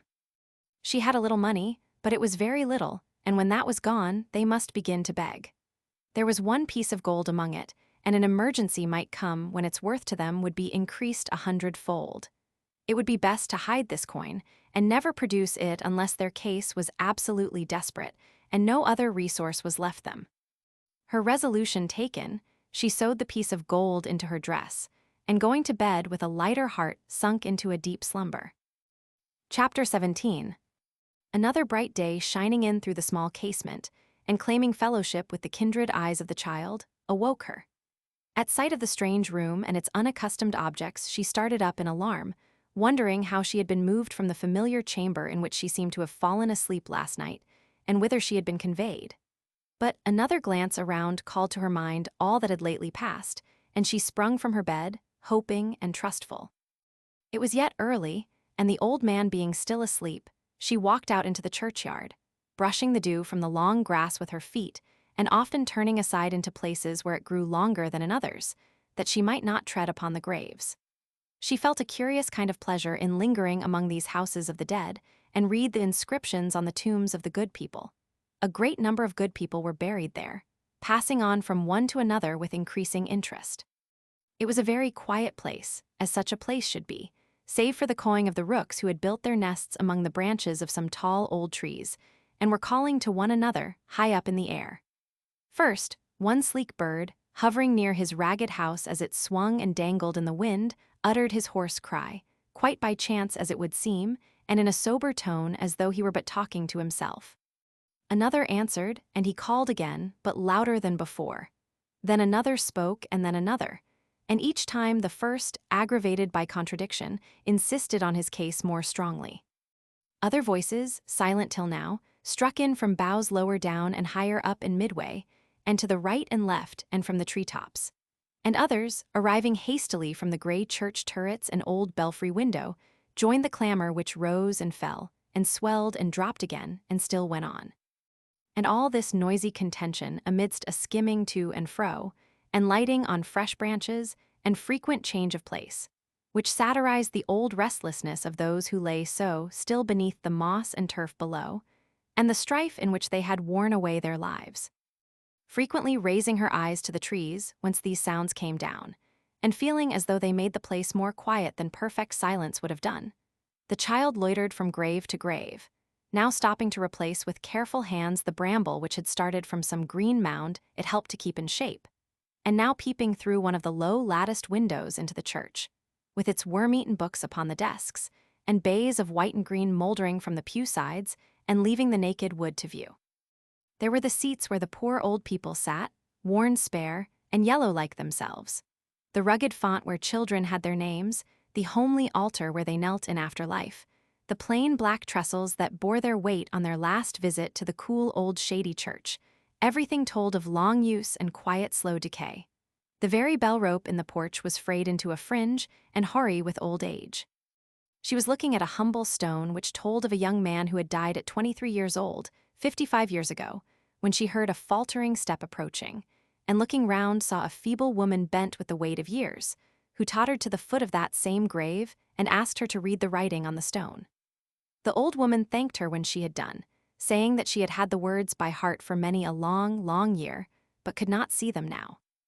"Were you his mother?" said the child. "I was his wife, my dear." "She the wife of a young man of 23? Ah, true, it was 55 years ago." "You wonder to hear me say that," remarked the old woman, shaking her head. "You're not the first. Older folk than you have wondered at the same thing before now. Yes, I was his wife. Death doesn't change us more than life, my dear." "Do you come here often?" asked the child. "I sit here very often in the summer time," she answered. "I used to come here once to cry and mourn, but that was a weary while ago, bless God. I pluck the daisies as they grow and take them home," said the old woman after a short silence. "I like no flowers so well as these, and haven't for 55 years. It's a long time, and I'm getting very old." Then growing garrulous upon a theme which was new to one listener though it were but a child, she told her how she had wept and moaned and prayed to die herself, when this happened, and how when she first came to that place, a young creature strong in love and grief, she had hoped that her heart was breaking as it seemed to be. But that time passed by, and although she continued to be sad when she came there, still she could bear to come, and so went on until it was pain no longer, but a solemn pleasure, and a duty she had learned to like. And now that 55 years were gone, she spoke of the dead man as if he had been her son or grandson, with a kind of pity for his youth, growing out of her own old age, and an exalting of his strength and manly beauty as compared with her own weakness and decay. And yet she spoke about him as her husband too, and thinking of herself in connection with him, as she used to be and not as she was now, talked of their meeting in another world, as if he were dead but yesterday, and she, separated from her former self, were thinking of the happiness of that comely girl who seemed to have died with him. The child left her gathering the flowers that grew upon the grave, and thoughtfully retraced her steps. The old man was by this time up and dressed. Mr. Codlin, still doomed to contemplate the harsh realities of existence, was packing among his linen the candle ends which had been saved from the previous night's performance, while his companion received the compliments of all the loungers in the stable-yard, who, unable to separate him from the mastermind of Punch, set him down as next in importance to that merry outlaw, and loved him scarcely less. When he had sufficiently acknowledged his popularity, he came in to breakfast, at which meal they all sat down together. "And where are you going today?" said the little man, addressing himself to Nell. "Indeed, I hardly know, we have not determined yet," replied the child. "We're going on to the races," said the little man. "If that's your way and you like to have us for company, let us travel together. If you prefer going alone, only say the word and you'll find that we shan't trouble you." "We'll go with you," said the old man. "Nell with them, with them." The child considered for a moment, and reflecting that she must shortly beg, and could scarcely hope to do so at a better place than where crowds of rich ladies and gentlemen were assembled together for purposes of enjoyment and festivity, determined to accompany these men so far. She therefore thanked the little man for his offer, and said, glancing timidly towards his friend, that if there was no objection to their accompanying them as far as the race town. "Objection," said the little man. "Now be gracious for once, Tommy, and say that you'd rather they went with us. I know you would be gracious, Tommy." "Trotters," said Mr. Codlin, who talked very slowly and ate very greedily, as is not uncommon with philosophers and misanthropes, "you're too free." "Why, what harm can it do?" urged the other. "No harm at all in this particular case, perhaps," replied Mr. Codlin, "but the principle's a dangerous one, and you're too free, I tell you." "Well, are they to go with us or not?" "Yes, they are," said Mr. Codlin, "but you might have made a favor of it, mightn't you?" The real name of the little man was Harris, but it had gradually merged into the less euphonious one of Trotters, which, with the prefatory adjective short, had been conferred upon him by reason of the small size of his legs. Short Trotters, however, being a compound name, inconvenient of use in friendly dialogue, the gentleman on whom it had been bestowed was known among his intimates either as Short or Trotters, and was seldom accosted at full length as Short Trotters, except in formal conversations and on occasions of ceremony. Short, then, or Trotters, as the reader pleases, returned unto the remonstrance of his friend Mr. Thomas Codlin, a jocose answer calculated to turn aside his discontent, and applying himself with great relish to the cold-boiled beef, the tea, and bread and butter, strongly impressed upon his companions that they should do the like. Mr. Codlin, indeed, required no such persuasion, as he had already eaten as much as he could possibly carry, and was now moistening his clay with strong ale, whereof he took deep draughts with a silent relish and invited nobody to partake thus again, strongly indicating his misanthropical turn of mind. Breakfast being at length over, Mr. Codlin called the bill, and charging the ale to the company generally, a practice also savoring of misanthropy, divided the sum total into 2 fair and equal parts, assigning one moiety to himself and friend, and the other to Nellie and her grandfather. These being duly discharged and all things ready for their departure, they took farewell of the landlord and landlady and resumed their journey. And here Mr. Codlin's false position in society and the effect it wrought upon his wounded spirit were strongly illustrated, for whereas he had been last night accosted by Mr. Punch as "master," and had by inference left the audience to understand that he maintained that individual for his own luxurious entertainment and delight, here he was, now, painfully walking beneath the burden of that same Punch's temple, and bearing it bodily upon his shoulders on a sultry day and along a dusty road. In place of enlivening his patron with a constant fire of wit or the cheerful rattle of his quarterstaff on the heads of his relations and acquaintance, here was that beaming Punch utterly devoid of spine, all slack and drooping in a dark box, with his legs doubled up round his neck, and not one of his social qualities remaining. Mr. Codlin trudged heavily on, exchanging a word or two at intervals with Short, and stopping to rest and growl occasionally. Short led the way, with the flat box, the private luggage, which was not extensively tied up in a bundle, and a brazen trumpet slung from his shoulder blade. Nell and her grandfather walked next him on either hand, and Thomas Codlin brought up the rear. When they came to any town or village, or even to a detached house of good appearance, Short blew a blast upon the brazen trumpet, and caroled a fragment of a song in that hilarious tone common to Punches and their consorts. If people hurried to the windows, Mr. Codlin pitched the temple, and hastily unfurling the drapery and concealing Short therewith, flourished hysterically on the pipes and performed an air. Then the entertainment began as soon as might be, Mr. Codlin having the responsibility of deciding on its length and of protracting or expediting the time for the hero's final triumph over the enemy of mankind, according as he judged that the aftercrop of halfpence would be plentiful or scant. When it had been gathered in to the last farthing, he resumed his load, and on they went again. Sometimes they played out the toll across a bridge or ferry, and once exhibited by particular desire at a turnpike, where the collector, being drunk in his solitude, paid down a shilling to have it to himself. There was one small place of rich promise in which their hopes were blighted, for a favorite character in the play having gold lace upon his coat, and being a meddling wooden-headed fellow, was held to be a libel on the beadle, for which reason the authorities enforced a quick retreat. But they were generally well received, and seldom left a town without a troop of ragged children shouting at their heels. They made a long day's journey, despite these interruptions, and were yet upon the road when the moon was shining in the sky. Short beguiled the time with songs and jests, and made the best of everything that happened. Mr. Codlin, on the other hand, cursed his fate and all the hollow things of earth, but Punch especially, and limped along with the theatre on his back, a prey to the bitterest chagrin. They had stopped to rest beneath a finger-post where 4 roads met, and Mr. Codlin, in his deep misanthropy, had let down the drapery and seated himself in the bottom of the show, invisible to mortal eyes and disdainful of the company of his fellow creatures, when 2 monstrous shadows were seen stalking towards them from a turning in the road by which they had come. The child was at first quite terrified by the sight of these gaunt giants, for such they looked as they advanced with lofty strides beneath the shadow of the trees, but Short, telling her there was nothing to fear, blew a blast upon the trumpet, which was answered by a cheerful shout. "It's Grinder's lot, ain't it?" cried Mr. Short in a loud key. "Yes," replied a couple of shrill voices. "Come on then," said Short, "let's have a look at you. I thought it was you." Thus invited, Grinder's lot approached with redoubled speed and soon came up with the little party.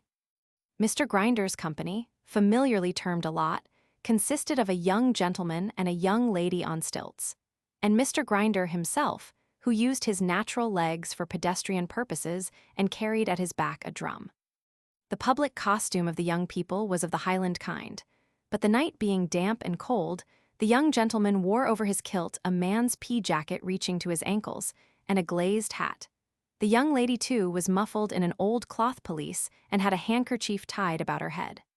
Their Scotch bonnets, ornamented with plumes of jet-black feathers, Mr. Grinder carried on his instrument. "Bound for the races, I see," said Mr. Grinder, coming up out of breath. "So are we. How are you, Short?" With that they shook hands in a very friendly manner. The young people, being too high up for the ordinary salutations, saluted Short after their own fashion. The young gentleman twisted up his right stilt and patted him on the shoulder, and the young lady rattled her tambourine. "Practice," said Short, pointing to the stilts. "No," returned Grinder. "It comes either to walkin' in M or carryin' of M, and they like walkin' in M best. It's worry pleasant for the prospects. Which road are you talkin'? We go the nighest." "Why, the fact is," said Short, "that we are going the longest way, because then we could stop for the night 1.5 miles on. But 3 or 4 mile gain tonight is so many saved tomorrow, and if you keep on, I think our best way is to do the same." "Where's your partner?" inquired Grinder. "Here he is," cried Mr. Thomas Codlin, presenting his head and face in the proscenium of the stage, and exhibiting an expression of countenance not often seen there. "And he'll see his partner boiled alive before he'll go on tonight. That's what he says." "Well, don't say such things as them, in a spear which is dooted to something pleasanter," urged Short. "Respect associations, Tommy, even if you do cut up rough." "Rough or smooth," said Mr. Codlin, beating his hand on the little footboard where Punch, when suddenly struck with the symmetry of his legs and their capacity for silk stockings, is accustomed to exhibit them to popular admiration. "Rough or smooth, I won't go further than the 1.5 miles tonight. I put up at the Jolly Sandboys and nowhere else. If you like to come there, come there. If you like to go on by yourself, go on by yourself, and do without me if you can." So saying, Mr. Codlin disappeared from the scene and immediately presented himself outside the theatre, took it on his shoulders at a jerk, and made off with most remarkable agility. Any further controversy being now out of the question, Short was fain to part with Mr. Grinder and his pupils, and to follow his morose companion. After lingering at the finger-post for a few minutes to see the stilts frisking away in the moonlight and the bearer of the drum toiling slowly after them, he blew a few notes upon the trumpet as a parting salute, and hastened with all speed to follow Mr. Codlin. With this view, he gave his unoccupied hand to Nell, and bidding her be of good cheer as they would soon be at the end of their journey for that night, and stimulating the old man with a similar assurance, led them at a pretty swift pace towards their destination, which he was the less unwilling to make for, as the moon was now overcast and the clouds were threatening rain. Chapter 18. The Jolly Sandboys was a small roadside inn of pretty ancient date, with a sign representing 3 sandboys increasing their jollity with as many jugs of ale and bags of gold, creaking and swinging on its post on the opposite side of the road. as the travelers had observed that day many indications of their drawing nearer and nearer to the race town, such as gypsy camps, carts laden with gambling booths and their appurtenances, itinerant showmen of various kinds, and beggars and trampers of every degree, all wending their way in the same direction, Mr. Codlin was fearful of finding the accommodations forestalled. This fear increasing as he diminished the distance between himself and the hostelry, he quickened his pace, and notwithstanding the burden he had to carry, maintained a round trot until he reached the threshold. Here he had the gratification of finding that his fears were without foundation, for the landlord was leaning against the doorpost looking lazily at the rain, which had by this time begun to descend heavily, and no tinkling of cracked bell, nor boisterous shout, nor noisy chorus, gave note of company within. "All alone," said Mr. Codlin, putting down his burden and wiping his forehead. "All alone as yet," rejoined the landlord, glancing at the sky, "but we shall have more company tonight, I expect. Here, one of you boys, carry that show into the barn. Make haste in out of the wet, Tom. When it came on to rain I told Em to make the fire up, and there's a glorious blaze in the kitchen, I can tell you." Mr. Codlin followed with a willing mind, and soon found that the landlord had not commended his preparations without good reason. A mighty fire was blazing on the hearth and roaring up the wide chimney with a cheerful sound, which a large iron cauldron, bubbling and simmering in the heat, lent its pleasant aid to swell. There was a deep red ruddy blush upon the room, and when the landlord stirred the fire, sending the flames skipping and leaping up when he took off the lid of the iron pot, and there rushed out a savory smell, while the bubbling sound grew deeper and more rich, and an unctuous steam came floating out, hanging in a delicious mist above their heads. When he did this, Mr. Codlin's heart was touched. He sat down in the chimney corner and smiled. Mr. Codlin sat smiling in the chimney corner, eyeing the landlord as with a roguish look he held the cover in his hand, and, feigning that his doing so was needful to the welfare of the cookery, suffered the delightful steam to tickle the nostrils of his guest. The glow of the fire was upon the landlord's bald head, and upon his twinkling eye, and upon his watering mouth, and upon his pimpled face, and upon his round, fat figure. Mr. Codlin drew his sleeve across his lips, and said in a murmuring voice, "What is it?" "It's a stew of tripe," said the landlord, smacking his lips, "and cowheel," smacking them again, "and bacon," smacking them once more, "and steak," smacking them for the fourth time, and peas, cauliflowers, new potatoes, and sparrowgrass, all working up together in one delicious gravy.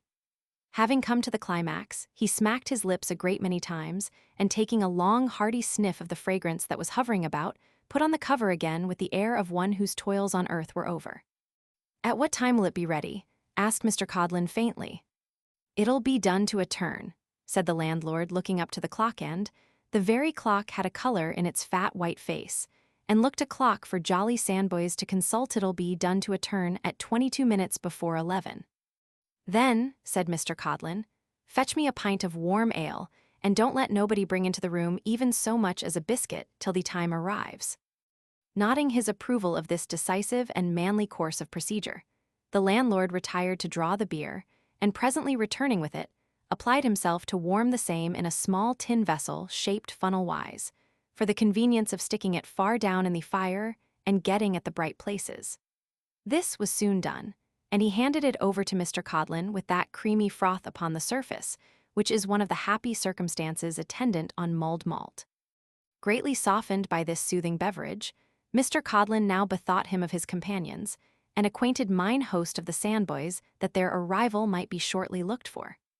The rain was rattling against the windows and pouring down in torrents, and such was Mr. Codlin's extreme amiability of mind, that he more than once expressed his earnest hope that they would not be so foolish as to get wet. At length they arrived, drenched with the rain and presenting a most miserable appearance, notwithstanding that Short had sheltered the child as well as he could under the skirts of his own coat, and they were nearly breathless from the haste they had made.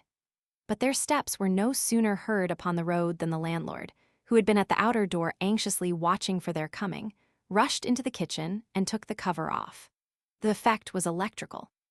They all came in with smiling faces, though the wet was dripping from their clothes upon the floor, and Short's first remark was, "What a delicious smell." It is not very difficult to forget rain and mud by the side of a cheerful fire, and in a bright room.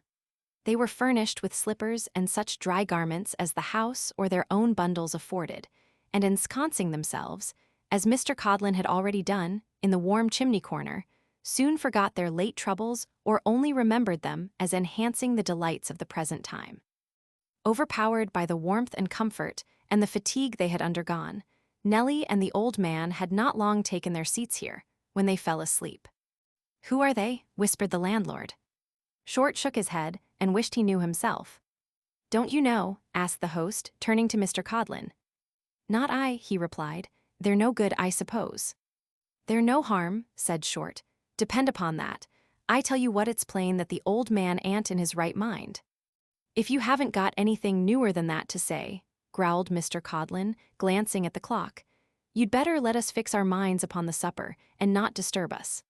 "Hear me out, won't you?" retorted his friend. "It's very plain to me, besides, that they're not used to this way of life. Don't tell me that that handsome child has been in the habit of prowling about as she's done these last 2 or 3 days. I know better." "Well, who does tell you she has?" growled Mr. Codlin, again glancing at the clock and from it to the cauldron. "Can't you think of anything more suitable to present circumstances than saying things and then contradicting em?" "I wish somebody would give you your supper," returned Short, "for there'll be no peace till you've got it. Have you seen how anxious the old man is to get on, always wanting to be furder away? Have you seen that?" "Ah, what then?" muttered Thomas Codlin. "This, then," said Short. "He has given his friends the slip. Mind what I say, he has given his friends the slip, and persuaded this delicate young creature all along of her fondness for him to be his guide and traveling companion whereto he knows no more than the man in the moon. Now I'm not a-going to stand that."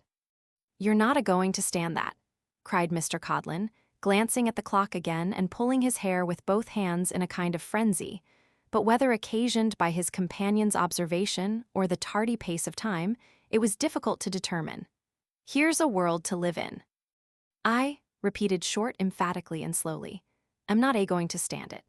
I am not a-going to see this fair young child a-falling into bad hands, and getting among people that she's no more fit for than they are to get among angels as their ordinary chums. Therefore, when they do elope in intention of parting company from us, I shall take measures for detaining of M, and restoring M to their friends, who I dare say have had their disconsolation pasted up on every wall in London by this time." "Short," said Mr. Codlin, who with his head upon his hands and his elbows on his knees, had been shaking himself impatiently from side to side up to this point and occasionally stamping on the ground, but who now looked up with eager eyes. "It's possible that there may be uncommon good sense in what you've said. If there is, and there should be a reward, Short, remember that we're partners in everything." His companion had only time to nod a brief assent to this position, for the child awoke at the instant.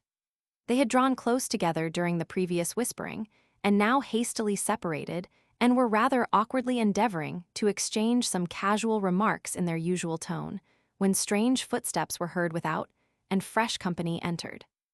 These were no other than 4 very dismal dogs, who came pattering in one after the other, headed by an old bandy dog of particularly mournful aspect, who, stopping when the last of his followers had got as far as the door, erected himself upon his hind legs and looked round at his companions, who immediately stood upon their hind legs in a grave and melancholy row.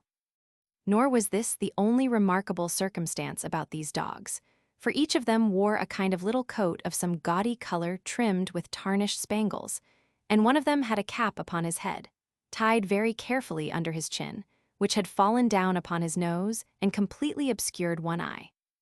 Add to this that the gaudy coats were all wet through and discolored with rain, and that the wearers were splashed and dirty, and some idea may be formed of the unusual appearance of these new visitors to the Jolly Sandboys.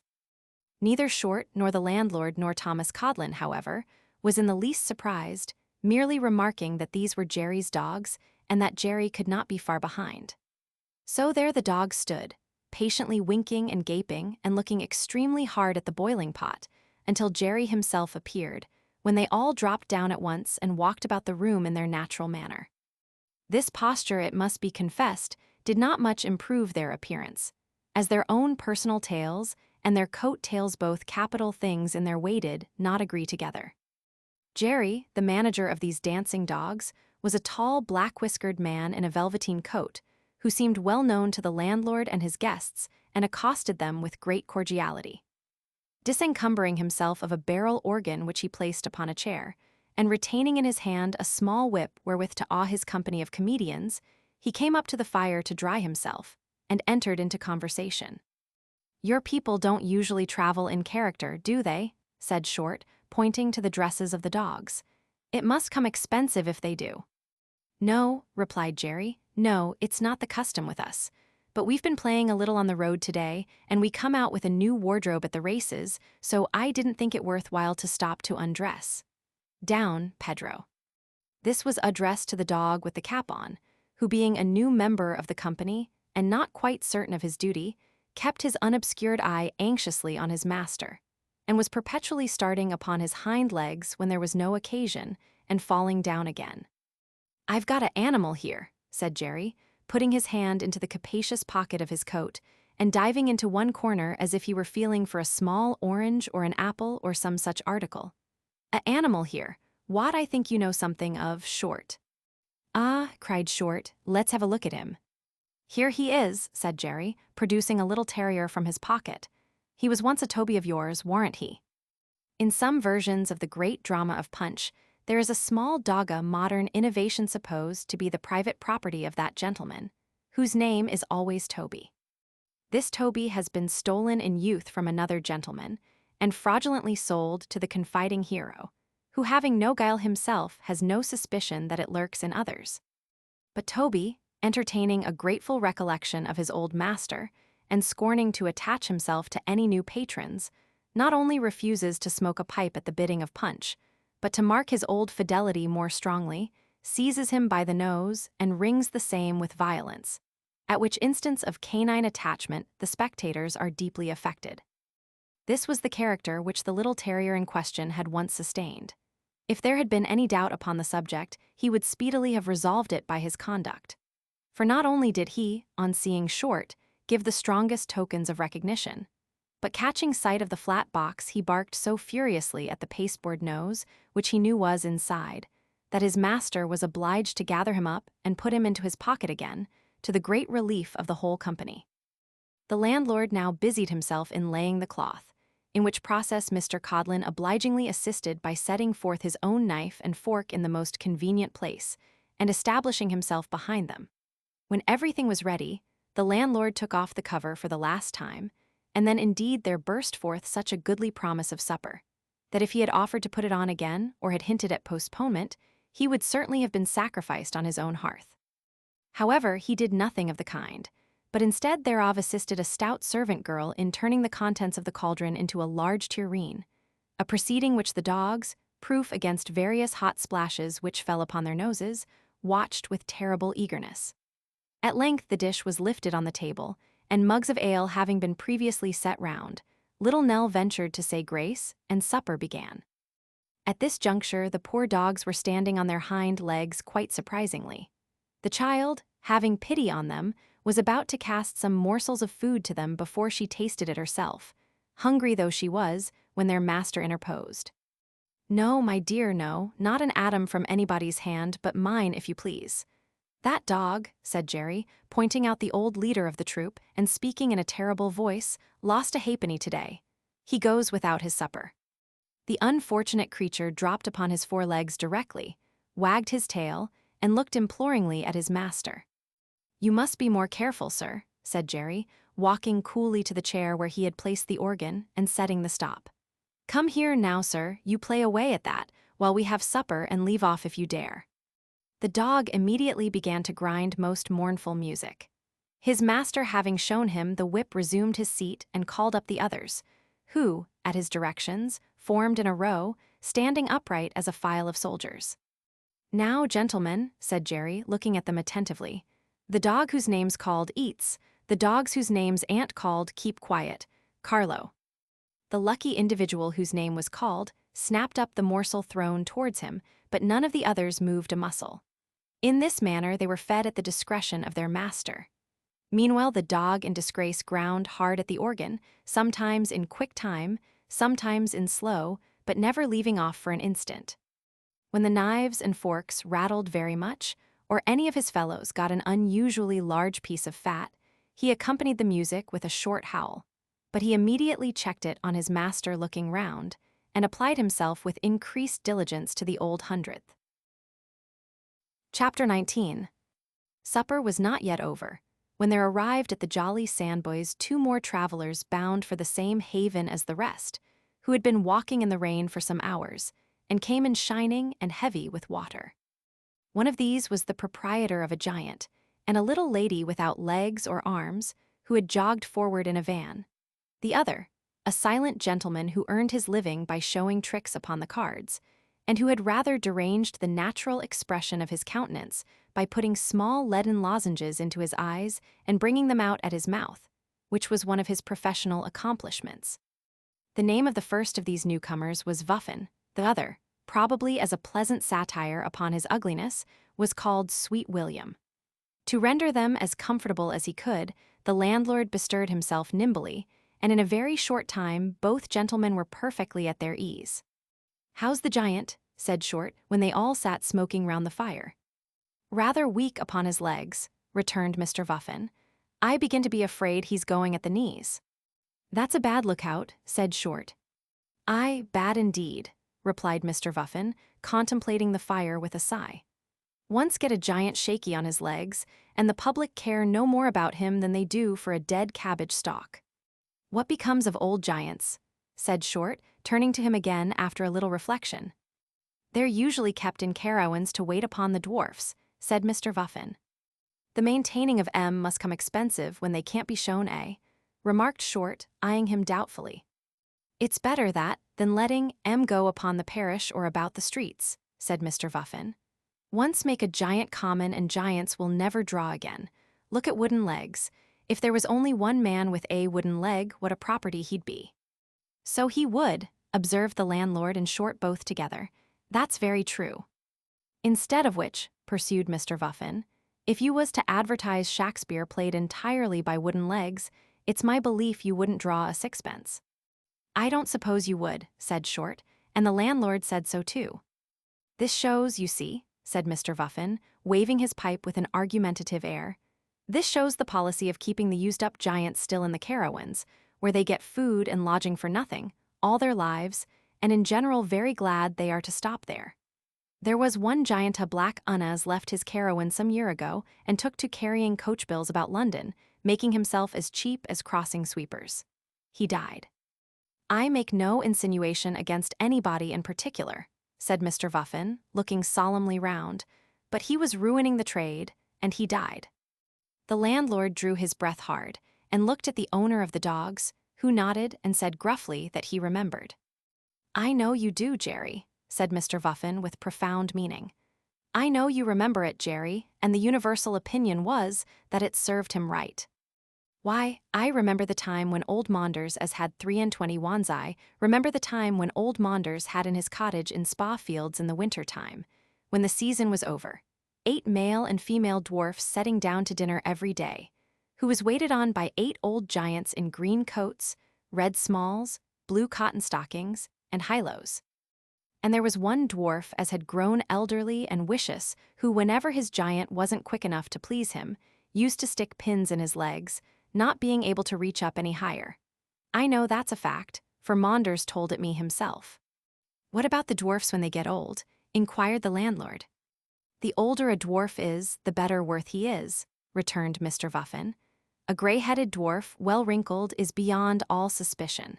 But a giant weak in the legs and not standing upright, keep him in the carawan, but never show him, for any persuasion that can be offered." While Mr. Vuffin and his 2 friends smoked their pipes and beguiled the time with such conversation as this, the silent gentleman sat in a warm corner, swallowing, or seeming to swallow, 6 of halfpence for practice, balancing a feather upon his nose, and rehearsing other feats of dexterity of that kind, without paying any regard whatever to the company, who in their turn left him utterly unnoticed. At length the weary child prevailed upon her grandfather to retire, and they withdrew, leaving the company yet seated round the fire, and the dogs fast asleep at a humble distance. After bidding the old man good night, Nell retired to her poor garret, but had scarcely closed the door when it was gently tapped at. She opened it directly and was a little startled by the sight of Mr. Thomas Codlin, whom she had left, to all appearance, fast asleep downstairs. "What is the matter?" said the child. "Nothing's the matter, my dear," returned her visitor. "I'm your friend. Perhaps you haven't thought so, but it's me that's your friend, not him." "Not who?" the child inquired. "Short, my dear. I tell you what," said Codlin, "for all his having a kind of way with him that you'd be very apt to like, I'm the real open-hearted man. I mayn't look it, but I am indeed." The child began to be alarmed, considering that the ale had taken effect upon Mr. Codlin, and that this commendation of himself was the consequence. "Short's very well and seems kind," resumed the misanthrope, "but he overdoes it. Now I don't. Certainly, if there were any fault in Mr. Codlin's usual deportment, it was that he rather underdid his kindness to those about him than overdid it." But the child was puzzled and could not tell what to say. "Take my advice," said Codlin. "Don't ask me why, but take it. As long as you travel with us, keep as near me as you can. Don't offer to leave us not on any account, but always stick to me and say that I'm your friend. Will you bear that in mind, my dear, and always say that it was me that was your friend?" "Say so where and when?" inquired the child innocently. "Oh, nowhere in particular," replied Codlin, a little put out as it seemed by the question. "I'm only anxious that you should think me so and do me justice. You can't think what an interest I have in you. Why didn't you tell me your little history that about you and the poor old gentleman? I'm the best adviser that ever was, and so interested in you, so much more interested than Short. I think they're breaking up downstairs. You needn't tell Short, you know, that we've had this little talk together. God bless you. Recollect the friend. Codlin's the friend, not Short. Short's very well as far as he goes, but the real friend is Codlin, not Short." Eking out these professions with a number of benevolent and protecting looks and great fervor of manner, Thomas Codlin stole away on tiptoe, leaving the child in a state of extreme surprise.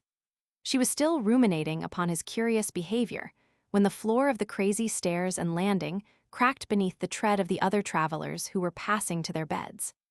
When they had all passed, and the sound of their footsteps had died away, one of them returned, and after a little hesitation and rustling in the passage, as if he were doubtful what door to knock at, knocked at hers. "Yes," said the child from within. "It's me," Short's voice called through the keyhole. "I only wanted to say that we must be off early tomorrow morning, my dear, because unless we get the start of the dogs and the conjurer, the villages won't be worth a penny. You'll be sure to be stirring early and go with us. I'll call you." The child answered in the affirmative, and returning his good night, heard him creep away. She felt some uneasiness at the anxiety of these men, increased by the recollection of their whispering together downstairs and their slight confusion when she awoke, nor was she quite free from a misgiving that they were not the fittest companions she could have stumbled on. Her uneasiness, however, was nothing, weighed against her fatigue, and she soon forgot it in sleep. Very early next morning, Short fulfilled his promise, and knocking softly at her door, entreated that she would get up directly, as the proprietor of the dogs was still snoring. And if they lost no time, they might get a good deal in advance both of him and the conjurer, who was talking in his sleep, and from what he could be heard to say, appeared to be balancing a donkey in his dreams. She started from her bed without delay, and roused the old man with so much expedition that they were both ready as soon as Short himself, to that gentleman's unspeakable gratification and relief. After a very unceremonious and scrambling breakfast, of which the staple commodities were bacon and bread, and beer, they took leave of the landlord and issued from the door of the Jolly Sandboys.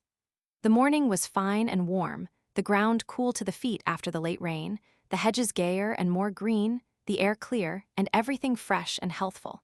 Surrounded by these influences, they walked on pleasantly enough. They had not gone very far, when the child was again struck by the altered behavior of Mr. Thomas Codlin, who, instead of plodding on sulkily by himself as he had heretofore done, kept close to her, and when he had an opportunity of looking at her unseen by his companion, warned her by certain wry faces and jerks of the head not to put any trust in Short, but to reserve all confidences for Codlin. Neither did he confine himself to looks and gestures, for when she and her grandfather were walking on beside the aforesaid Short, and that little man was talking with his accustomed cheerfulness on a variety of indifferent subjects, Thomas Codlin testified his jealousy and distrust by following close at her heels, and occasionally admonishing her ankles with the legs of the theater in a very abrupt and painful manner. All these proceedings naturally made the child more watchful and suspicious, and she soon observed that whenever they halted to perform outside a village alehouse or other place, Mr. Codlin, while he went through his share of the entertainments, kept his eye steadily upon her, and the old man, or with a show of great friendship and consideration, invited the latter to lean upon his arm, and so held him tight until the representation was over and they again went forward. Even Short seemed to change in this respect, and to mingle with his good nature something of a desire to keep them in safe custody. This increased the child's misgivings and made her yet more anxious and uneasy. Meanwhile, they were drawing near the town where the races were to begin next day, for, from passing numerous groups of gypsies and trampers on the road, wending their way towards it, and straggling out from every byway and cross-country lane, they gradually fell into a stream of people, some walking by the side of covered carts, others with horses, others with donkeys, others toiling on with heavy loads upon their backs, but all tending to the same point. The public houses by the wayside, from being empty and noiseless as those in the remoter parts had been, now sent out boisterous shouts and clouds of smoke, and, from the misty windows, clusters of broad red faces looked down upon the road. On every piece of waste or common ground, some small gambler drove his noisy trade and bellowed to the idle passers-by to stop and try their chance. The crowd grew thicker and more noisy. Gilt gingerbread and blanket stalls exposed its glories to the dust, and often a four-horse carriage, dashing by, obscured all objects in the gritty cloud it raised, and left them, stunned and blinded, far behind. It was dark before they reached the town itself, and long indeed the few last miles had been. Here all was tumult and confusion. The streets were filled with throngs of people. Many strangers were there, it seemed. By the looks they cast about, the church bells rang out their noisy peals, and flags streamed from windows and housetops. In the large inn-yards, waiters flitted to and fro and ran against each other. Horses clattered on the uneven stones, carriage steps fell rattling down, and sickening smells from many dinners came in a heavy lukewarm breath upon the sense. In the smaller public houses, fiddles with all their might and main were squeaking out the tune to staggering feet. Drunken men, oblivious of the burden of their song, joined in a senseless howl, which drowned the tinkling of the feeble bell and made them savage for their drink. Vagabond groups assembled round the doors to see the stroller woman dance and add their uproar to the shrill flageolet and deafening drum. Through this delirious scene, the child, frightened and repelled by all she saw, led on her bewildered charge, clinging close to her conductor, and trembling lest in the press she should be separated from him and left to find her way alone. Quickening their steps to get clear of all the roar and riot, they at length passed through the town and made for the racecourse, which was upon an open heath, situated on an eminence, a full mile distant from its furthest bounds. Although there were many people here, none of the best favored or best clad, busily erecting tents and driving stakes in the ground, and hurrying to and fro with dusty feet and many a grumbled oath, although there were tired children cradled on heaps of straw between the wheels of carts, crying themselves to sleep, and poor lean horses and donkeys just turned loose, grazing among the men and women, and pots and kettles, and half-lighted fires, and ends of candles flaring and wasting in the air. For all this, the child felt it an escape from the town and drew her breath more freely. After a scanty supper, the purchase of which reduced her little stock so low that she had only a few halfpence with which to buy a breakfast on the morrow, she and the old man lay down to rest in a corner of a tent, and slept, despite the busy preparations that were going on around them all night long. And now they had come to the time when they must beg their bread. Soon after sunrise in the morning, she stole out from the tent, and rambling into some fields at a short distance, plucked a few wild roses and such humble flowers, purposing to make them into little nosegays and offer them to the ladies in the carriages when the company arrived. Her thoughts were not idle while she was thus employed. When she returned and was seated beside the old man in one corner of the tent, tying her flowers together, while the two men lay dozing in another corner, she plucked him by the sleeve, and slightly glancing towards them, said, in a low voice, "Grandfather, don't look at those I talk of, and don't seem as if I spoke of anything but what I am about. What was that you told me before we left the old house? that if they knew what we were going to do, they would say that you were mad and part us." The old man turned to her with an aspect of wild terror. But she checked him by a look, and bidding him hold some flowers while she tied them up, and so bringing her lips closer to his ear, said, "I know that was what you told me. You needn't speak, dear. I recollect it very well. It was not likely that I should forget it. Grandfather, these men suspect that we have secretly left our friends, and mean to carry us before some gentleman and have us taken care of and sent back. If you let your hand tremble so, we can never get away from them, but if you're only quiet now, we shall do so, easily." "How?" muttered the old man. "Dear Nellie, how? They will shut me up in a stone room, dark and cold, and chain me up to the wall, Nell flog me with whips, and never let me see thee more." "You're trembling again," said the child. "Keep close to me all day, never mind them, don't look at them, but me. I shall find a time when we can steal away. When I do, mind you come with me, and do not stop or speak a word. Hush, that's all." "Halloa, what are you up to, my dear?" said Mr. Codlin, raising his head and yawning. Then observing that his companion was fast asleep, he added in an earnest whisper, "Codlin's the friend, remember not short." "Making some nosegays," the child replied. "I am going to try and sell some these 3 days of the races. Will you have one as a present, I mean?" Mr. Codlin would have risen to receive it, but the child hurried towards him and placed it in his hand. He stuck it in his buttonhole with an air of ineffable complacency for a misanthrope, and leering exultingly at the unconscious Short, muttered, as he laid himself down again, "Tom Codlin's the friend, by G." As the morning wore on, the tents assumed a gayer and more brilliant appearance, and long lines of carriages came rolling softly on the turf. Men who had lounged about all night in smock frocks and leather leggings came out in silken vests and hats and plumes as jugglers or mountebanks, or in gorgeous liveries as soft-spoken servants at gambling booths, or in sturdy yeoman dress as decoys at unlawful games. Black-eyed gypsy girls, hooded in showy handkerchiefs, sallied forth to tell fortunes, and pale, slender women with consumptive faces lingered upon the footsteps of ventriloquists and conjurers, and counted the sixpences with anxious eyes long before they were gained. As many of the children as could be kept within bounds were stowed away, with all the other signs of dirt and poverty, among the donkeys, carts, and horses, and as many as could not be thus disposed of ran in and out in all intricate spots, crept between people's legs and carriage wheels, and came forth unharmed from under horses' hoofs. The dancing dogs, the stilts, the little lady and the tall man, and all the other attractions, with organs out of number and bands innumerable, emerged from the holes and corners in which they had passed the night, and flourished boldly in the sun. Along the uncleared course, Short led his party, sounding the brazen trumpet and reveling in the voice of Punch, and at his heels went Thomas Codlin, bearing the show as usual, and keeping his eye on Nellie and her grandfather as they rather lingered in the rear. The child bore upon her arm the little basket with her flowers, and sometimes stopped, with timid and modest looks, to offer them at some gay carriage. But alas! There were many bolder beggars there, gypsies who promised husbands and other adepts in their trade, and although some ladies smiled gently as they shook their heads, and others cried to the gentleman beside them, "See, what a pretty face!"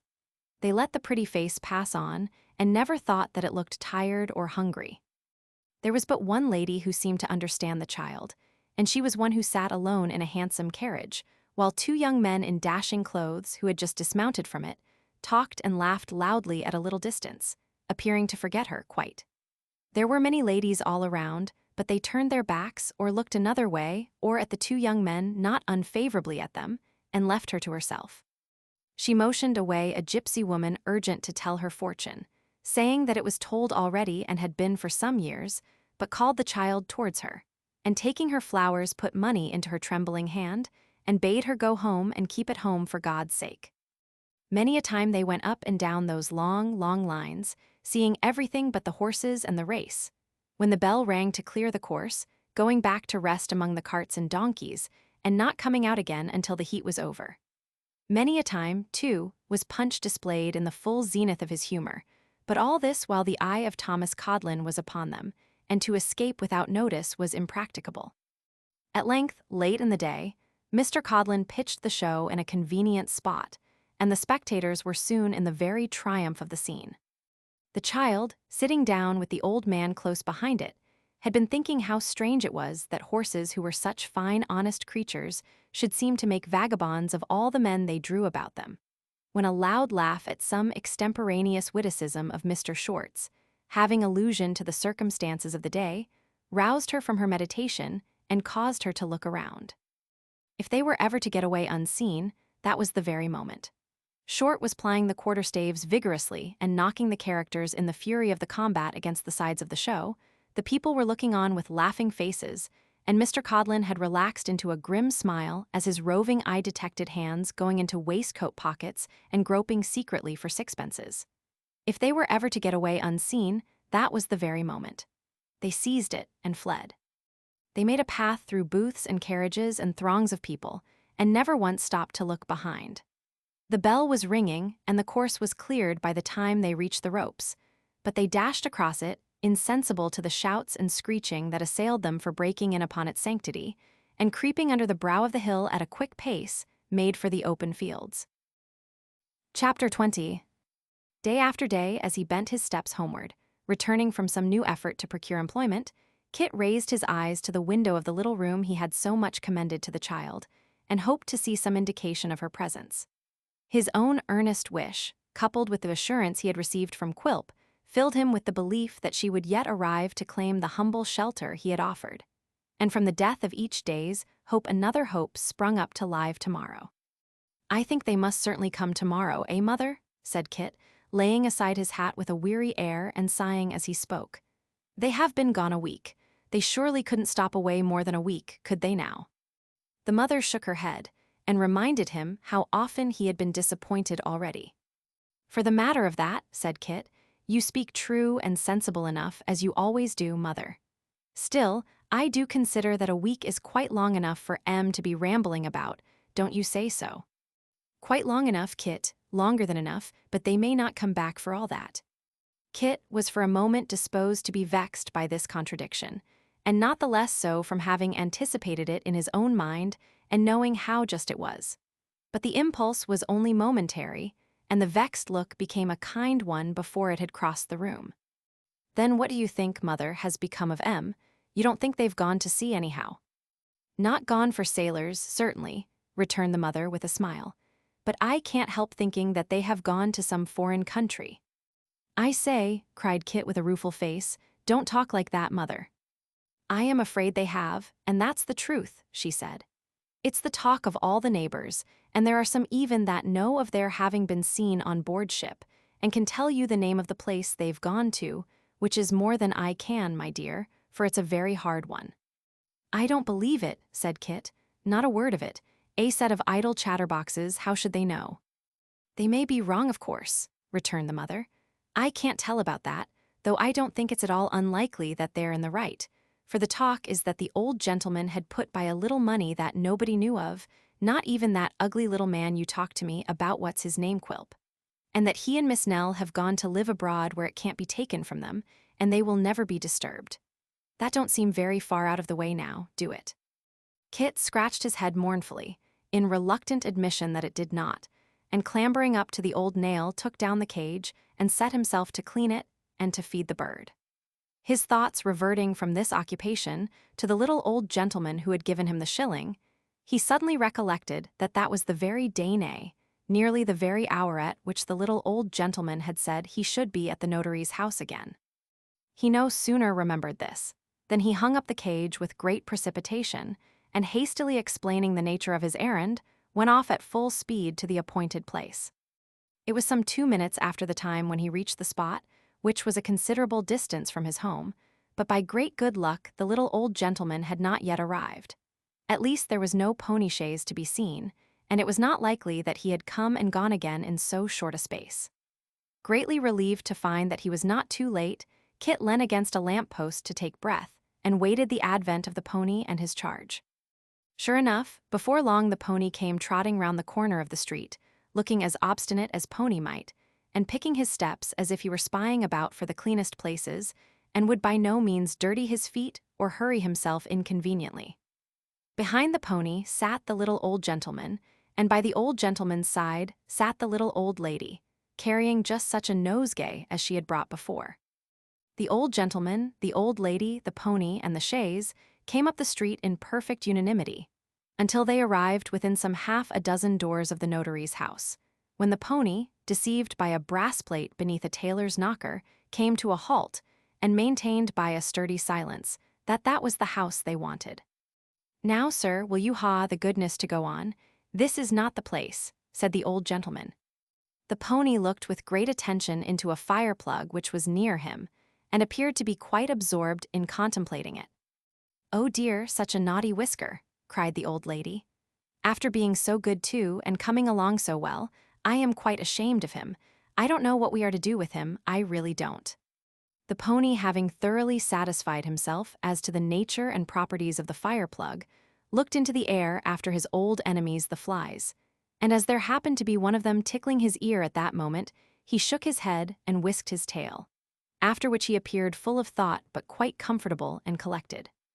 The old gentleman, having exhausted his powers of persuasion, alighted to lead him, whereupon the pony, perhaps because he held this to be a sufficient concession, perhaps because he happened to catch sight of the other brass plate, or perhaps because he was in a spiteful humor, darted off with the old lady and stopped at the right house, leaving the old gentleman to come panting on behind.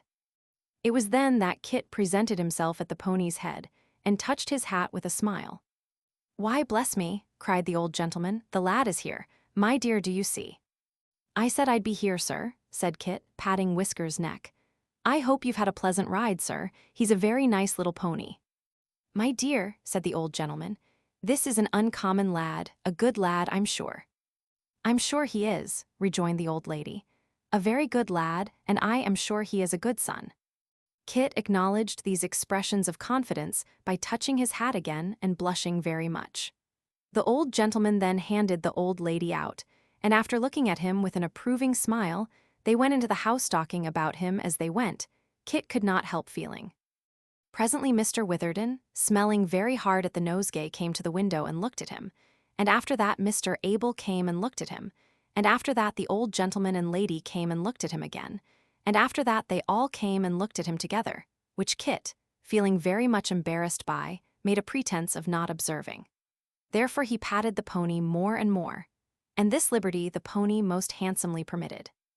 The faces had not disappeared from the window many moments, when Mr. Chuckster, in his official coat, and with his hat hanging on his head just as it happened to fall from its peg, appeared upon the pavement, and telling him he was wanted inside, bade him go in and he would mind the chaise the while. In giving him this direction, Mr. Chuckster remarked that he wished that he might be blessed if he could make out whether he, Kit, was precious raw or precious deep, but intimated by a distrustful shake of the head that he inclined to the latter opinion. Kit entered the office in a great tremor, for he was not used to going among strange ladies and gentlemen, and the tin boxes and bundles of dusty papers had in his eyes an awful and venerable air. Mr. Witherden, too, was a bustling gentleman who talked loud and fast, and all eyes were upon him, and he was very shabby. "Well, boy," said Mr. Witherden, "you came to work out that shilling, not to get another, hey?" "No, indeed, sir," replied Kit, taking courage to look up. "I never thought of such a thing."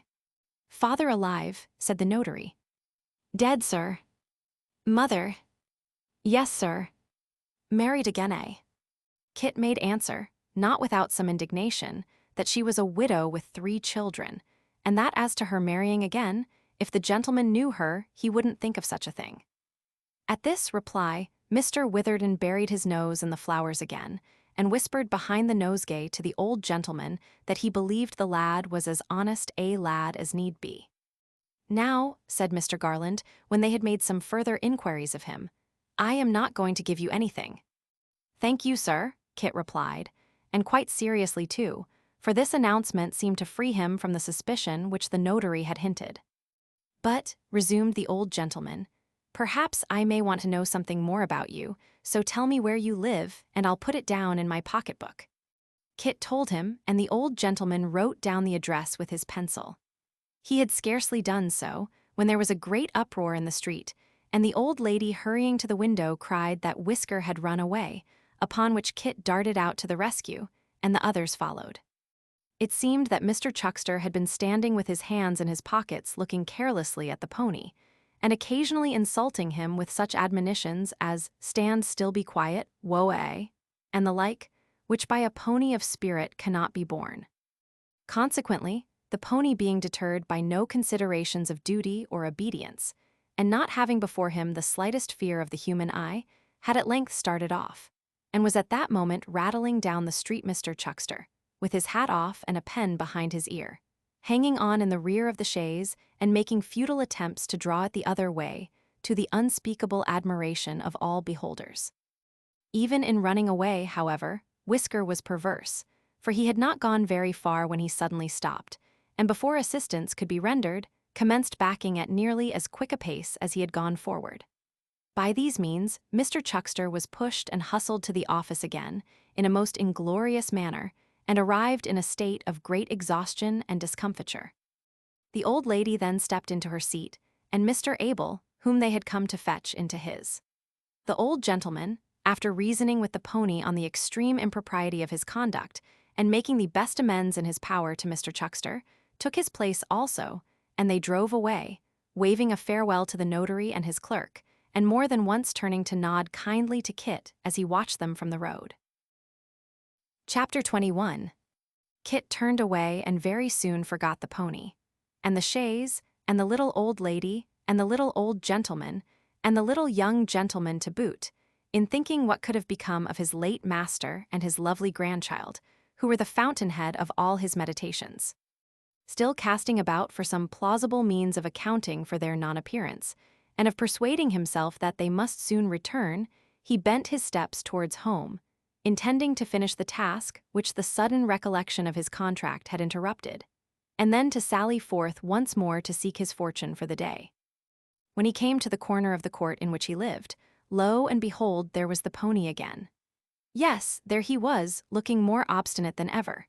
And alone in the chaise, keeping a steady watch upon his every wink, sat Mr. Abel, who, lifting up his eyes by chance and seeing Kit pass by, nodded to him as though he would have nodded his head off.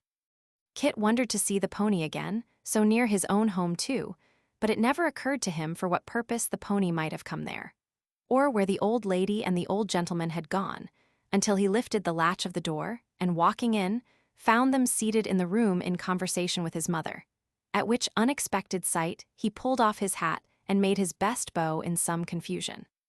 "We are here before you, you see, Christopher," said Mr. Garland, smiling. "Yes, sir," said Kit, and as he said it, he looked towards his mother for an explanation of the visit. "The gentleman 'es been kind enough, my dear," said she, in reply to this mute interrogation, "to ask me whether you were in a good place, or in any place at all, and when I told him no, you were not in any, he was so good as to say that we wanted a good lad in our house," said the old gentleman and the old lady both together, "and that perhaps we might think of it, if we found everything as we would wish it to be." As this thinking of it plainly meant the thinking of engaging Kit, he immediately partook of his mother's anxiety and fell into a great flutter. For the little old couple were very methodical and cautious, and asked so many questions that he began to be afraid there was no chance of his success. "You see, my good woman," said Mrs. Garland to Kit's mother, "that it's necessary to be very careful and particular in such a matter as this, for we're only 3 in family, and are very quiet, regular folks, and it would be a sad thing if we made any kind of mistake, and found things different from what we hoped and expected." To this, Kit's mother replied that certainly it was quite true and quite right and quite proper, and heaven forbid that she should shrink, or have cause to shrink, from any inquiry into her character or that of her son, who was a very good son though she was his mother, in which respect, she was bold to say, he took after his father, who was not only a good son to his mother, but the best of husbands and the best of fathers besides, which Kit could and would corroborate she knew. And so would little Jacob, and the baby likewise if they were old enough, which unfortunately they were not, though as they didn't know what a loss they had had, perhaps it was a great deal better that they should be as young as they were. And so Kit's mother wound up a long story by wiping her eyes with her apron and patting little Jacob's head, who was rocking the cradle and staring with all his might at the strange lady and gentleman. When Kit's mother had done speaking, the old lady struck in again, and said that she was quite sure she was a very honest and very respectable person, or she never would have expressed herself in that manner. And that certainly the appearance of the children and the cleanliness of the house deserved great praise and did her the utmost credit, whereat Kit's mother dropped a curtsy and became consoled. Then the good woman entered in a long and minute account of Kit's life and history from the earliest period down to that time, not omitting to make mention of his miraculous fall out of a back parlor window when an infant of tender years, or his uncommon sufferings in a state of measles, which were illustrated by correct imitations of the plaintive manner in which he called for toast and water, day and night, and said, "Don't cry, mother, I shall soon be better." For proof of which statements reference was made to Mrs. Green, lodger, at the cheesemonger's round the corner, and divers other ladies and gentlemen in various parts of England and Wales, and one Mr. Brown, who was supposed to be then a corporal in the East Indies, and who could of course be found with very little trouble, within whose personal knowledge the circumstances had occurred. This narration ended, Mr. Garland put some questions to Kit respecting his qualifications and general acquirements, while Mrs. Garland noticed the children, and hearing from Kit's mother certain remarkable circumstances which had attended the birth of each, related certain other remarkable circumstances which had attended the birth of her own son, Mr. Abel, from which it appeared that both Kit's mother and herself had been, above and beyond all other women of what condition or age soever, peculiarly hemmed in with perils and dangers. Lastly, inquiry was made into the nature and extent of Kit's wardrobe, and a small advance being made to improve the same, he was formally hired at an annual income of £6, over and above his board and lodging, by Mr. and Mrs. Garland, of Abel Cottage, Finchley. It would be difficult to say which party appeared most pleased with this arrangement, the conclusion of which was hailed with nothing but pleasant looks and cheerful smiles on both sides. It was settled that Kit should repair to his new abode on the next day but one in the morning. And finally, the little old couple, after bestowing a bright half-crown on little Jacob and another on the baby, took their leaves, being escorted as far as the street by their new attendant, who held the obdurate pony by the bridle while they took their seats, and saw them drive away with a lightened heart. "Well, mother," said Kit, hurrying back into the house, "I think my fortune is about made now." "I should think it was indeed, Kit," rejoined his mother. £6 a year, only think." "Ah," said Kit, trying to maintain the gravity which the consideration of such a sum demanded, but grinning with delight in spite of himself. "There's a property." Kit drew a long breath when he had said this, and putting his hands deep into his pockets as if there were 1 year's wages at least in each, looked at his mother, as though he saw through her, and down an immense perspective of sovereigns beyond.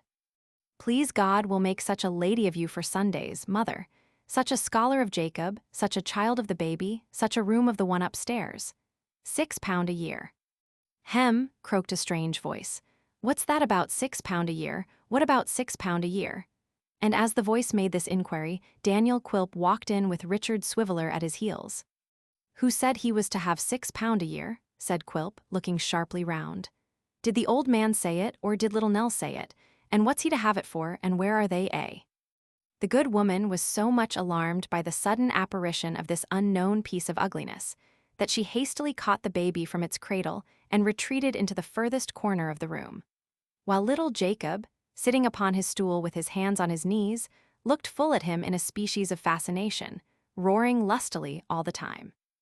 Richard Swiveller took an easy observation of the family over Mr. Quilp's head, and Quilp himself, with his hands in his pockets, smiled in an exquisite enjoyment of the commotion he occasioned. "Don't be frightened, mistress," said Quilp after a pause. "Your son knows me. I don't eat babies. I don't like 'em. It will be as well to stop that young screamer, though, in case I should be tempted to do him a mischief. Halloa, sir, will you be quiet?" Little Jacob stemmed the course of 2 tears which he was squeezing out of his eyes, and instantly subsided into a silent horror. "Mind you don't break out again, you villain," said Quilp, looking sternly at him, "or I'll make faces at you and throw you into fits, I will. Now you, sir, why haven't you been to me as you promised?" "What should I come for?" retorted Kit. "I hadn't any business with you, no more than you had with me." "Here, mistress," said Quilp, turning quickly away and appealing from Kit to his mother. "When did his old master come or send here last? Is he here now? If not, where's he gone?" "He has not been here at all," she replied. "I wish we knew where they have gone, for it would make my son a good deal easier in his mind, and me too. If you're the gentleman named Mr. Quilp, I should have thought you'd have known, and so I told him only this very day." "Humph," muttered Quilp, evidently disappointed to believe that this was true. "That's what you tell this gentleman too, is it?" "If the gentleman comes to ask the same question, I can't tell him anything else, sir. And I only wish I could, for our own sakes," was the reply. Quilp glanced at Richard Swiveller, and observed that having met him on the threshold, he assumed that he had come in search of some intelligence of the fugitives. He supposed he was right. "Yes," said Dick, "that was the object of the present expedition. I fancied it possible, but let us go ring fancies, Nell. I'll begin it." "You seem disappointed," observed Quilp. "A baffler, sir, a baffler, that's all," returned Dick. "I have entered upon a speculation which has proved a baffler, and a being of brightness and beauty will be offered up a sacrifice at Cheggs's altar. That's all, sir." The dwarf eyed Richard with a sarcastic smile, but Richard, who had been taking a rather strong lunch with a friend, observed him not, and continued to deplore his fate with mournful and despondent looks. Quilp plainly discerned that there was some secret reason for this visit and his uncommon disappointment, and, in the hope that there might be means of mischief lurking beneath it, resolved to worm it out. He had no sooner adopted this resolution than he conveyed as much honesty into his face as it was capable of expressing, and sympathized with Mr. Swiveller exceedingly. "I am disappointed myself," said Quilp, "out of mere friendly feeling for them, but you have real reasons, private reasons I have no doubt, for your disappointment, and therefore it comes heavier than mine." "Why, of course it does," Dick observed testily. "Upon my word, I'm very sorry, very sorry. I'm rather cast down myself. As we are companions in adversity, shall we be companions in the surest way of forgetting it? If you had no particular business, now, to lead you in another direction," urged Quilp, plucking him by the sleeve and looking slyly up into his face out of the corners of his eyes, "there is a house by the waterside where they have some of the noblest skeedam reputed to be smuggled, but that's between ourselves that can be got in all the world. The landlord knows me. There's a little summer house overlooking the river, where we might take a glass of this delicious liquor with a whiff of the best tobacco it's in this case, and of the rarest quality, to my certain knowledge, and be perfectly snug and happy, could we possibly contrive it. Or is there any very particular engagement that peremptorily takes you another way, Mr. Swiveller, eh?" As the dwarf spoke, Dick's face relaxed into a compliant smile, and his brows slowly unbent. By the time he had finished, Dick was looking down at Quilp in the same sly manner as Quilp was looking up at him, and there remained nothing more to be done but to set out for the house in question. This they did, straightway. The moment their backs were turned, little Jacob thawed, and resumed his crying from the point where Quilp had frozen him. The summer house of which Mr. Quilp had spoken was a rugged wooden box, rotten and bare to see, which overhung the river's mud and threatened to slide down into it. The tavern to which it belonged was a crazy building, sapped and undermined by the rats, and only upheld by great bars of wood which were reared against its walls, and had propped it up so long that even they were decaying and yielding with their load, and of a windy night might be heard to creak and crack as if the whole fabric were about to come toppling down. The house stood, if anything so old and feeble could be said to stand, on a piece of waste ground, blighted with the unwholesome smoke of factory chimneys, and echoing the clank of iron wheels and rush of troubled water. Its internal accommodations amply fulfilled the promise of the outside. The rooms were low and damp. The clammy walls were pierced with chinks and holes. The rotten floors had sunk from their level. The very beams started from their places and warned the timid stranger from their neighborhood. To this inviting spot, entreating him to observe its beauties as they passed along, Mr. Quilp led Richard Swiveller, and on the table of the summer house, scored deep with many a gallows and initial letter, there soon appeared a wooden keg, full of the vaunted liquor. Drawing it off into the glasses with the skill of a practiced hand, and mixing it with about a third part of water, Mr. Quilp assigned to Richard Swiveller his portion, and lighting his pipe from an end of a candle in a very old and battered lantern, drew himself together upon a seat and puffed away. "Is it good?" said Quilp, as Richard Swiveller smacked his lips. "Is it strong and fiery? Does it make you wink and choke, and your eyes water and your breath come short, does it? Does it? Cried Dick, throwing away part of the contents of his glass, and filling it up with water. Why, man, you don't mean to tell me that you drink such fire as this? No, rejoined Quilp, not drink it, look here, and here again, not drink it. As he spoke, Daniel Quilp drew off and drank 3 small glassfuls of the raw spirit, and then with a horrible grimace took a great many pulls at his pipe, and swallowing the smoke, discharged it in a heavy cloud from his nose. This feat accomplished, he drew himself together in his former position, and laughed excessively. Give us a toast, cried Quilp, rattling on the table in a dexterous manner with his fist and elbow alternately, in a kind of tune. A woman, a beauty. Let's have a beauty for our toast and empty our glasses to the last drop. Her name, come. If you want a name, said Dick, here is Sophie Wackles. Sophie Wackles, screamed the dwarf. Miss Sophie Wackles, that is Mrs. Richard Swiveller, that shall be ha ha ha. Ah, said Dick, you might have said that a few weeks ago, but it won't do now, my buck. Immolating herself upon the shrine of Cheggs. Poison Cheggs, cut Cheggs's ears off, rejoined Quilp. I won't hear of Cheggs. Her name is Swiveller or nothing. I'll drink her health again, and her father S, and her mother S, and to all her sisters and brothers the glorious family of the Wacklaseys, all the Wacklaseys in one glass down with it to the dregs. Well, said Richard Swiveller, stopping short in the act of raising the glass to his lips, and looking at the dwarf in a species of stupor as he flourished his arms and legs about. You're a jolly fellow, but of all the jolly fellows I ever saw or heard of, you have the queerest and most extraordinary way with you. Upon my life you have.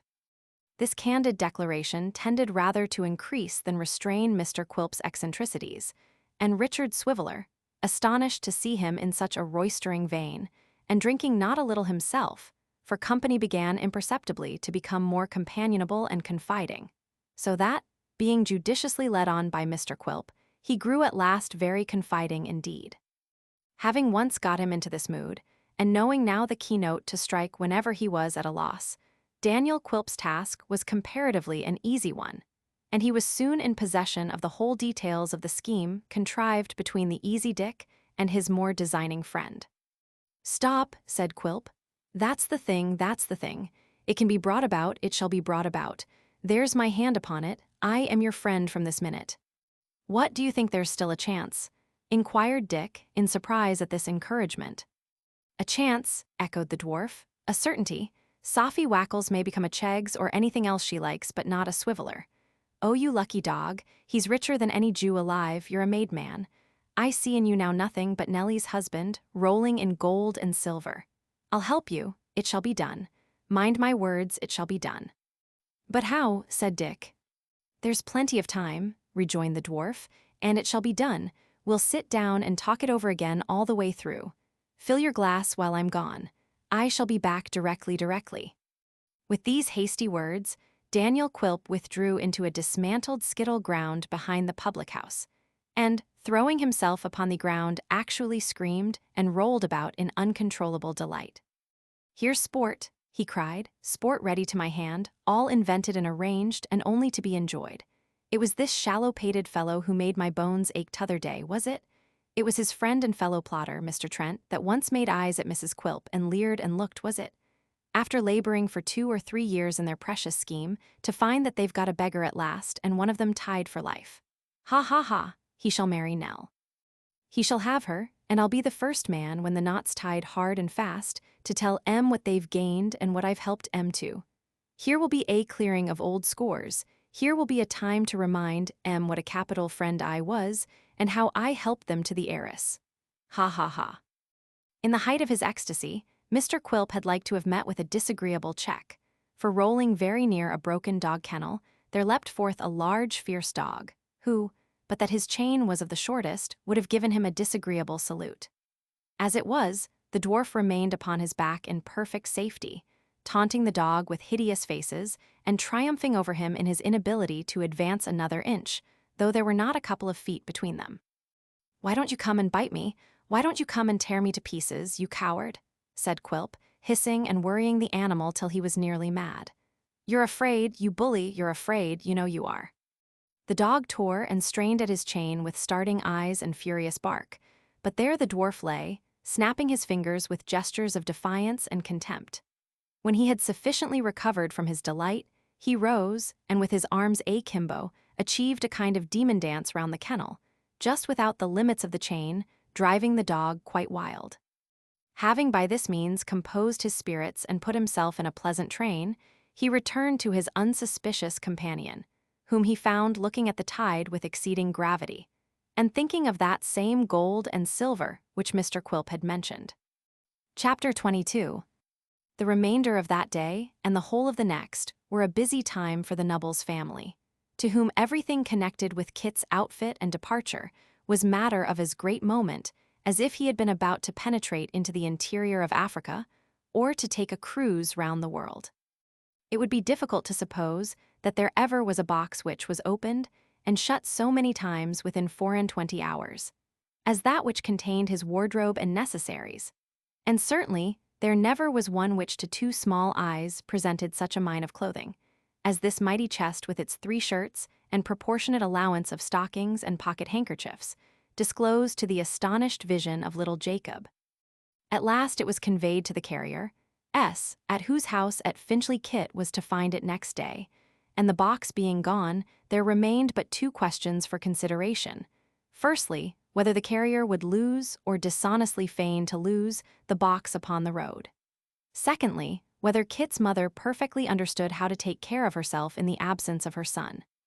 "I don't think there's hardly a chance of his really losing it, but carriers are under great temptation to pretend they lose things, no doubt," said Mrs. Nubbles apprehensively, in reference to the first point.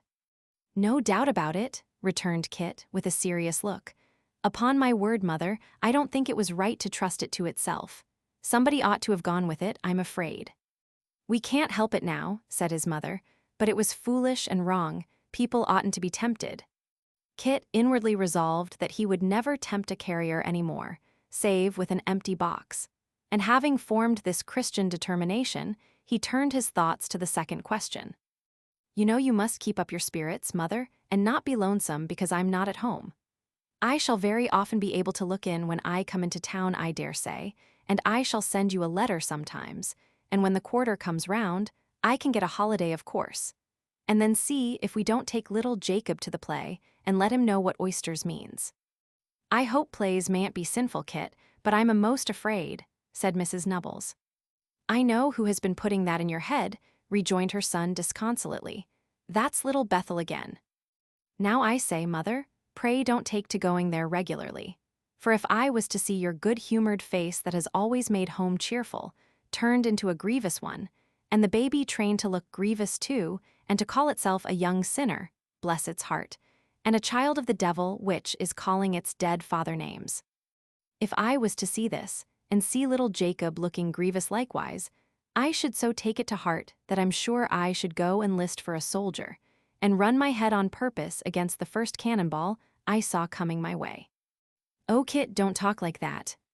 "I would indeed, mother, and unless you want to make me feel very wretched and uncomfortable, you'll keep that bow on your bonnet, which you'd more than half a mind to pull off last week.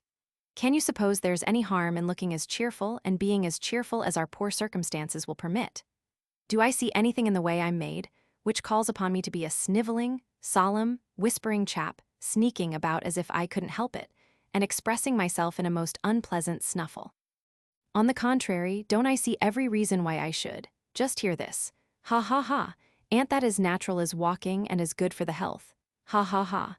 Ain't that as natural as a sheep's bleating, or a pig's grunting, or a horse's neighing, or a bird's singing? Ha ha ha. Isn't it, mother?" There was something contagious in Kit's laugh, for his mother, who had looked grave before, first subsided into a smile, and then fell to joining in it heartily, which occasioned Kit to say that he knew it was natural, and to laugh the more. Kit and his mother, laughing together in a pretty loud key, woke the baby, who, finding that there was something very jovial and agreeable in progress, was no sooner in its mother's arms than it began to kick and laugh, most vigorously. This new illustration of his argument so tickled Kit that he fell backward in his chair in a state of exhaustion, pointing at the baby and shaking his sides till he rocked again. After recovering twice or thrice, and as often relapsing, he wiped his eyes and said grace, and a very cheerful meal their scanty supper was. With more kisses and hugs and tears than many young gentlemen who start upon their travels and leave well-stocked homes behind them would deem within the bounds of probability, if matter so low could be herein set down. Kit left the house at an early hour next morning and set out to walk to Finchley, feeling a sufficient pride in his appearance to have warranted his excommunication from Little Bethel from that time forth, if he had ever been one of that mournful congregation. Lest anybody should feel a curiosity to know how Kit was clad, it may be briefly remarked that he wore no livery, but was dressed in a coat of pepper and salt with waistcoat of canary color, and nether garments of iron gray. Besides these glories, he shone in the luster of a new pair of boots and an extremely stiff and shiny hat, which on being struck anywhere with the knuckles, sounded like a drum. And in this attire, rather wondering that he attracted so little attention, and attributing the circumstance to the insensibility of those who got up early, he made his way towards Abel Cottage. Without encountering any more remarkable adventure on the road than meeting a lad in a brimless hat, the exact counterpart of his old one, on whom he bestowed half the sixpence he possessed, Kit arrived in course of time at the carrier's house, where, to the lasting honor of human nature, he found the box in safety. Receiving from the wife of this immaculate man a direction to Mr. Garland's, he took the box upon his shoulder and repaired thither directly. To be sure, it was a beautiful little cottage with a thatched roof and little spires at the gable ends, and pieces of stained glass in some of the windows, almost as large as pocketbooks. On one side of the house was a little stable, just the size for the pony, with a little room over it, just the size for Kit. White curtains were fluttering, and birds in cages that looked as bright as if they were made of gold were singing at the windows. Plants were arranged on either side of the path and clustered about the door, and the garden was bright with flowers in full bloom, which shed a sweet odor all round and had a charming and elegant appearance. Everything within the house and without seemed to be the perfection of neatness and order. In the garden there was not a weed to be seen, and to judge from some dapper gardening tools, a basket, and a pair of gloves which were lying in one of the walks, old Mr. Garland had been at work in it that very morning. Kit looked about him, and admired and looked again, and this a great many times before he could make up his mind to turn his head another way and ring the bell. There was abundance of time to look about him again, though, when he had rung it, for nobody came, so after ringing it twice or thrice he sat down upon his box and waited. He rang the bell a great many times, and yet nobody came. But at last, as he was sitting upon the box thinking about giants' castles and princesses tied up to pegs by the hair of their heads, and dragons bursting out from behind gates, and other incidents of the like nature, common in storybooks to youths of low degree on their first visit to strange houses, the door was gently opened, and a little servant girl, very tidy, modest, and demure, but very pretty too, appeared. "I suppose you're Christopher, sir," said the servant girl. Kit got off the box and said yes, he was. "I'm afraid you've rung a good many times perhaps," she rejoined, "but we couldn't hear you because we've been catching the pony." Kit rather wondered what this meant, but as he couldn't stop there asking questions, he shouldered the box again and followed the girl into the hall, where through a back door he descried Mr. Garland leading Whisker in triumph up the garden. After that self-willed pony had, as he afterwards learned, dodged the family round a small paddock in the rear, for 1 hour and 3/4.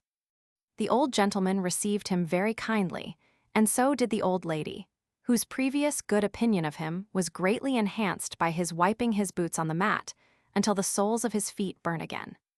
He was then taken into the parlor to be inspected in his new clothes, and when he had been surveyed several times and had afforded by his appearance unlimited satisfaction, he was taken into the stable, where the pony received him with uncommon complaisance, and thence into the little chamber he had already observed, which was very clean and comfortable, and thence into the garden, in which the old gentleman told him he would be taught to employ himself, and where he told him, besides, what great things he meant to do to make him comfortable and happy if he found he deserved it. All these kindnesses Kit acknowledged with various expressions of gratitude and so many touches of the new hat that the brim suffered considerably. When the old gentleman had said all he had to say in the way of promise and advice, and Kit had said all he had to say in the way of assurance and thankfulness, he was handed over again to the old lady, who, summoning the little servant girl, whose name was Barbara, instructed her to take him downstairs and give him something to eat and drink after his walk. Downstairs, therefore, Kit went, and at the bottom of the stairs there was such a kitchen as was never before seen or heard of out of a toy shop window, with everything in it as bright and glowing, and as precisely ordered too as Barbara herself. And in this kitchen, Kit sat himself down at a table as white as a tablecloth, to eat cold meat, and drink small ale, and use his knife and fork the more awkwardly, because there was an unknown Barbara looking on and observing him. It did not appear, however, that there was anything remarkably tremendous about this strange Barbara, who, having lived a very quiet life, blushed very much and was quite as embarrassed and uncertain what she ought to say or do as Kit could possibly be. When he had sat for some little time, attentive to the ticking of the sober clock, he ventured to glance curiously at the dresser. And there, among the plates and dishes, were Barbara's little workbox with a sliding lid to shut in the balls of cotton, and Barbara's prayer book, and Barbara's hymn book, and Barbara's Bible. Barbara's little looking-glass hung in a good light near the window, and Barbara's bonnet was on a nail behind the door. From all these mute signs and tokens of her presence, he naturally glanced at Barbara herself, who sat as mute as they, shelling peas into a dish.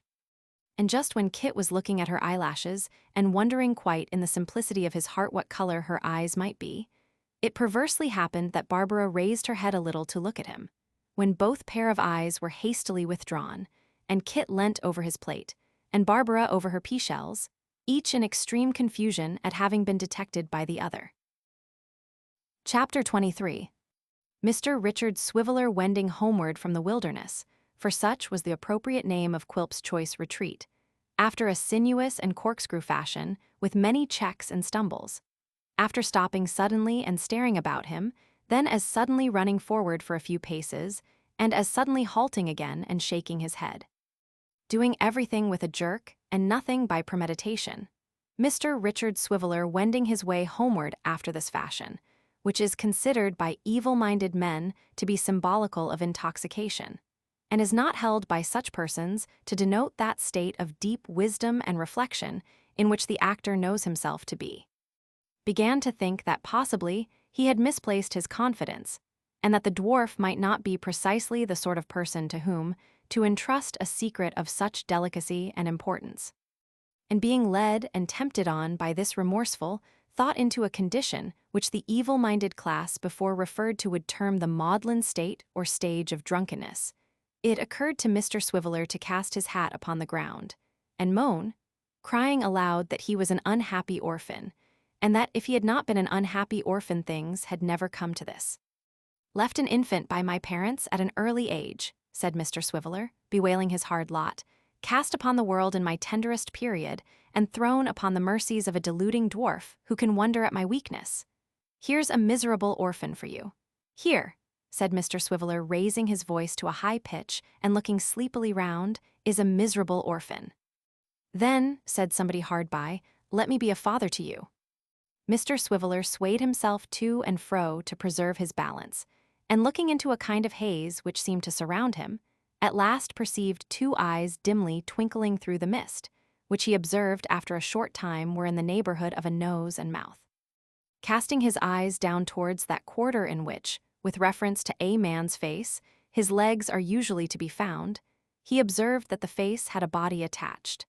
And when he looked more intently, he was satisfied that the person was Mr. Quilp, who indeed had been in his company all the time, but whom he had some vague idea of having left a mile or two behind. "You have deceived an orphan, sir," said Mr. Swiveller solemnly. "I am a second father to you," replied Quilp. "You my father, sir," retorted Dick. "Being all right myself, sir, I request to be left alone instantly, sir." "What a funny fellow you are," cried Quilp. "Go, sir," returned Dick, leaning against a post and waving his hand.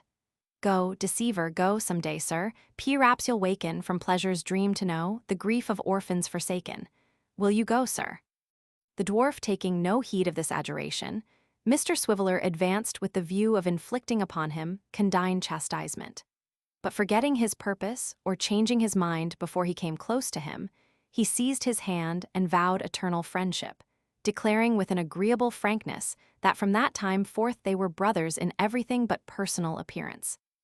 Then he told his secret over again, with the addition of being pathetic on the subject of Miss Wackles, who, he gave Mr. Quilp to understand, was the occasion of any slight incoherency he might observe in his speech at that moment, which was attributable solely to the strength of his affection and not to rosy wine or other fermented liquor. And then they went on arm in arm, very lovingly together. "I'm as sharp," said Quilp to him, at parting, "as sharp as a ferret and as cunning as a weasel. You bring Trent to me, assure him that I'm his friend, though I fear he a little distrusts me. I don't know why, I have not deserved it. And you've both of you made your fortunes in perspective." "That's the worst of it," returned Dick. "These fortunes in perspective look such a long way off." "But they look smaller than they really are on that account," said Quilp, pressing his arm. "You'll have no conception of the value of your prize until you draw close to it. Mark that." "D'ye think not?" said Dick. I do, and I am certain of what I say, that's better," returned the dwarf. "You bring Trent to me, tell him I am his friend and yours, why shouldn't I be?" "There's no reason why you shouldn't, certainly," replied Dick. "And perhaps there are a great many why you should. At least there would be nothing strange in your wanting to be my friend if you were a choice spirit, but then you know you're not a choice spirit." "I not a choice spirit?" cried Quilp. "Devil a bit, sir," returned Dick. "A man of your appearance couldn't be. If you're any spirit at all, sir, you're an evil spirit. Choice spirits," added Dick, smiting himself on the breast, "are quite a different-looking sort of people. You may take your oath of that, sir." Quilp glanced at his free-spoken friend with a mingled expression of cunning and dislike, and wringing his hand almost at the same moment, declared that he was an uncommon character and had his warmest esteem. With that they parted, Mr. Swiveller to make the best of his way home and sleep himself sober, and Quilp to cogitate upon the discovery he had made, and exult in the prospect of the rich field of enjoyment and reprisal it opened to him. It was not without great reluctance and misgiving that Mr. Swiveller, next morning, his head racked by the fumes of the renowned skedum, repaired to the lodging of his friend Trent, which was in the roof of an old house in an old ghostly inn, and recounted by very slow degrees what had yesterday taken place between him and Quilp. Nor was it without great surprise and much speculation on Quilp's probable motives, nor without many bitter comments on Dick Swiveller's folly, that his friend received the tale. "I don't defend myself, Fred," said the penitent Richard, "but the fellow has such a queer way with him and is such an artful dog, that first of all he set me upon thinking whether there was any harm in telling him, and while I was thinking, screwed it out of me. If you had seen him drink and smoke, as I did, you couldn't have kept anything from him. He's a salamander, you know, that's what he is." Without inquiring whether salamanders were of necessity good confidential agents, or whether a fireproof man was as a matter of course trustworthy, Frederick Trent threw himself into a chair, and burying his head in his hands, endeavored to fathom the motives which had led Quilp to insinuate himself into Richard Swiveller's confidence, for that the disclosure was of his seeking, and had not been spontaneously revealed by Dick, was sufficiently plain from Quilp's seeking his company and enticing him away. The dwarf had twice encountered him when he was endeavoring to obtain intelligence of the fugitives. This, perhaps, as he had not shown any previous anxiety about them, was enough to awaken suspicion in the breast of a creature so jealous and distrustful by nature, setting aside any additional impulse to curiosity that he might have derived from Dick's incautious manner. But knowing the scheme they had planned, why should he offer to assist it? This was a question more difficult of solution. But as knaves generally overreach themselves by imputing their own designs to others, the idea immediately presented itself that some circumstances of irritation between Quilp and the old man, arising out of their secret transactions, and not unconnected perhaps with his sudden disappearance, now rendered the former desirous of revenging himself upon him by seeking to entrap the sole object of his love and anxiety into a connection of which he knew he had a dread and hatred. As Frederick Trent himself, utterly regardless of his sister, had this object at heart, only second to the hope of gain, it seemed to him the more likely to be Quilp's main principle of action. Once investing the dwarf with a design of his own in abetting them, which the attainment of their purpose would serve, it was easy to believe him sincere and hearty in the cause. And as there could be no doubt of his proving a powerful and useful auxiliary, Trent determined to accept his invitation and go to his house that night, and if what he said and did confirmed him in the impression he had formed, to let him share the labor of their plan, but not the profit. Having revolved these things in his mind and arrived at this conclusion, he communicated to Mr. Swiveller as much of his meditations as he thought proper. Dick would have been perfectly satisfied with less, and giving him the day to recover himself from his late salamandering, accompanied him at evening to Mr. Quilp's house. Mighty glad Mr. Quilp was to see them, or mightily glad he seemed to be, and fearfully polite Mr. Quilp was to Mrs. Quilp and Mrs. Ginniwin. And very sharp was the look he cast on his wife to observe how she was affected by the recognition of young Trent.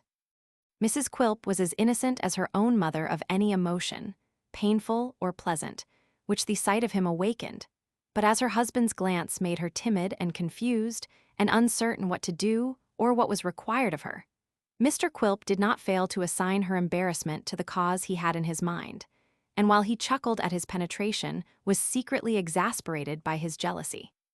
Nothing of this appeared, however. On the contrary, Mr. Quilp was all blandness and suavity, and presided over the case bottle of rum with extraordinary open-heartedness. "Why, let me see," said Quilp. "It must be a matter of nearly 2 years since we were first acquainted." "Nearer 3, I think," said Trent. "Nearer 3," cried Quilp.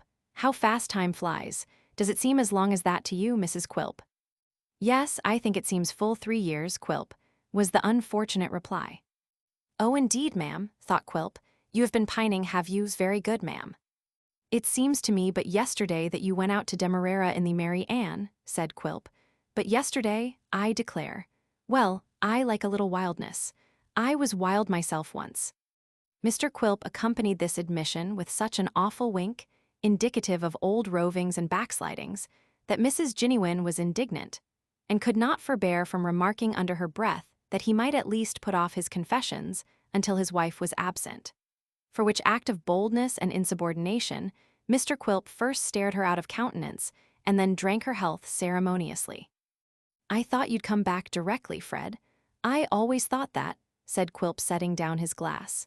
"And when the Mary Ann returned with you on board, instead of a letter to say what a contrite heart you had, and how happy you were in the situation that had been provided for you, I was amused, exceedingly amused. Ha ha ha." The young man smiled, but not as though the theme was the most agreeable one that could have been selected for his entertainment, and for that reason Quilp pursued it. "I always will say," he resumed, "that when a rich relation having 2 young people, sisters or brother and sister dependent on him, attaches himself exclusively to one and casts off the other, he does wrong." The young man made a movement of impatience, but Quilp went on as calmly as if he were discussing some abstract question in which nobody present had the slightest personal interest. "It's very true," said Quilp, "that your grandfather urged repeated forgiveness, ingratitude, riot, and extravagance, and all that, but as I told him, these are common faults." "But he's a scoundrel," said he. "Granting that," said I, for the sake of argument, of course. "A great many young noblemen and gentlemen are scoundrels too," but he wouldn't be convinced. "I wonder at that, Mr. Quilp," said the young man sarcastically. "Well, so did I at the time," returned Quilp, "but he was always obstinate. He was in a manner a friend of mine, but he was always obstinate and wrong-headed. Little Nell is a nice girl, a charming girl, but you're her brother, Frederick. You're her brother after all, as you told him the last time you met. He can't alter that." "He would if he could, confound him for that and all other kindnesses," said the young man impatiently. "But nothing can come of this subject now, and let us have done with it in the devil's name." "Agreed," returned Quilp, "agreed on my part readily. Why have I alluded to it? Just to show you, Frederick, that I have always stood your friend. You little knew who was your friend and who your foe, now did you? You thought I was against you, and so there has been a coolness between us, but it was all on your side, entirely on your side. Let's shake hands again, Fred." With his head sunk down between his shoulders and a hideous grin overspreading his face, the dwarf stood up and stretched his short arm across the table. After a moment's hesitation, the young man stretched out his to meet it.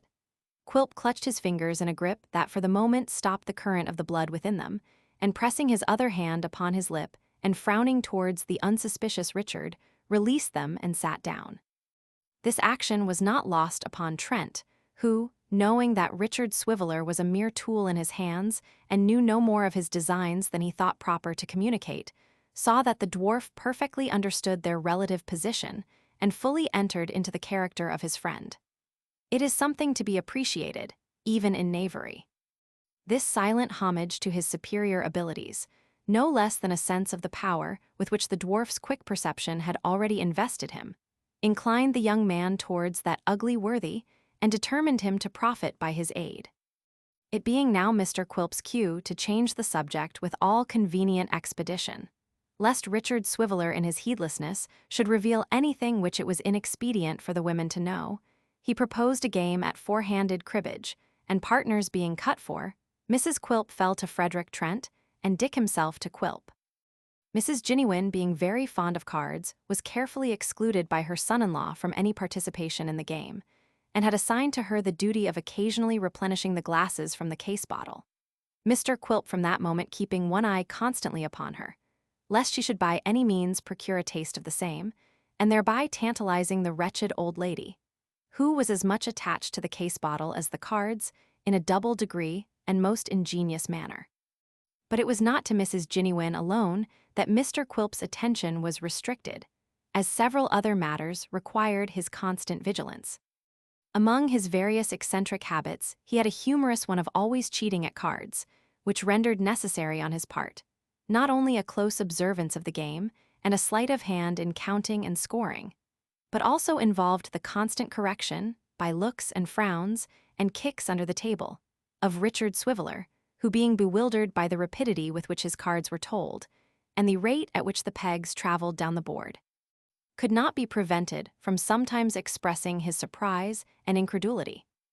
Mrs. Quilp, too, was the partner of young Trent, and for every look that passed between them, and every word they spoke, and every card they played, the dwarf had eyes and ears, not occupied alone with what was passing above the table, but with signals that might be exchanging beneath it, which he laid all kinds of traps to detect.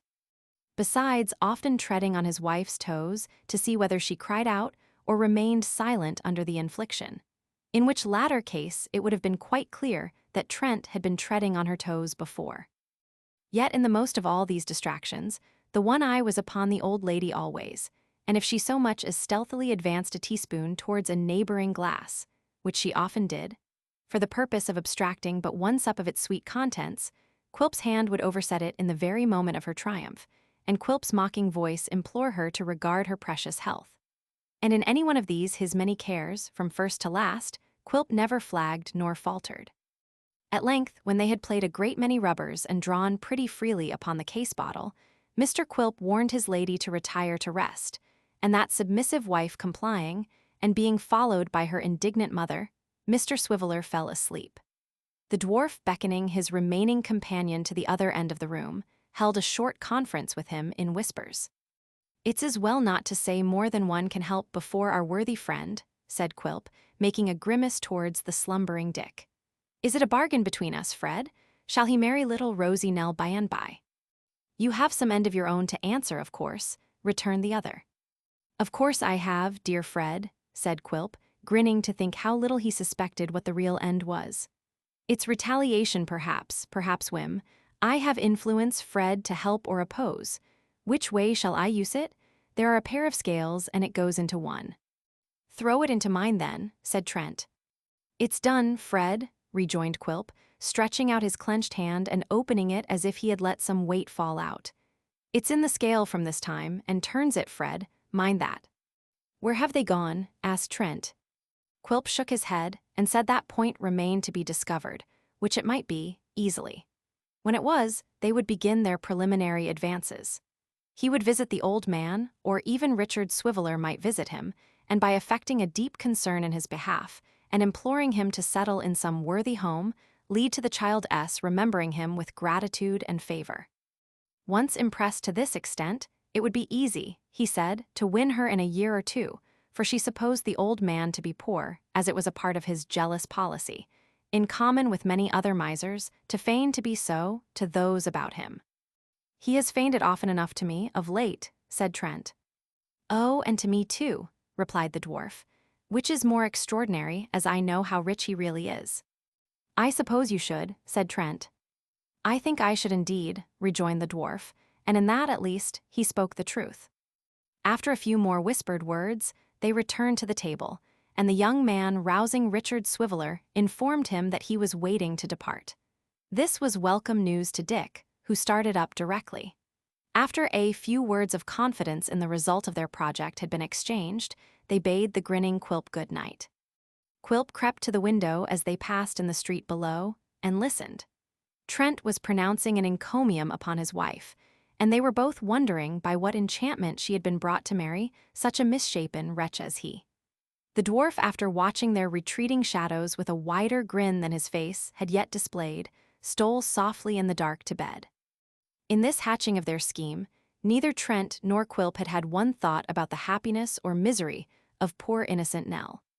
It would have been strange if the careless profligate, who was the butt of both, had been harassed by any such consideration, for his high opinion of his own merits and deserts rendered the project rather a laudable one than otherwise.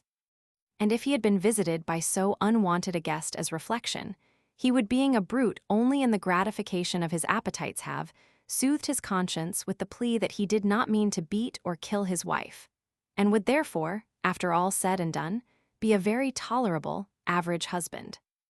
Chapter 24. It was not until they were quite exhausted and could no longer maintain the pace at which they had fled from the race ground that the old man and the child ventured to stop and sit down to rest upon the borders of a little wood. Here, though the course was hidden from their view, they could yet faintly distinguish the noise of distant shouts, the hum of voices, and the beating of drums. Climbing the eminence which lay between them and the spot they had left, the child could even discern the fluttering flags and white tops of booths. But no person was approaching towards them, and their resting place was solitary and still. Some time elapsed before she could reassure her trembling companion, or restore him to a state of moderate tranquility. His disordered imagination represented to him a crowd of persons stealing towards them beneath the cover of the bushes, lurking in every ditch and peeping from the boughs of every rustling tree. He was haunted by apprehensions of being led captive to some gloomy place where he would be chained and scourged, and worse than all, where Nell could never come to see him, save through iron bars and gratings in the wall. His terrors affected the child. Separation from her grandfather was the greatest evil she could dread, and feeling for the time as though, go where they would, they were to be hunted down, and could never be safe but in hiding, her heart failed her, and her courage drooped. In one so young and so unused to the scenes in which she had lately moved, this sinking of the spirit was not surprising. But nature often enshrines gallant and noble hearts in weak bosoms oftenest. God bless her. In female breasts, and when the child, casting her tearful eyes upon the old man, remembered how weak he was, and how destitute and helpless he would be if she failed him, her heart swelled within her, and animated her with new strength and fortitude. "We are quite safe now, and have nothing to fear indeed, dear grandfather," she said. "Nothing to fear," returned the old man. "Nothing to fear if they took me from thee, nothing to fear if they parted us. Nobody is true to me. No, not one, not even Nell." "Oh, do not say that," replied the child, "for if ever anybody was true at heart and earnest, I am sure you know I am." "Then how," said the old man, looking fearfully round, "how can you bear to think that we are safe, when they are searching for me everywhere and may come here and steal upon us, even while we're talking?" "Because I'm sure we have not been followed," said the child.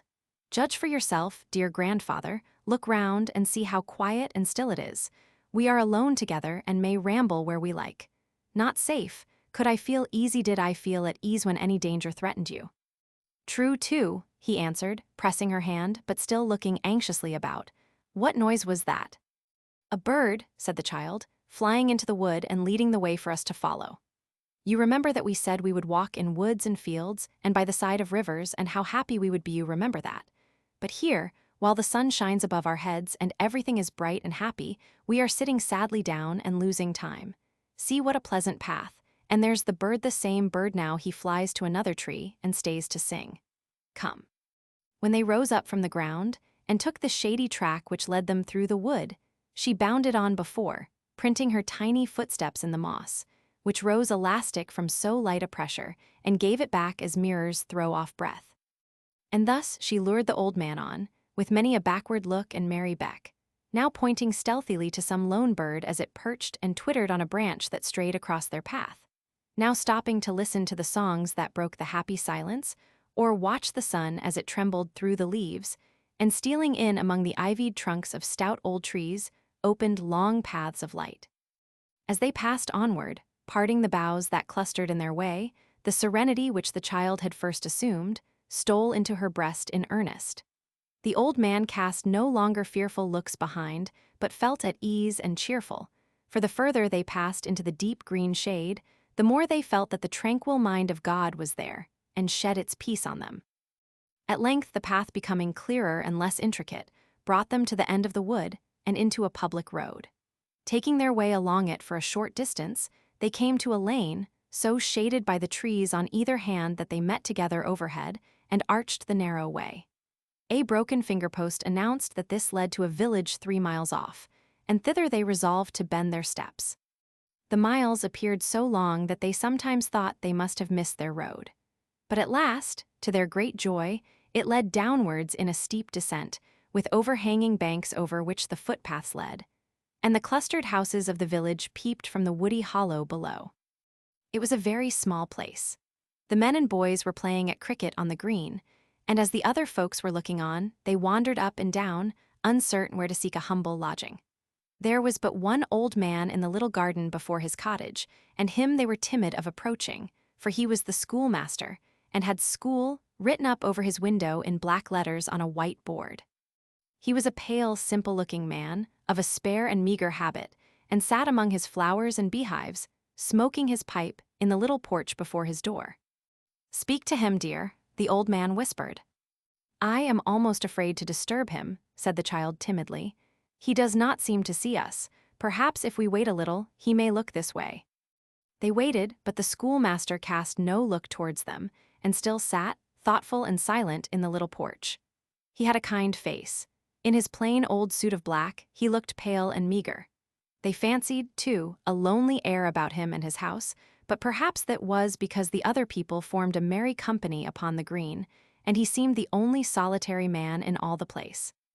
They were very tired, and the child would have been bold enough to address even a schoolmaster, but for something in his manner which seemed to denote that he was uneasy or distressed. As they stood hesitating at a little distance, they saw that he sat for a few minutes at a time like one in a brown study, then laid aside his pipe and took a few turns in his garden, then approached the gate and looked towards the green, then took up his pipe again with a sigh, and sat down thoughtfully as before. As nobody else appeared and it would soon be dark, Nell at length took courage, and when he had resumed his pipe and seat, ventured to draw near, leading her grandfather by the hand. The slight noise they made in raising the latch of the wicket-gate caught his attention. He looked at them kindly but seemed disappointed too, and slightly shook his head. Nell dropped a curtsy, and told him they were poor travelers who sought a shelter for the night which they would gladly pay for, so far as their means allowed. The schoolmaster looked earnestly at her as she spoke, laid aside his pipe, and rose up directly. "If you could direct us anywhere, sir," said the child, "we should take it very kindly." "You have been walking a long way," said the schoolmaster. "A long way, sir," the child replied. "You're a young traveler, my child," he said, laying his hand gently on her head. "Your grandchild friend." "I, sir," cried the old man, "and the stay and comfort of my life." "Come in," said the schoolmaster. Without further preface, he conducted them into his little schoolroom, which was parlor and kitchen likewise, and told them that they were welcome to remain under his roof till morning. Before they had done thanking him, he spread a coarse white cloth upon the table, with knives and platters, and bringing out some bread and cold meat and a jug of beer, besought them to eat and drink. The child looked round the room as she took her seat. There were a couple of forms, notched and cut and inked all over, a small deal desk perched on 4 legs, at which no doubt the master sat, a few dog's-eared books upon a high shelf, and beside them a motley collection of peg-tops, balls, kites, fishing lines, marbles, half-eaten apples, and other confiscated property of idle urchins. Displayed on hooks upon the wall in all their terrors were the cane and ruler, and near them, on a small shelf of its own, the dunce's cap, made of old newspapers and decorated with glaring wafers of the largest size. But the great ornaments of the walls were certain moral sentences fairly copied in good round text, and well-worked sums in simple addition and multiplication, evidently achieved by the same hand, which were plentifully pasted all round the room, for the double purpose, as it seemed, of bearing testimony to the excellence of the school, and kindling a worthy emulation in the bosoms of the scholars. "Yes," said the old schoolmaster, observing that her attention was caught by these latter specimens. "That's beautiful writing, my dear." "Very, sir," replied the child modestly. "Is it yours?" "Mine," he returned, taking out his spectacles and putting them on to have a better view of the triumphs so dear to his heart. "I couldn't write like that nowadays. No, they're all done by one hand. A little hand it is, not so old as yours, but a very clever one." As the schoolmaster said this, he saw that a small blot of ink had been thrown on one of the copies, so he took a penknife from his pocket and, going up to the wall, carefully scraped it out. When he had finished, he walked slowly backward from the writing, admiring it as one might contemplate a beautiful picture, but with something of sadness in his voice and manner which quite touched the child, though she was unacquainted with its cause. "A little hand indeed," said the poor schoolmaster.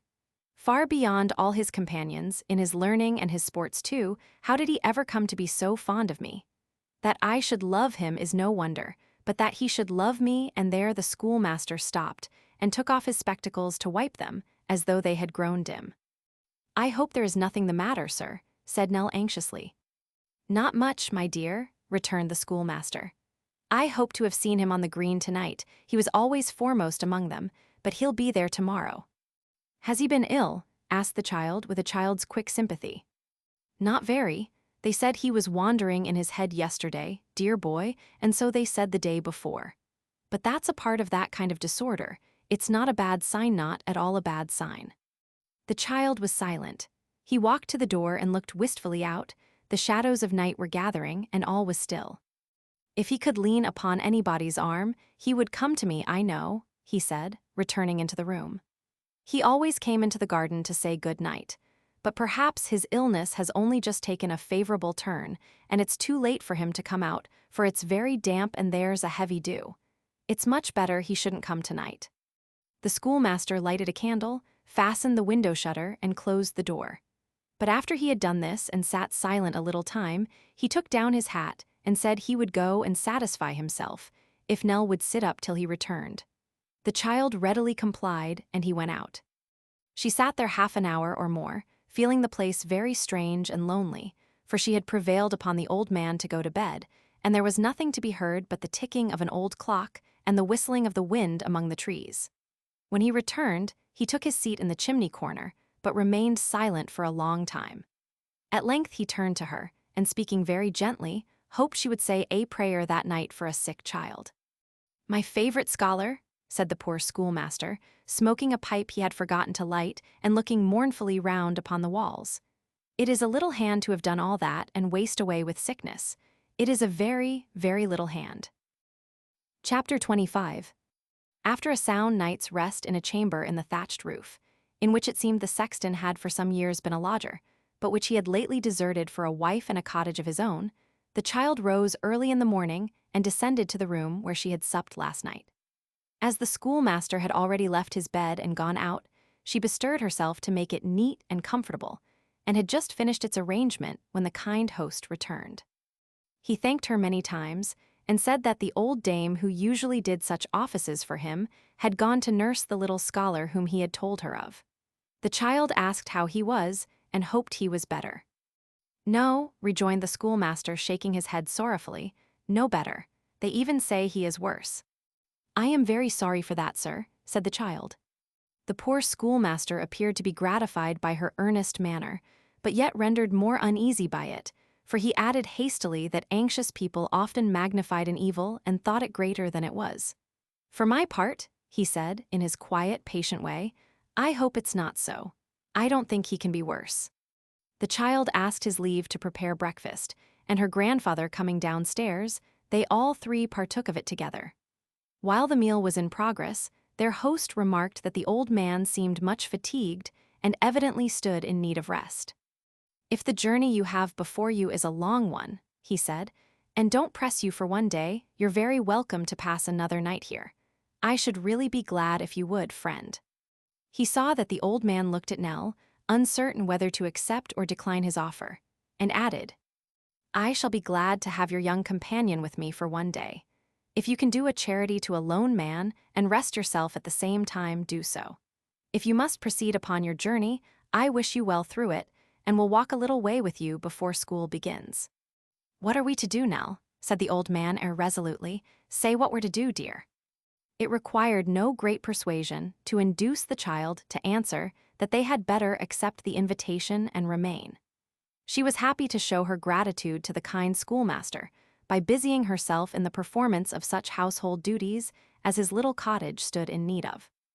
When these were done, she took some needlework from her basket and sat herself down upon a stool beside the lattice, where the honeysuckle and woodbine entwined their tender stems, and stealing into the room filled it with their delicious breath. Her grandfather was basking in the sun outside, breathing the perfume of the flowers and idly watching the clouds as they floated on before the light summer wind.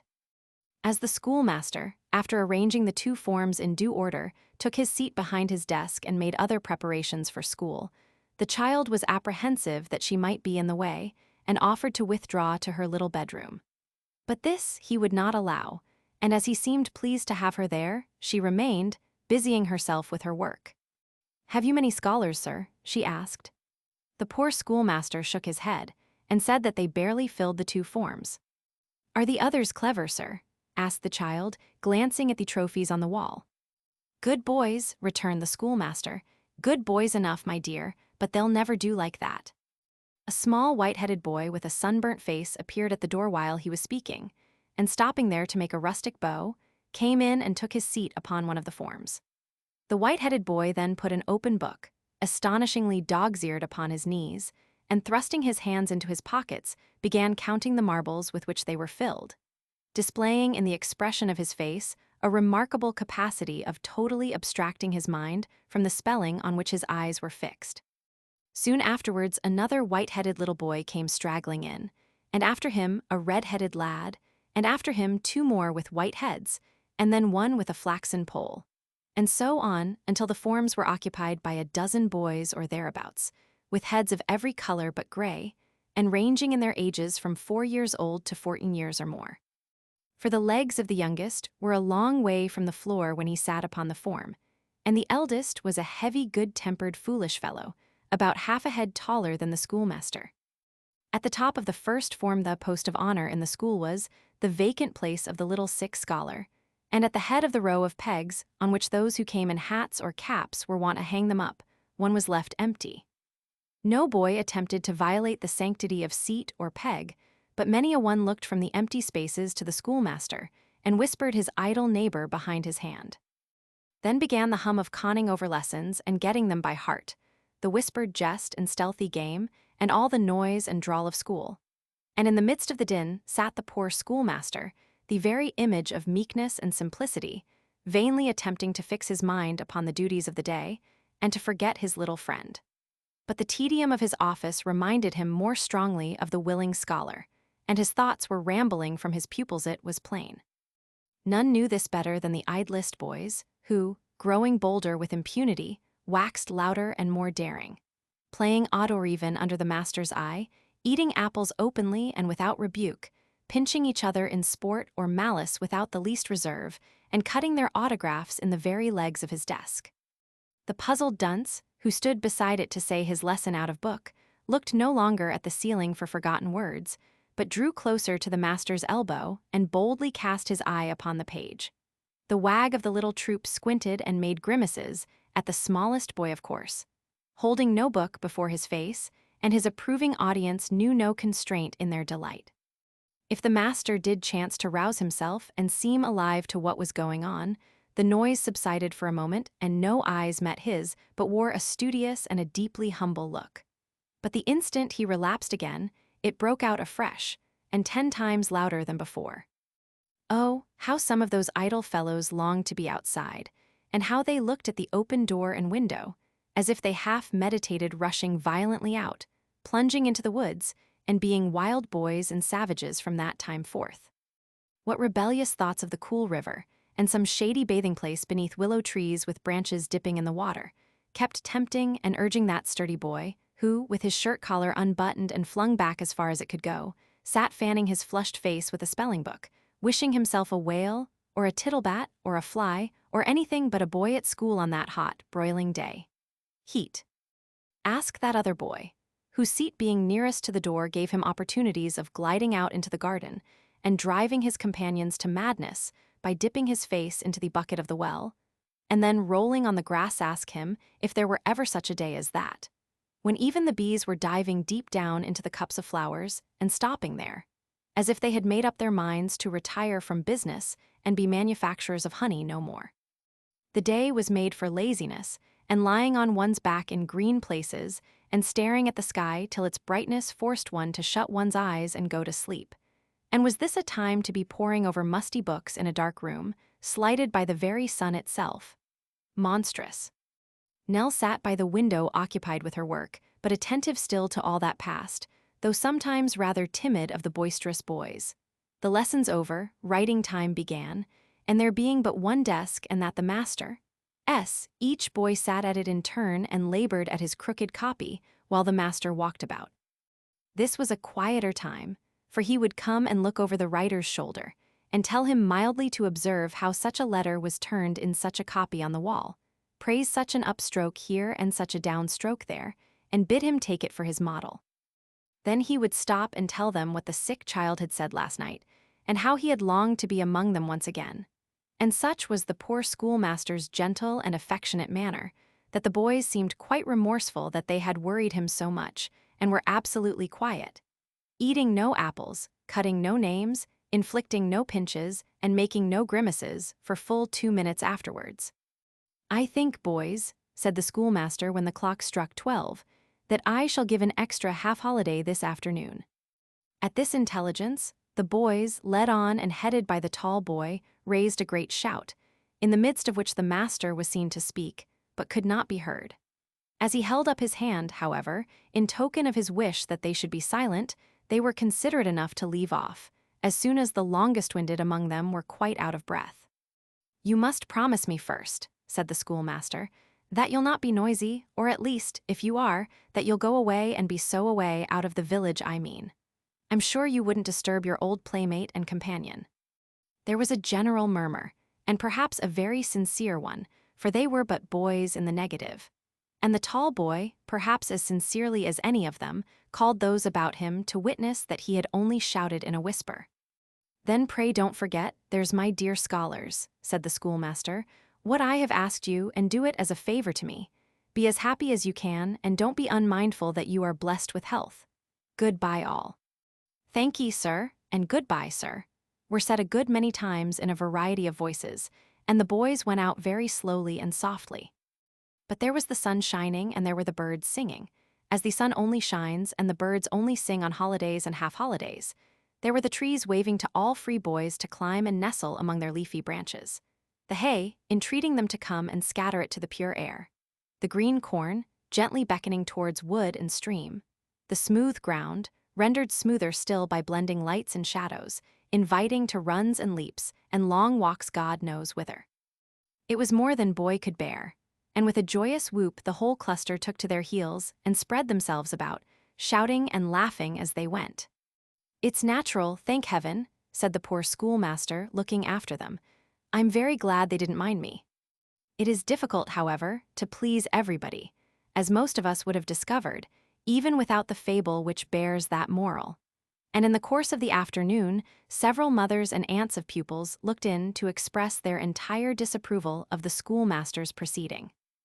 A few confined themselves to hints, such as politely inquiring what red-letter day or saint's day the almanac said it was. A few, these were the profound village politicians, argued that it was a slight to the throne and an affront to church and state, and savored of revolutionary principles, to grant a half-holiday upon any lighter occasion than the birthday of the monarch. But the majority expressed their displeasure on private grounds, and in plain terms, arguing that to put the pupils on this short allowance of learning was nothing but an act of downright robbery and fraud. And one old lady, finding that she could not inflame or irritate the peaceable schoolmaster by talking to him, bounced out of his house and talked at him for half an hour outside his own window, to another old lady, saying that of course he would deduct this half-holiday from his weekly charge, or of course he would naturally expect to have an opposition started against him. There was no want of idle chaps in that neighborhood.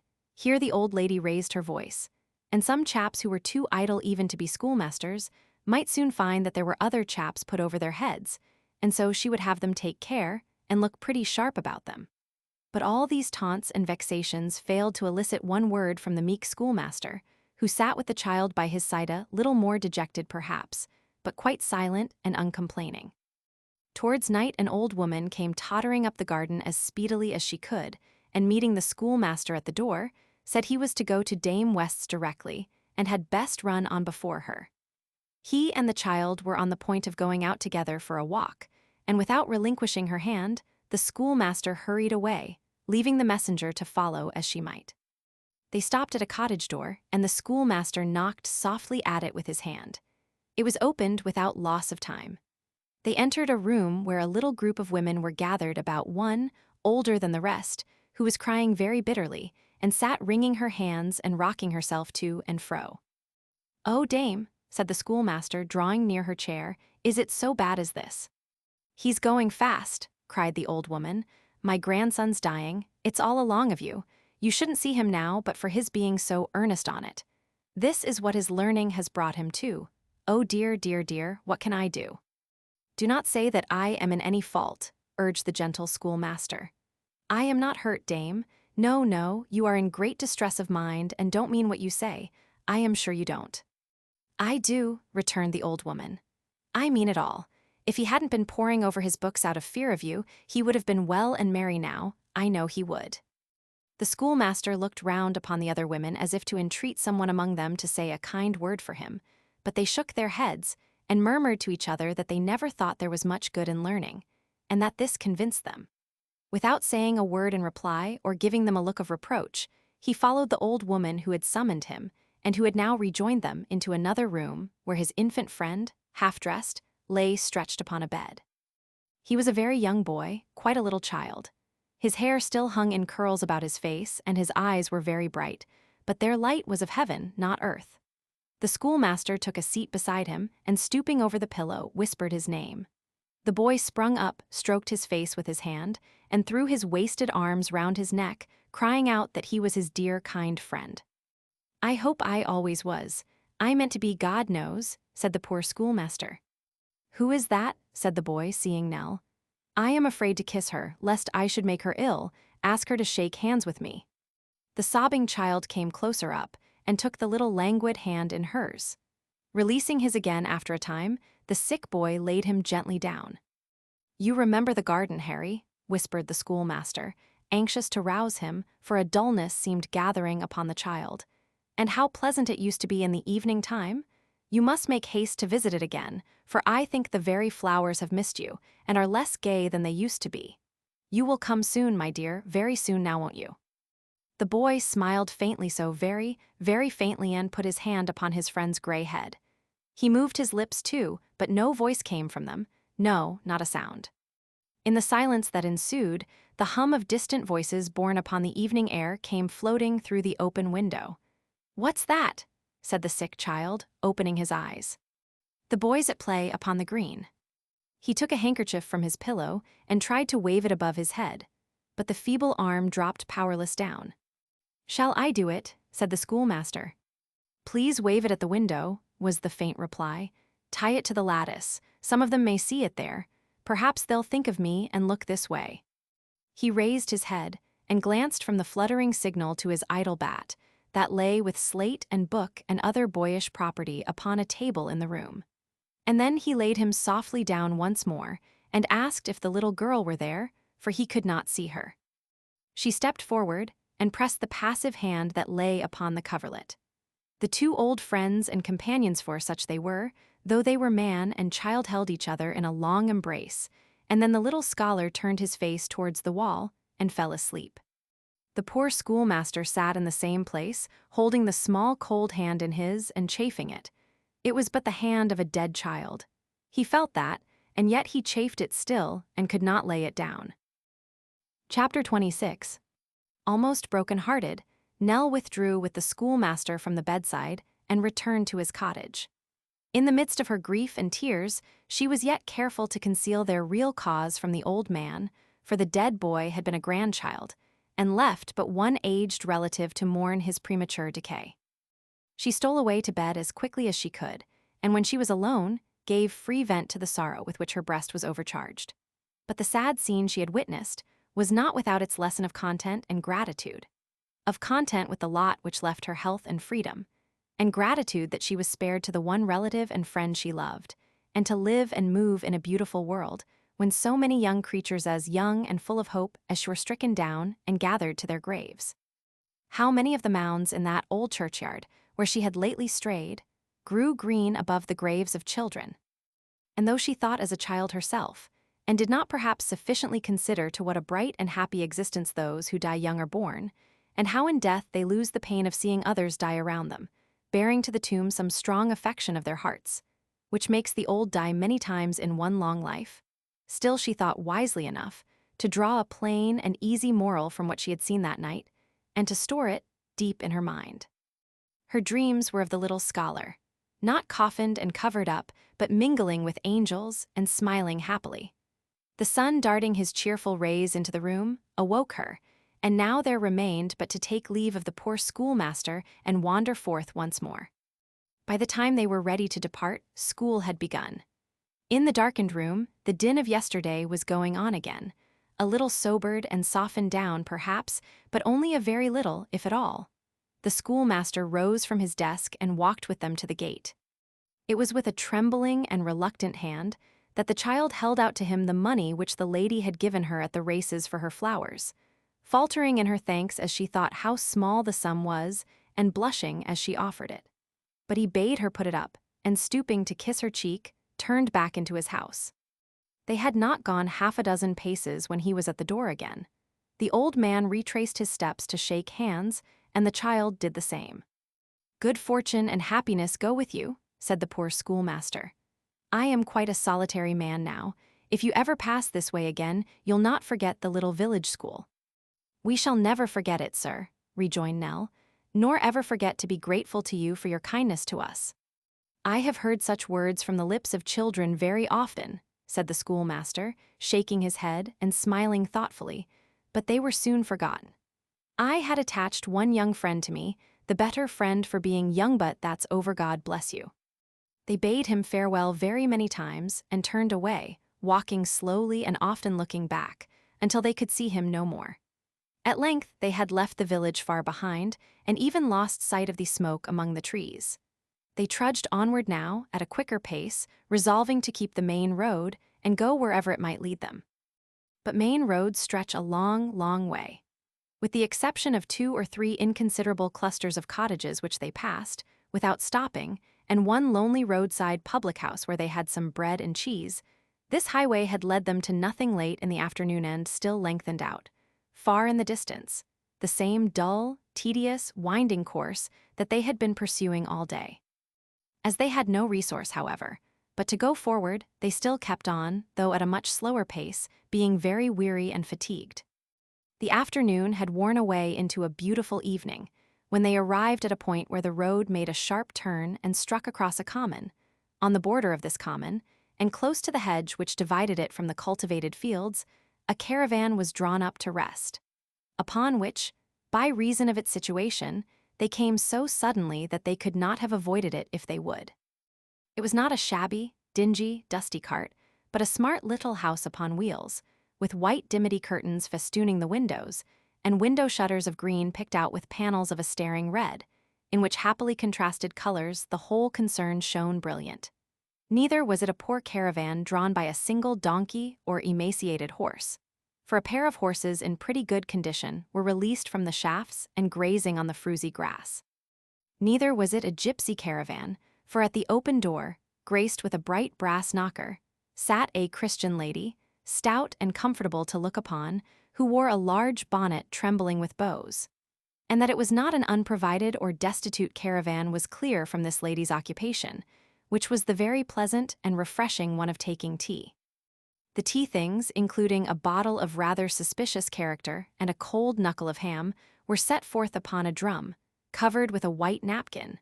And there, as if at the most convenient round table in all the world, sat this roving lady, taking her tea and enjoying the prospect.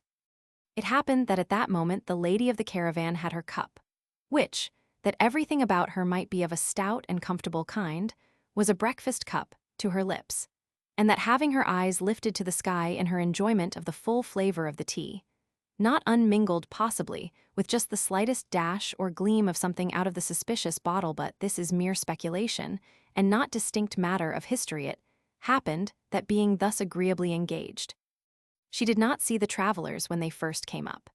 It was not until she was in the act of getting down the cup, and drawing a long breath after the exertion of causing its contents to disappear, that the lady of the caravan beheld an old man and a young child walking slowly by, and glancing at her proceedings with eyes of modest but hungry admiration.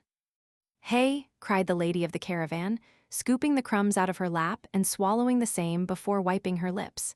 "Yes, to be sure, who won the helter-skelter plate, child?" "Won what, ma'am?" asked Nell. "The helter-skelter plate at the races, child, the plate that was run for on the second day." "On the second day, ma'am." "Second day? Yes, second day," repeated the lady with an air of impatience. "Can't you say who won the helter-skelter plate when you're asked the question civilly?" "I don't know, ma'am." "Don't know?" repeated the lady of the caravan. "Why, you were there. I saw you with my own eyes." Nell was not a little alarmed to hear this, supposing that the lady might be intimately acquainted with the firm of Short and Codlin, but what followed tended to reassure her. "And very sorry I was," said the lady of the caravan, "to see you in company with a Punch, a low, practical, vulgar wretch that people should scorn to look at."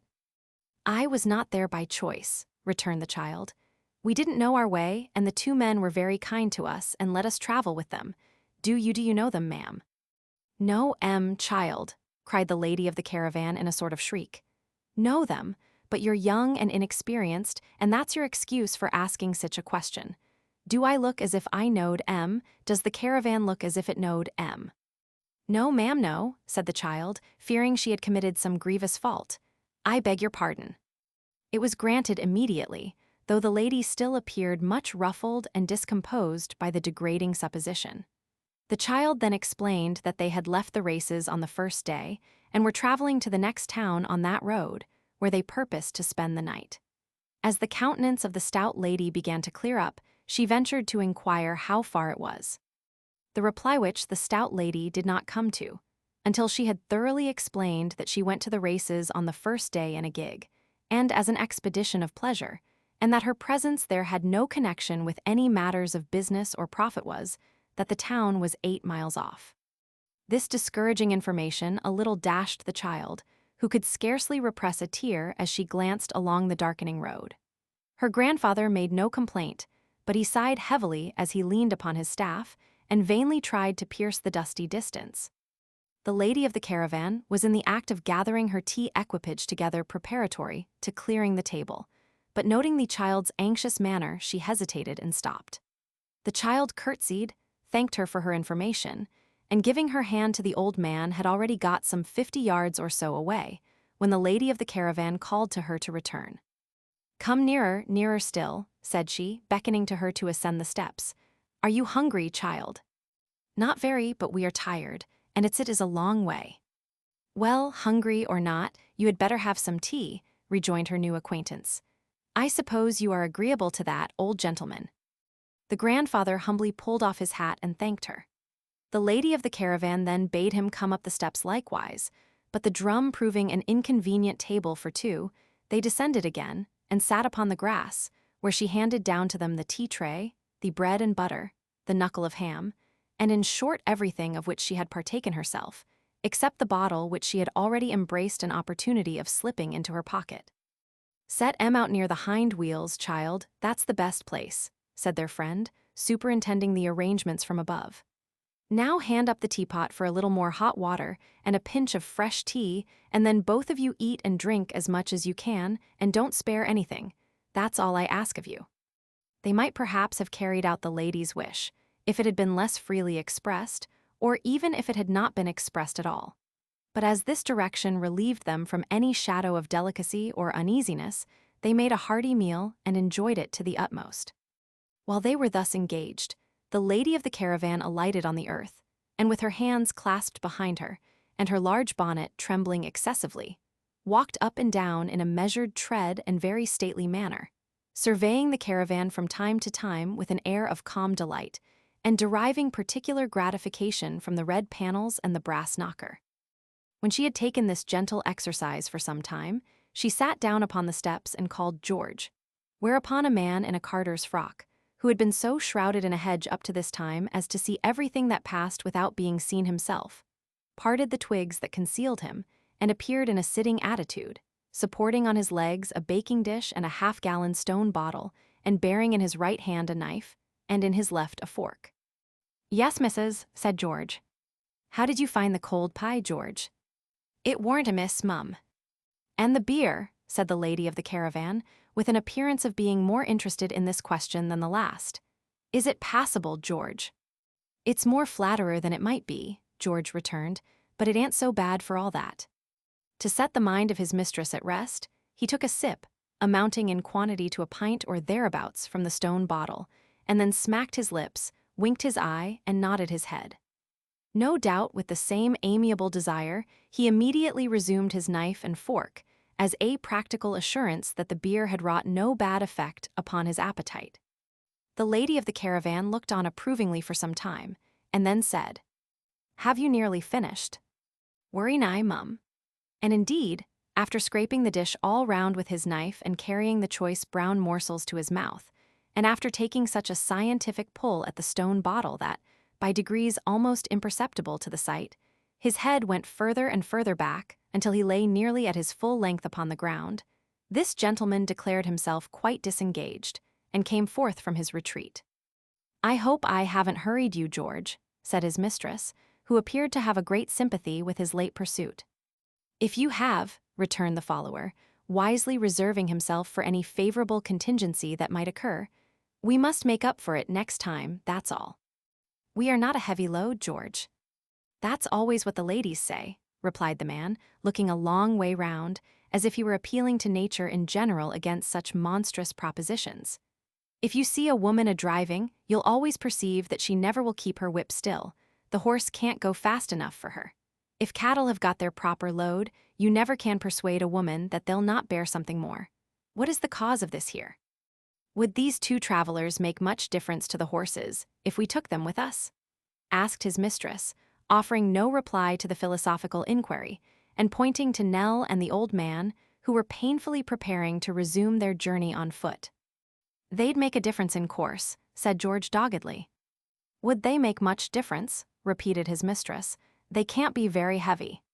"The weight o' the pair, mum," said George, eyeing them with the look of a man who was calculating within half an ounce or so, "would be a trifle under that of Oliver Cromwell." Nell was very much surprised that the man should be so accurately acquainted with the weight of one whom she had read of in books as having lived considerably before their time, but speedily forgot the subject in the joy of hearing that they were to go forward in the caravan, for which she thanked its lady with unaffected earnestness. She helped with great readiness and alacrity to put away the tea-things and other matters that were lying about, and, the horses being by that time harnessed, mounted into the vehicle, followed by her delighted grandfather. Their patroness then shut the door and sat herself down by her drum at an open window, and, the steps being struck by George and stowed under the carriage, away they went, with a great noise of flapping and creaking and straining, and the bright brass knocker, which nobody ever knocked at, knocking one perpetual double knock of its own accord as they jolted heavily along. Chapter 27. When they had traveled slowly forward for some short distance, Nell ventured to steal a look round the caravan and observe it more closely. One half of it, that moiety in which the comfortable proprietress was then seated, was carpeted, and so partitioned off at the further end as to accommodate a sleeping place, constructed after the fashion of a berth on board ship, which was shaded, like the little windows, with fair white curtains, and looked comfortable enough. though by what kind of gymnastic exercise the lady of the caravan ever contrived to get into it was an unfathomable mystery. The other half served for a kitchen, and was fitted up with a stove whose small chimney passed through the roof. It held also a closet or larder, several chests, a great pitcher of water, and a few cooking utensils and articles of crockery. These latter necessaries hung upon the walls, which, in that portion of the establishment devoted to the lady of the caravan, were ornamented with such gayer and lighter decorations as a triangle and a couple of well-thumbed tambourines. The lady of the caravan sat at one window in all the pride and poetry of the musical instruments, and little Nell and her grandfather sat at the other in all the humility of the kettle and saucepans, while the machine jogged on and shifted the darkening prospect very slowly. At first the two travelers spoke little, and only in whispers, but as they grew more familiar with the place they ventured to converse with greater freedom, and talked about the country through which they were passing, and the different objects that presented themselves, until the old man fell asleep, which the lady of the caravan observing, invited Nell to come and sit beside her. "Well, child," she said, "how do you like this way of traveling?" Nell replied that she thought it was very pleasant indeed, to which the lady assented in the case of people who had their spirits. For herself, she said, she was troubled with a lowness in that respect which required a constant stimulant, though whether the aforesaid stimulant was derived from the suspicious bottle of which mention has been already made or from other sources, she did not say. "That's the happiness of you young people," she continued. "You don't know what it is to be low in your feelings. You always have your appetites too, and what a comfort that is." Nell thought that she could sometimes dispense with her own appetite very conveniently, and thought, moreover, that there was nothing either in the lady's personal appearance or in her manner of taking tea to lead to the conclusion that her natural relish for meat and drink had at all failed her. She silently assented, however, as in duty bound, to what the lady had said, and waited until she should speak again. Instead of speaking, however, she sat looking at the child for a long time in silence, and then getting up, brought out from a corner a large roll of canvas about a yard in width, which she laid upon the floor and spread open with her foot until it nearly reached from one end of the caravan to the other. "There, child," she said, "read that." Nell walked down it and read aloud in enormous black letters the inscription, "Jarley's Waxwork." "Read it again," said the lady complacently. "Jarley's Waxwork," repeated Nell. "That's me," said the lady. "I am Mrs. Jarley." Giving the child an encouraging look, intended to reassure her and let her know that, although she stood in the presence of the original Jarley, she must not allow herself to be utterly overwhelmed and borne down, the lady of the caravan unfolded another scroll, whereon was the inscription, 100 figures the full size of life, and then another scroll on which was written, the only stupendous collection of real waxwork in the world. And then several smaller scrolls with such inscriptions as, now exhibiting within the genuine, and only Jarley's unrivaled collection. Jarley is the delight of the nobility and gentry. The royal family are the patrons of Jarley. When she had exhibited these leviathans of public announcement to the astonished child, she brought forth specimens of the lesser fry in the shape of handbills, some of which were couched in the form of parodies on popular melodies, as "Believe me if all Jarley's waxwork so rare I saw thy show and youthful, prime over the water to Jarley." While, to consult all tastes, others were composed with a view to the lighter and more facetious spirits, as a parody on the favorite air of "If I Had a Donkey," beginning, "If I knowed a donkey what wouldn't go to see Mrs. Jarley's waxwork show, do you think I'd acknowledge him? Oh no, no, then run to Jarley's." Besides several compositions in prose, purporting to be dialogues between the Emperor of China and an oyster, or the Archbishop of Canterbury and a dissenter on the subject of church rates, but all having the same moral, namely, that the reader must make haste to Jarley's, and that children and servants were admitted at half price. When she had brought all these testimonials of her important position in society to bear upon her young companion, Mrs. Jarley rolled them up, and having put them carefully away, sat down again and looked at the child in triumph. "Never go into the company of a filthy Punch any more," said Mrs. Jarley, "after this." "I never saw any waxwork, ma'am," said Nell. "Is it funnier than Punch?" "Funnier," said Mrs. Jarley in a shrill voice. "It is not funny at all." "Oh," said Nell, with all possible humility. "It isn't funny at all," repeated Mrs. Jarley. "It's calm and what's that word again critical, no classical. That's it, it's calm and classical.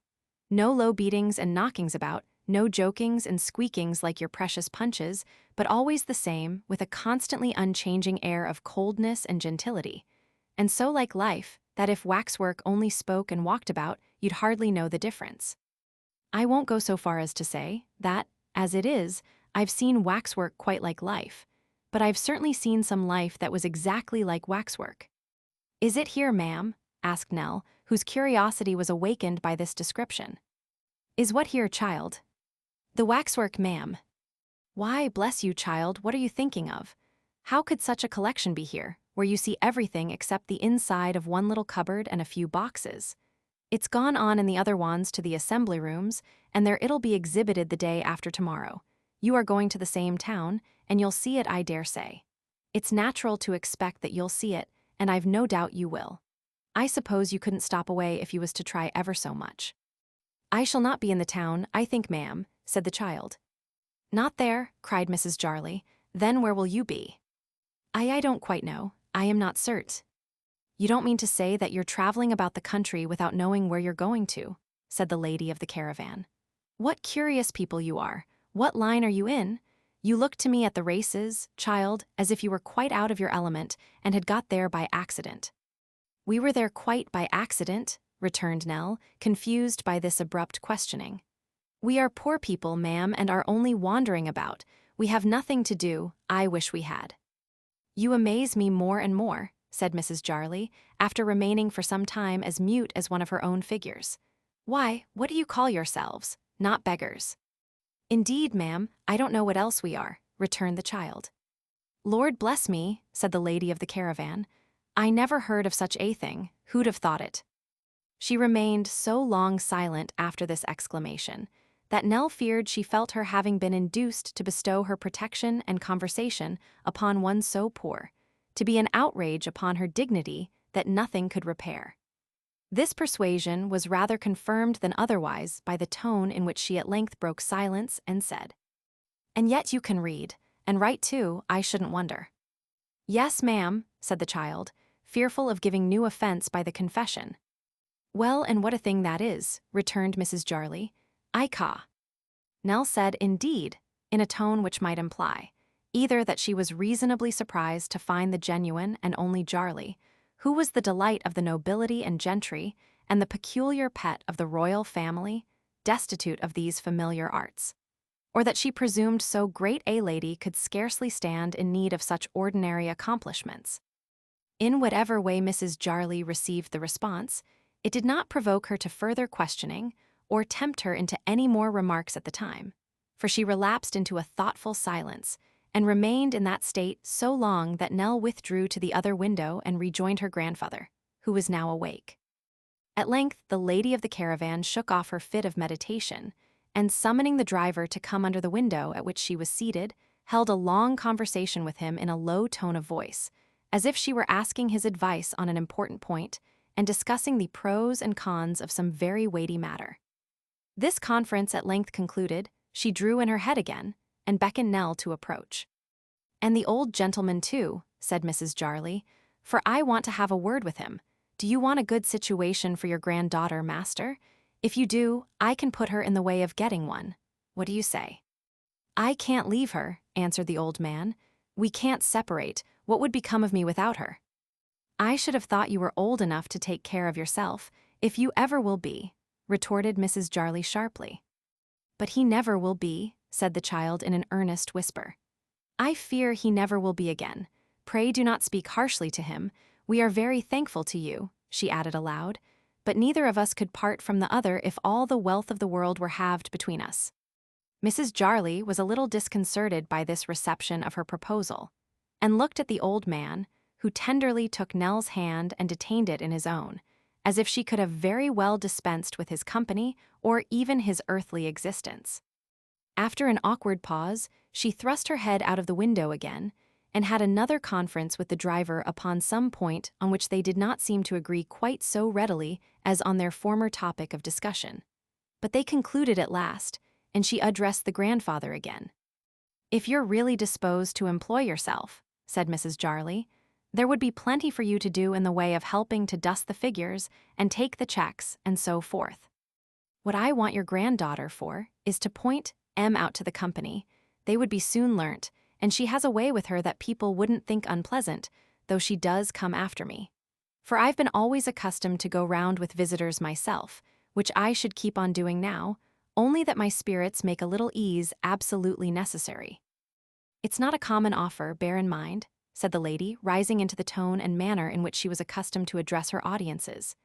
"It's Jarley's waxwork, remember. The duties very light and genteel, the company particularly select. The exhibition takes place in assembly rooms, town halls, large rooms at inns or auction galleries. There is none of your open-air wagrancy at Jarley's, recollect. There is no tarpaulin and sawdust at Jarley, remember. Every expectation held out in the handbills is realized to the utmost, and the whole forms an effect of imposing brilliancy hitherto unrivaled in this kingdom. Remember that the price of admission is only 6 pence, and that this is an opportunity which may never occur again." Descending from the sublime when she had reached this point, to the details of common life, Mrs. Jarley remarked that with reference to salary she could pledge herself to no specific sum until she had sufficiently tested Nell's abilities, and narrowly watched her in the performance of her duties. But board and lodging, both for her and her grandfather, she bound herself to provide, and she furthermore passed her word that the board should always be good in quality, and in quantity plentiful. Nell and her grandfather consulted together, and while they were so engaged, Mrs. Jarley with her hands behind her walked up and down the caravan, as she had walked after tea on the dull earth, with uncommon dignity and self-esteem. Nor will this appear so slight a circumstance as to be unworthy of mention, when it is remembered that the caravan was in uneasy motion all the time, and that none but a person of great natural stateliness and acquired grace could have forborne to stagger. "Now, child," cried Mrs. Jarley, coming to a halt as Nell turned towards her. "We are very much obliged to you, ma'am," said Nell, "and thankfully accept your offer." "And you'll never be sorry for it," returned Mrs. Jarley. "I'm pretty sure of that, so as that's all settled, let us have a bit of supper." In the meanwhile, the caravan blundered on as if it too had been drinking strong beer and was drowsy, and came at last upon the paved streets of a town which were clear of passengers, and quiet, for it was by this time near midnight, and the townspeople were all abed. As it was too late an hour to repair to the exhibition room, they turned aside into a piece of waste ground that lay just within the old town gate, and drew up there for the night, near to another caravan, which, notwithstanding that it bore on the lawful panel the great name of Jarley, and was employed besides in conveying from place to place the waxwork, which was its country's pride, was designated by a groveling stamp office as a common stage wagon, and numbered 27,000 odd hundreds, though its precious freight were mere flour or coals. This ill-used machine being empty, for it had deposited its burden at the place of exhibition, and lingered here until its services were again required, was assigned to the old man as his sleeping place for the night.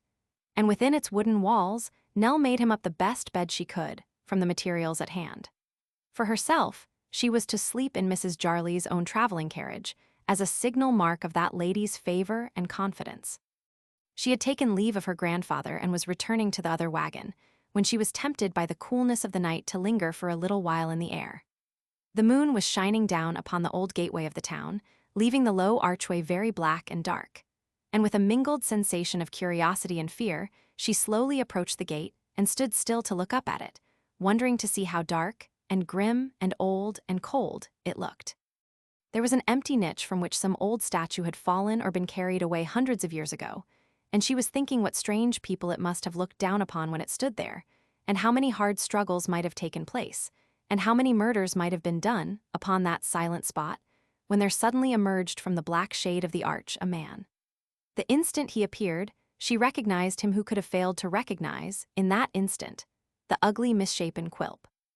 The street beyond was so narrow, and the shadow of the houses on one side of the way so deep that he seemed to have risen out of the earth. But there he was. The child withdrew into a dark corner and saw him pass close to her. He had a stick in his hand, and when he had got clear of the shadow of the gateway, he leant upon it, looked back directly, as it seemed, towards where she stood and beckoned. To her? Oh no, thank God, not to her. For as she stood, in an extremity of fear, hesitating whether to scream for help, or come from her hiding place and fly, before he should draw nearer, there issued slowly forth from the arch another figure, that of a boy who carried on his back a trunk. "Faster, sirrah!" cried Quilp, looking up at the old gateway, and showing in the moonlight like some monstrous image that had come down from its niche and was casting a backward glance at its old house. "Faster." "It's a dreadful heavy load, sir," the boy pleaded. "I've come on very fast, considering." "You have come fast, considering," retorted Quilp. "You creep, you dog, you crawl, you measure distance like a worm. There are the chimes now, 12:30. He stopped to listen, and then turning upon the boy with a suddenness and ferocity that made him start, asked at what hour that London coach passed the corner of the road. The boy replied, "At 1. "Come on then," said Quilp, "or I shall be too late. Faster, do you hear me? Faster." The boy made all the speed he could, and Quilp led onward, constantly turning back to threaten him and urge him to greater haste. Nell did not dare to move until they were out of sight and hearing, and then hurried to where she had left her grandfather, feeling as if the very passing of the dwarf so near him must have filled him with alarm and terror. But he was sleeping soundly, and she softly withdrew. As she was making her way to her own bed, she determined to say nothing of this adventure, as upon whatever errand the dwarf had come, and she feared it must have been in search of them. It was clear by his inquiry about the London coach that he was on his way homeward, and as he had passed through that place, it was but reasonable to suppose that they were safer from his inquiries there than they could be elsewhere. These reflections did not remove her own alarm, for she had been too much terrified to be easily composed, and felt as if she were hemmed in by a legion of Quilps, and the very air itself were filled with them. The delight of the nobility and gentry and the patronized of royalty had, by some process of self-abridgment known only to herself, got into her traveling bed, where she was snoring peacefully, while the large bonnet, carefully disposed upon the drum, was revealing its glories by the light of a dim lamp that swung from the roof. The child's bed was already made upon the floor, and it was a great comfort to her to hear the steps removed as soon as she had entered, and to know that all easy communication between persons outside and the brass knocker was by this means effectually prevented.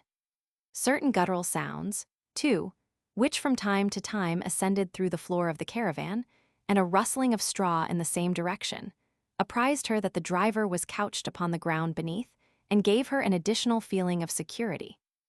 Notwithstanding these protections, she could get none but broken sleep by fits and starts all night, for fear of Quilp, who throughout her uneasy dreams was somehow connected with the waxwork, or was waxwork himself, or was Mrs. Jarley and waxwork too, or was himself Mrs. Jarley, waxwork, and a barrel organ all in one, and yet not exactly any of them either. At length, towards break of day, that deep sleep came upon her which succeeds to weariness and overwatching, and which has no consciousness but one of overpowering and irresistible enjoyment. Chapter 28. Sleep hung upon the eyelids of the child so long that, when she awoke, Mrs. Jarley was already decorated with her large bonnet and actively engaged in preparing breakfast. She received Nell's apology for being so late with perfect good humor, and said that she should not have roused her if she had slept on until noon. "Because it does you good," said the lady of the caravan, "when you're tired, to sleep as long as ever you can and get the fatigue quite off, and that's another blessing of your time of life, you can sleep so very sound." "Have you had a bad night, ma'am?" asked Nell. "I seldom have anything else, child," replied Mrs. Jarley with the air of a martyr. "I sometimes wonder how I bear it." Remembering the snores which had proceeded from that cleft in the caravan, in which the proprietress of the waxwork passed the night, Nell rather thought she must have been dreaming of lying awake. However, she expressed herself very sorry to hear such a dismal account of her state of health, and shortly afterwards sat down with her grandfather and Mrs. Jarley to breakfast.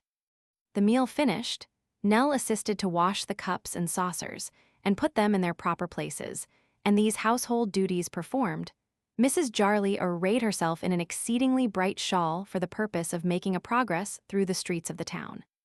"The wan will come on to bring the boxes," said Mrs. Jarley, "and you had better come in it, child.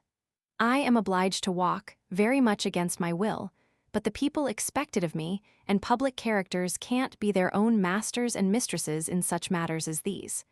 "How do I look, child?" Nell returned a satisfactory reply, and Mrs. Jarley, after sticking a great many pins into various parts of her figure, and making several abortive attempts to obtain a full view of her own back, was at last satisfied with her appearance, and went forth majestically. The caravan followed at no great distance. As it went jolting through the streets, Nell peeped from the window, curious to see in what kind of place they were, and yet fearful of encountering at every turn the dreaded face of Quilp. It was a pretty large town, with an open square which they were crawling slowly across, and in the middle of which was the town hall, with a clock tower and a weathercock. There were houses of stone, houses of red brick, houses of yellow brick, houses of lath and plaster, and houses of wood, many of them very old, with withered faces carved upon the beams and staring down into the street. These had very little winking windows and low arched doors, and in some of the narrower ways quite overhung the pavement. The streets were very clean, very sunny, very empty, and very dull. A few idle men lounged about the two inns, and the empty marketplace, and the tradesmen's doors, and some old people were dozing in chairs outside an almshouse wall. But scarcely any passengers who seemed bent on going anywhere, or to have any object in view, went by. And if perchance some straggler did, his footsteps echoed on the hot bright pavement for minutes afterwards. Nothing seemed to be going on but the clocks, and they had such drowsy faces, such heavy lazy hands, and such cracked voices that they surely must have been too slow. The very dogs were all asleep, and the flies, drunk with moist sugar in the grocer's shop, forgot their wings and briskness, and baked to death in dusty corners of the window. Rumbling along with most unwonted noise, the caravan stopped at last at the place of exhibition, where Nell dismounted amidst an admiring group of children, who evidently supposed her to be an important item of the curiosities, and were fully impressed with the belief that her grandfather was a cunning device in wax. The chests were taken out with all convenient dispatch, and taken in to be unlocked by Mrs. Jarley, who, attended by George and another man in velveteen shorts and a drab hat ornamented with turnpike tickets, were waiting to dispose their contents, consisting of red festoons and other ornamental devices in upholstery work, to the best advantage in the decoration of the room. They all got to work without loss of time, and very busy they were. As the stupendous collection were yet concealed by cloths, lest the envious dust should injure their complexions, Nell bestirred herself to assist in the embellishment of the room, in which her grandfather also was of great service. The two men, being well used to it, did a great deal in a short time, and Mrs. Jarley served out the tin tacks from a linen pocket like a toll collector's which she wore for the purpose, and encouraged her assistants to renewed exertion. While they were thus employed, a tallish gentleman with a hook nose and black hair, dressed in a military surtout very short and tight in the sleeves, and which had once been frogged and braided all over, but was now sadly shorn of its garniture and quite threadbare, dressed too in ancient grey pantaloons fitting tight to the leg, and a pair of pumps in the winter of their existence, looked in at the door and smiled affably. Mrs. Jarley's back being then towards him, the military gentleman shook his forefinger as a sign that her myrmidons were not to apprise her of his presence, and stealing up close behind her, tapped her on the neck and cried playfully, "Beau." "What, Mr. Slum?" cried the lady of the waxwork. "Lot, who'd have thought of seeing you here?" "'Pon my soul and honor," said Mr. Slum, "that's a good remark. 'Pon my soul and honor, that's a wise remark. Who would have thought it? George, my faithful feller, how are you?" George received this advance with a surly indifference, observing that he was well enough for the matter of that, and hammering lustily all the time. "I came here," said the military gentleman, turning to Mrs. Jarley, "'pon my soul and honor, I hardly know what I came here for. It would puzzle me to tell you, it would, by gad. I wanted a little inspiration, a little freshening up, a little change of ideas, and 'pon my soul and honor," said the military gentleman, checking himself and looking round the room, "what a devilish classical thing this is. By gad, it's quite Minervian." "It'll look well enough when it comes to be finished," observed Mrs. Jarley. "Well enough," said Mr. Slum. "Will you believe me when I say it's the delight of my life to have dabbled in poetry, when I think I've exercised my pen upon this charming theme? By the way, any orders? Is there any little thing I can do for you?" "It comes so very expensive, sir," replied Mrs. Jarley, "and I really don't think it does much good." "Hush, no, no," returned Mr. Slum, elevating his hand. "No fibs, I'll not hear it. Don't say it don't do good, don't say it. I know better." "I don't think it does," said Mrs. Jarley. "Ha ha," cried Mr. Slum. "You're giving way, you're coming down. Ask the perfumers, ask the blacking makers, ask the hatters, ask the old lottery office keepers, ask any man among 'em what my poetry has done for him, and mark my words, he blesses the name of Slum. If he's an honest man, he raises his eyes to heaven and blesses the name of Slum, mark that. You are acquainted with Westminster Abbey, Mrs. Jarley?" "Yes, surely." "Then upon my soul and honor, ma'am, you'll find in a certain angle of that dreary pile, called Poets' Corner, a few smaller names than Slum," retorted that gentleman, tapping himself expressively on the forehead to imply that there was some slight quantity of brain behind it. "I've got a little trifle here now," said Mr. Slum, taking off his hat, which was full of scraps of paper. "A little trifle here, thrown off in the heat of the moment, which I should say was exactly the thing you wanted to set this place on fire with. It's an acrostic. The name at this moment is Warren, and the idea's a convertible one and a positive inspiration for Jarley. Have the acrostic." "I suppose it's very dear," said Mrs. Jarley. "5 shillings," returned Mr. Slum, using his pencil as a toothpick, "cheaper than any prose." "I couldn't give more than 3, said Mrs. Jarley. "And 6, retorted Slum. "Come, 3 and 6. Mrs. Jarley was not proof against the poet's insinuating manner, and Mr. Slum entered the order in a small notebook as a 3 and 6-penny one. Mr. Slum then withdrew to alter the acrostic, after taking a most affectionate leave of his patroness, and promising to return, as soon as he possibly could, with a fair copy for the printer. As his presence had not interfered with or interrupted the preparations, they were now far advanced, and were completed shortly after his departure. When the festoons were all put up as tastily as they might be, the stupendous collection was uncovered, and there were displayed, on a raised platform some 2 feet from the floor, running round the room and parted from the rude public by a crimson rope breast high, divers sprightly effigies of celebrated characters, singly and in groups, clad in glittering dresses of various climes and times, and standing more or less unsteadily upon their legs, with their eyes very wide open, and their nostrils very much inflated, and the muscles of their legs and arms very strongly developed, and all their countenances expressing great surprise. All the gentlemen were very pigeon-breasted and very blue about the beards, and all the ladies were miraculous figures, and all the ladies and all the gentlemen were looking intensely nowhere, and staring with extraordinary earnestness at nothing.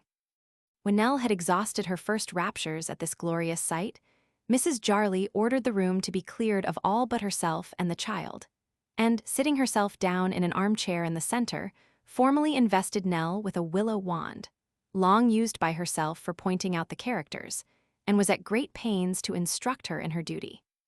"That," said Mrs. Jarley in her exhibition tone, as Nell touched a figure at the beginning of the platform, "is an unfortunate maid of honor in the time of Queen Elizabeth, who died from pricking her finger in consequence of working upon a Sunday. Observe the blood which is trickling from her finger, also the gold-eyed needle of the period, with which she is at work." All this Nell repeated twice or thrice, pointing to the finger and the needle at the right times, and then passed on to the next. "That, ladies and gentlemen," said Mrs. Jarley, "is Jasper Packlemerton of atrocious memory, who courted and married 14 wives and destroyed them all by tickling the soles of their feet when they were sleeping in the consciousness of innocence and virtue. On being brought to the scaffold and asked if he was sorry for what he had done, he replied yes. He was sorry for having let M off so easy, and hoped all Christian husbands would pardon him the offense. Let this be a warning to all young ladies to be particular in the character of the gentleman of their choice. Observe that his fingers are curled as if in the act of tickling, and that his face is represented with a wink as he appeared when committing his barbarous murders."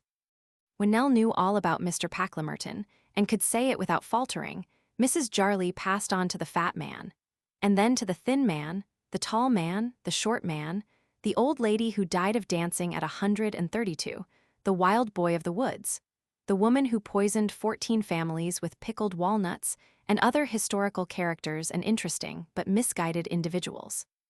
And so well did Nell profit by her instructions, and so apt was she to remember them, that by the time they had been shut up together for a couple of hours, she was in full possession of the history of the whole establishment, and perfectly competent to the enlightenment of visitors.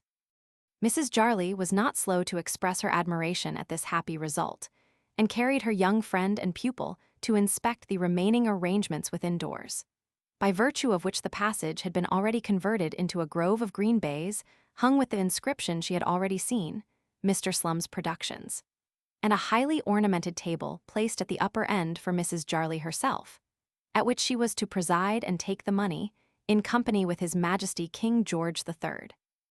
Mr. Grimaldi as clown, Mary Queen of Scots, an anonymous gentleman of the Quaker persuasion, and Mr. Pitt holding in his hand a correct model of the bill for the imposition of the window duty. The preparations without doors had not been neglected either. A nun of great personal attractions was telling her beads on the little portico over the door, and a brigand with the blackest possible head of hair, and the clearest possible complexion, was at that moment going round the town in a cart, consulting the miniature of a lady. It now only remained that Mr. Slum's compositions should be judiciously distributed, that the pathetic effusions should find their way to all private houses and tradespeople, and that the parody commencing, "If I knowed a donkey," should be confined to the taverns, and circulated only among the lawyers' clerks and choice spirits of the place. When this had been done, and Mrs. Jarley had waited upon the boarding schools in person, with a handbill composed expressly for them, in which it was distinctly proved that waxwork refined the mind, cultivated the taste, and enlarged the sphere of the human understanding, that indefatigable lady sat down to dinner and drank out of the suspicious bottle to a flourishing campaign. Chapter 29. Unquestionably, Mrs. Jarley had an inventive genius. In the midst of the various devices for attracting visitors to the exhibition, little Nell was not forgotten. The light cart in which the brigand usually made his perambulations being gaily dressed with flags and streamers, and the brigand placed therein, contemplating the miniature of his beloved as usual, Nell was accommodated with a seat beside him, decorated with artificial flowers, and in this state and ceremony rode slowly through the town every morning, dispersing handbills from a basket to the sound of drum and trumpet. The beauty of the child, coupled with her gentle and timid bearing, produced quite a sensation in the little country place. The brigand, heretofore a source of exclusive interest in the streets, became a mere secondary consideration, and to be important only as a part of the show of which she was the chief attraction. Grown-up folks began to be interested in the bright-eyed girl, and some score of little boys fell desperately in love, and constantly left enclosures of nuts and apples, directed in small text, at the waxwork door.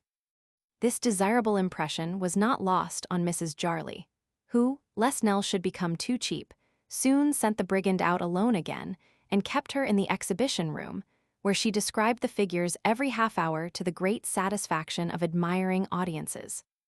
And these audiences were of a very superior description, including a great many young ladies' boarding schools, whose favor Mrs. Jarley had been at great pains to conciliate, by altering the face and costume of Mr. Grimaldi as clown to represent Mr. Linley Murray, as he appeared when engaged in the composition of his English grammar, and turning a murderess of great renown into Mrs. Hannah Morboth, of which likenesses were admitted by Miss Monflathers, who was at the head of the head boarding and day establishment in the town, and who condescended to take a private view with 8 chosen young ladies, to be quite startling from their extreme correctness.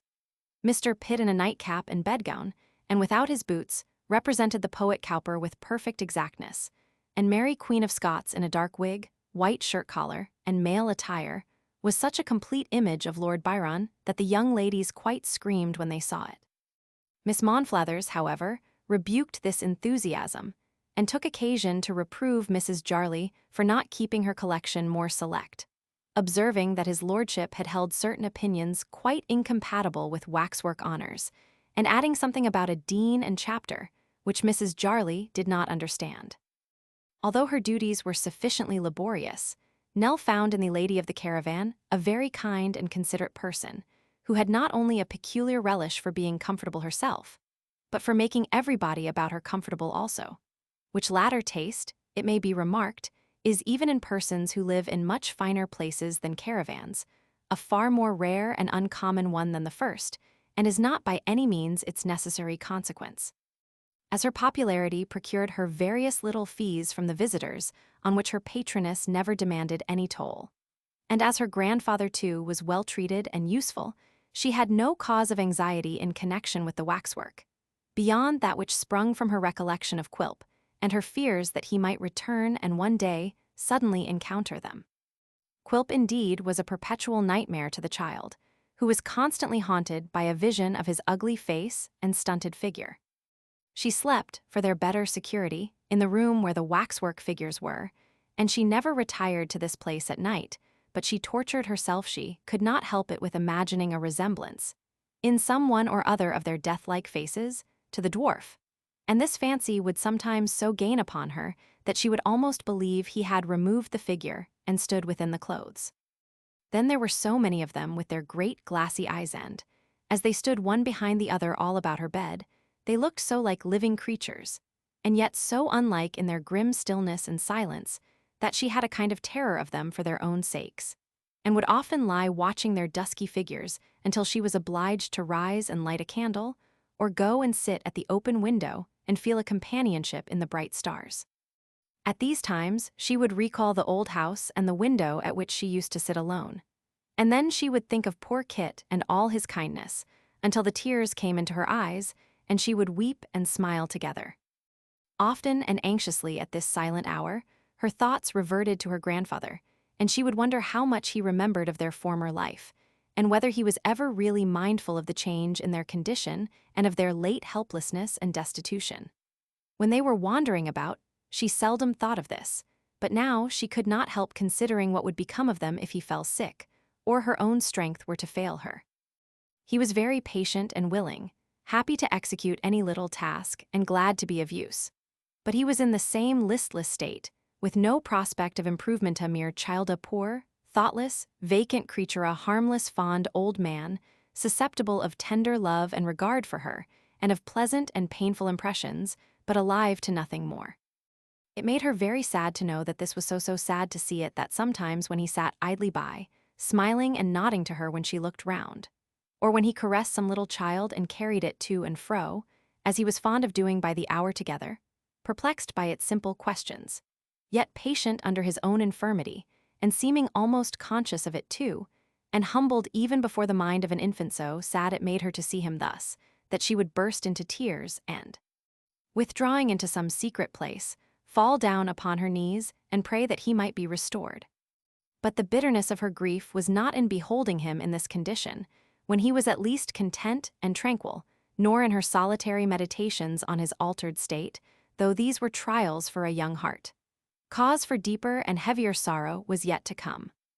One evening, a holiday night with them, Nell and her grandfather went out to walk. They had been rather closely confined for some days, and the weather being warm, they strolled a long distance. Clear of the town, they took a footpath which struck through some pleasant fields, judging that it would terminate in the road they quitted and enable them to return that way. It made, however, a much wider circuit than they had supposed, and thus they were tempted onward until sunset, when they reached the track of which they were in search and stopped to rest. It had been gradually getting overcast, and now the sky was dark and lowering, save where the glory of the departing sun piled up masses of gold and burning fire, decaying embers of which gleamed here and there through the black veil, and shone redly down upon the earth. The wind began to moan in hollow murmurs as the sun went down carrying glad day elsewhere, and a train of dull clouds coming up against it menaced thunder and lightning. Large drops of rain soon began to fall, and, as the storm clouds came sailing onward, others supplied the void they left behind and spread over all the sky.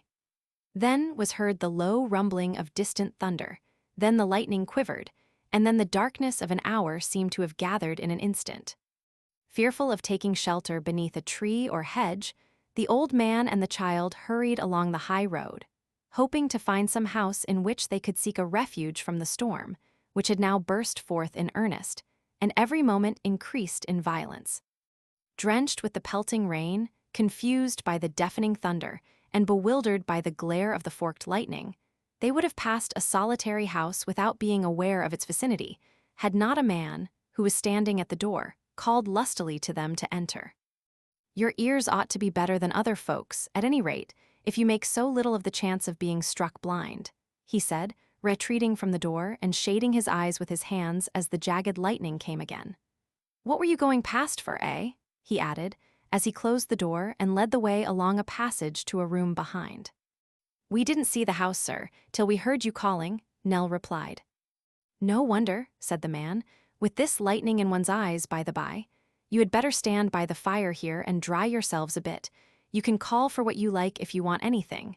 If you don't want anything, you are not obliged to give an order. Don't be afraid of that.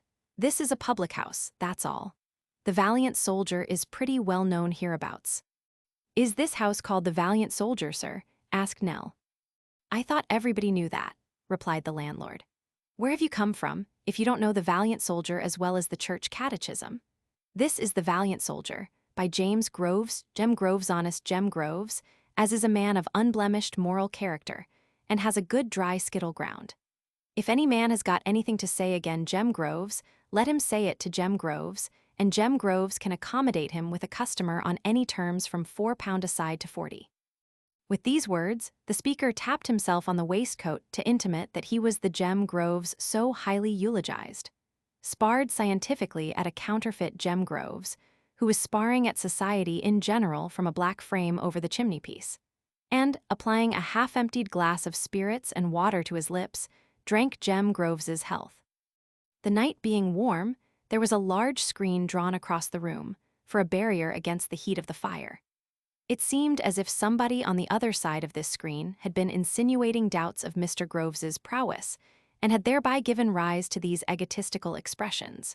For Mr. Groves wound up his defiance by giving a loud knock upon it with his knuckles and pausing for a reply from the other side. "There ain't many men," said Mr. Groves, no answer being returned, "who would venture to cross Jem Groves under his own roof. There's only one man, I know, that has nerve enough for that, and that man's not 100 mile from here neither. But he's worth a dozen men, and I let him say of me whatever he likes in consequence he knows that."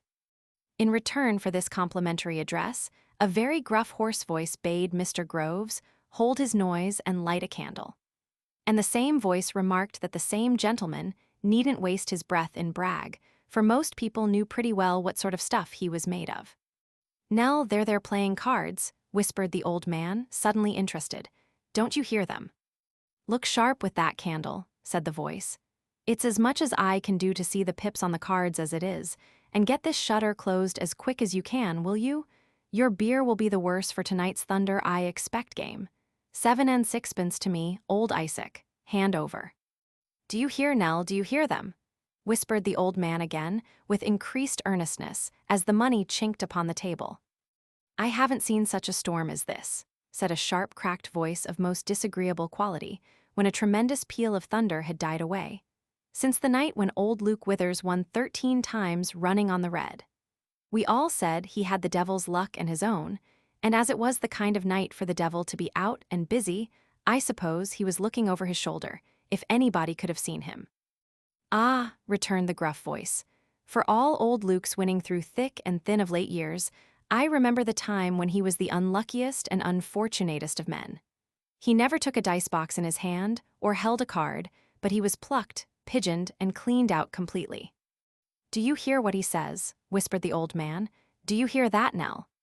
The child saw with astonishment and alarm that his whole appearance had undergone a complete change. His face was flushed and eager, his eyes were strained, his teeth set, his breath came short and thick, and the hand he laid upon her arm trembled so violently that she shook beneath its grasp. "Bear witness," he muttered, looking upward, "that I always said it, that I knew it, dreamed of it, felt it was the truth, and that it must be so. What money have we, Nell? Come, I saw you with money yesterday. What money have we? Give it to me." "No, no, let me keep it, grandfather," said the frightened child. "Let us go away from here. Do not mind the rain. Pray let us go." "Give it to me, I say," returned the old man fiercely. "Hush, hush, don't cry, Nell. If I spoke sharply, dear, I didn't mean it. It's for thy good. I have wronged thee, Nell, but I will right thee yet, I will indeed. Where is the money?" "Do not take it," said the child. "Pray do not take it, dear, For both our sakes let me keep it, or let me throw it away. Better let me throw it away than you take it now. Let us go, do let us go. Give me the money, returned the old man. I must have it. There, that's my dear Nell. I'll write thee one day, child, I'll write thee, never fear. She took from her pocket a little purse. He seized it with the same rapid impatience which had characterized his speech and hastily made his way to the other side of the screen. It was impossible to restrain him, and the trembling child followed close behind. The landlord had placed a light upon the table and was engaged in drawing the curtain of the window. The speakers whom they had heard were two men who had a pack of cards and some silver money between them, while upon the screen itself the games they had played were scored in chalk. The man with the rough voice was a burly fellow of middle age, with large black whiskers, broad cheeks, a coarse wide mouth, and bull neck, which was pretty freely displayed as his shirt collar was only confined by a loose red neckerchief. He wore his hat, which was of a brownish white, and had beside him a thick knotted stick. The other man, whom his companion had called Isaac, was of a more slender figure, stooping, and high in the shoulders, with a very ill-favored face and a most sinister and villainous squint. "Now, old gentleman," said Isaac, looking round, "do you know either of us? This side of the screen is private, sir." "No offense, I hope," returned the old man. "But by G, sir, there is offense," said the other, interrupting him, "when you intrude yourself upon a couple of gentlemen who are particularly engaged." "I had no intention to offend," said the old man, looking anxiously at the cards. "I thought that." "But you had no right to think, sir," retorted the other. "What the devil has a man at your time of life to do with thinking?"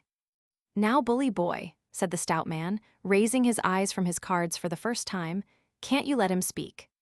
The landlord, who had apparently resolved to remain neutral until he knew which side of the question the stout man would espouse, chimed in at this place with, "Ah, to be sure, can't you let him speak, Isaac List?" "Can't I let him speak?" sneered Isaac in reply, mimicking as nearly as he could, in his shrill voice, the tones of the landlord. "Yes, I can let him speak, Jimmy Groves." "Well then, do it, will you?" said the landlord. Mr. List's squint assumed a portentous character, which seemed to threaten a prolongation of this controversy, when his companion, who had been looking sharply at the old man, put a timely stop to it. "Who knows," said he, with a cunning look, "but the gentleman may have civilly meant to ask if he might have the honor to take a hand with us." "I did mean it," cried the old man.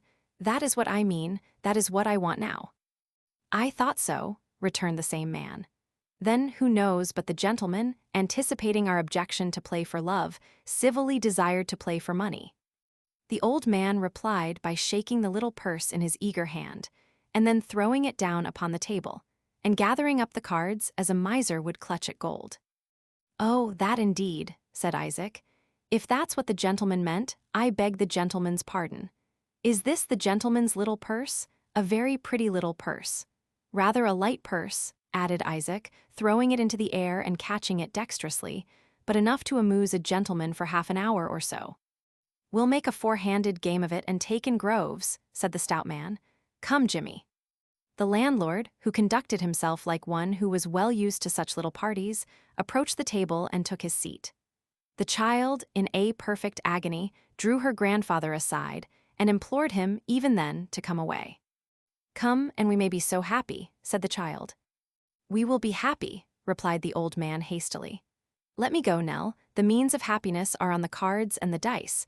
We must rise from little winnings to great. There's little to be won here, but great will come in time. I shall but win back my own, and it's all for thee, my darling." "God help us," cried the child. "Oh, what hard fortune brought us here." "Hush," rejoined the old man, laying his hand upon her mouth. "Fortune will not bear chiding. We must not reproach her, or she shuns us. I have found that out."